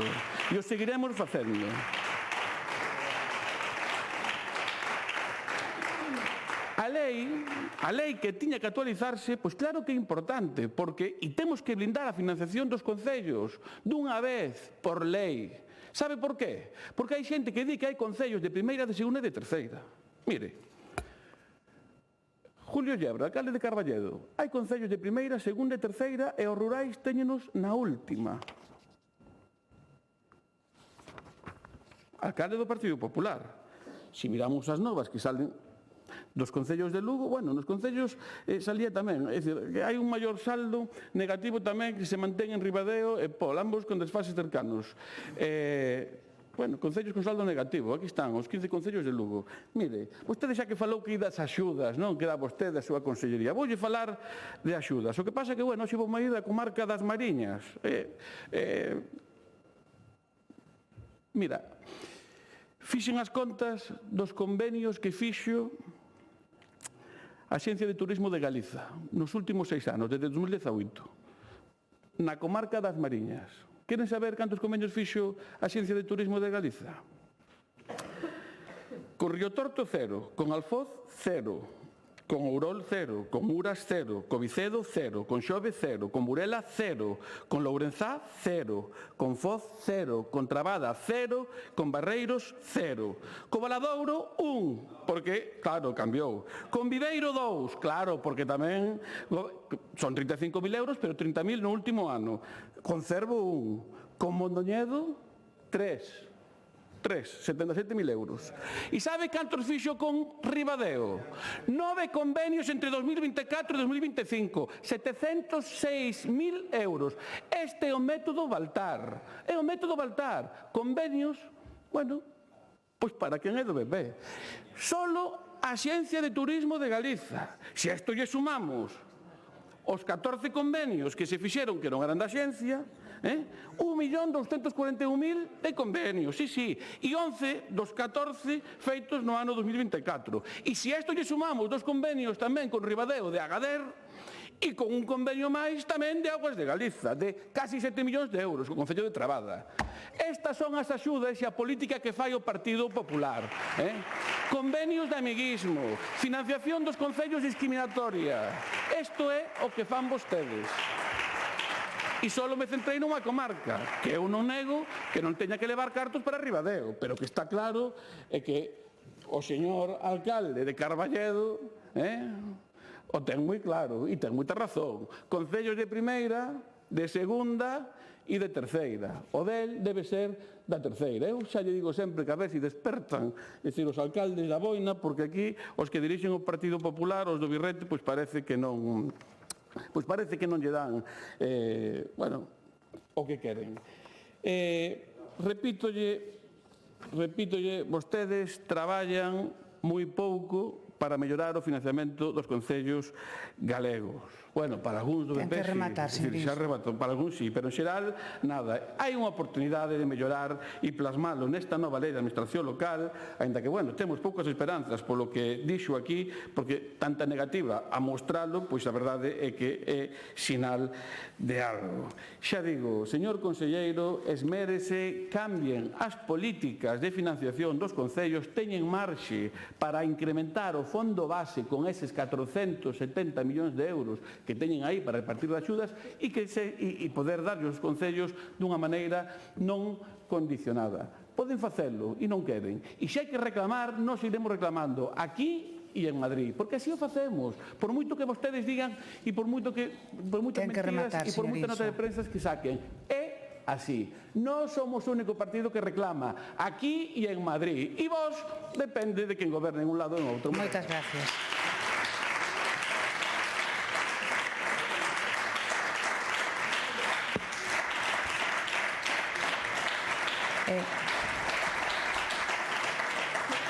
Señor Insua, non me corresponde, por suposto, entrar no debate. Interpréteme este comentario como, bueno, pois unha suxerencia. Os concellos que vostede enumerou non pertencen ás Mariñas. Os concellos que vostede enumerou son da Mariña Lucense. Eu xa sei que vostede é de outra provincia, pero aínda así creo que todos os deputados debemos coñecer xeográficamente o que representamos. Moitas gracias.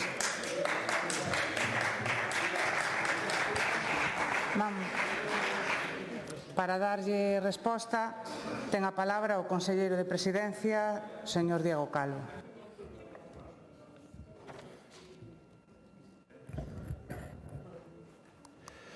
Esa é a rigurosidade, Presidenta. Pero miren, volvemos co mismo. Volveu a falar vostede, eu lle dou os datos, señor Insua, 298 concellos tiveron axuda dos 313 de Galicia e non pediron os 313. Acabamos de firmar en tempo récord 46 convenios con todos os concellos afectados polo lume de Ourense e algún de Lugo nos últimos días. En tempo récord. Supoño que nos convenios tamén contará todos esos. Falaba vostede, nos pide que ensinemos o borrador. Mire, nos ensinamos o borrador cando pase a ser información pública, porque estivemos a discutir e estivémoslo a rematar. Entón, cando teñamos o texto para poder ensinar, non é que yo ensinemos nin os pasemos a vostede de favor, é que vai estar sometido a información pública, van a poder facer alegacións todo tipo de colectivos e despois será aprobado o anteproxecto. E cando o Consello da Xunta aprobe o anteproxecto, virá ao Parlamento. Cando sexa aprobado o anteproxecto, como anteproxecto, virá ao Parlamento, donde vostedes van a poder facer todo tipo de aportacións. Pero cando sexa sometido a información pública tamén o van a ver. Non teñen que esperar nin siquiera a que o remitamos ao Parlamento, señor Insua. Que problema ten? Quere pedirlle un aprazamento á mesa paralelo máis veces e que o tempo dure máis? Pois eso xa é cousa de tramitación parlamentaria. Pero van a poder facer todo tipo de aportacións. Por certo, é unha pena que durante todo este proceso de elaboración non participaran máis. Porque foron invitados como grupo político e foron invitados tamén os seus representantes.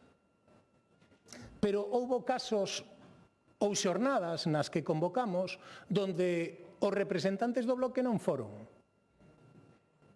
Algunha estaba unha persoa que facían referencia pola mañá, a señora Teresa Taboas, coa Fundación Juana de Vega. E ela mesma chamou o Bloque Nacionalista Galego para pedirlle que participaran porque isto era un documento das universidades e era un documento científico para poder debatir. E, sin embargo, os participantes, os alcaldes do Bloque non foron porque lles pediron que non foran. No, o PSOE tamén, como di outro diputado. O PSOE temos o correo electrónico dando ordes de que non participaran de ningún tipo. Porque, mire, isto nace coa constitución dun grupo de traballo de Red Localis, da Universidade de Vigo. Supoño que non terán problema en eso, non? Se fixo enquisas aos concellos acerca de cales eran as súas demandas ou que creían os concellos que debería incluir unha nova lei de administración local de Galicia. Se fixo un informe comparativo de todas as leis que existen no territorio nacional para ver como ou por onde tiña que ir a lei galega.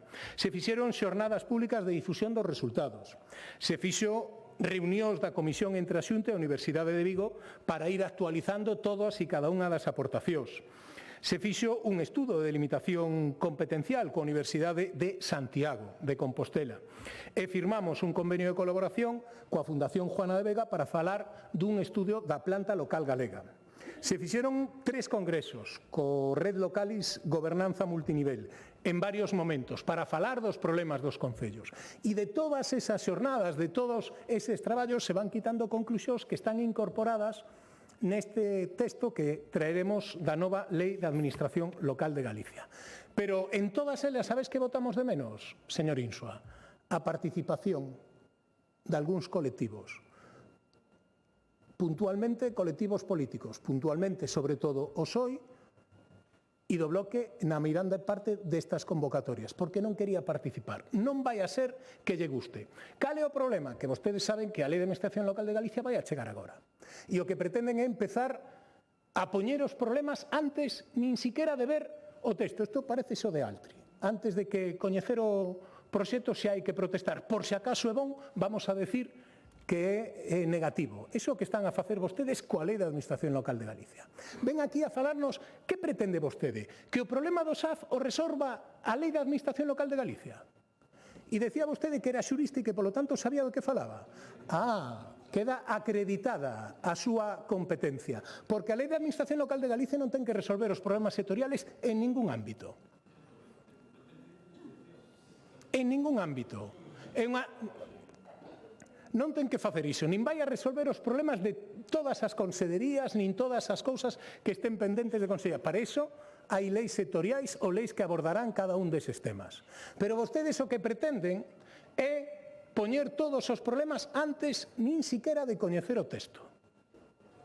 Nin siquiera de coñecer o texto. Eu lle lín a súa interpelación e lle contestei afirmativamente a todo o que vostede preguntaba na súa interpelación. A todo. Pero a vostede eso non lle vale, dá igual. Dá igual. En vez de subir aquí e decir, alégrome que todo o que nos decimos vai a ser contemplado. E van a decir vostedes, gracias a nós. Non, xa está feito. Non se preocupe. Pero agradecemos que se manifesten nese sentido. Vamos a contemplar todos eses asuntos. Pero sabe cal vai a ser o resultado, señor Insua? Que a vostede non lle vai a valer. Dá igual o que poña. E estou seguro que, aínda que non é o que ten que pasar, resolvese o problema do SAF, a vostede tampouco lle iba a gustar. Porque vostedes veñen a facer o que dixo antes o último voceiro que estaba aquí, me parece, non vou decir o nome para que non se den por aludidos. Hai que chamar a movilización. Eso é no que está o Bloque Nacionalista Galego. Hai que chamar a mobilización e facer mobilización. Todo o demais danos igual. E se aínda encima podemos botarlle a culpa á Xunta do que fan os nosos socios, pero non nos atrevemos a decirlo, moito mellor. Así que, señor Insua, nos veremos co anteproxecto. Nada máis e moitas grazas.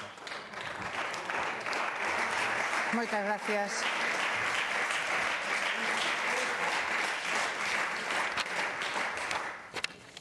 Pois rematado este debate, suspendemos a sesión e será reanudada ás 16 horas. Bo proveito a todos e todas.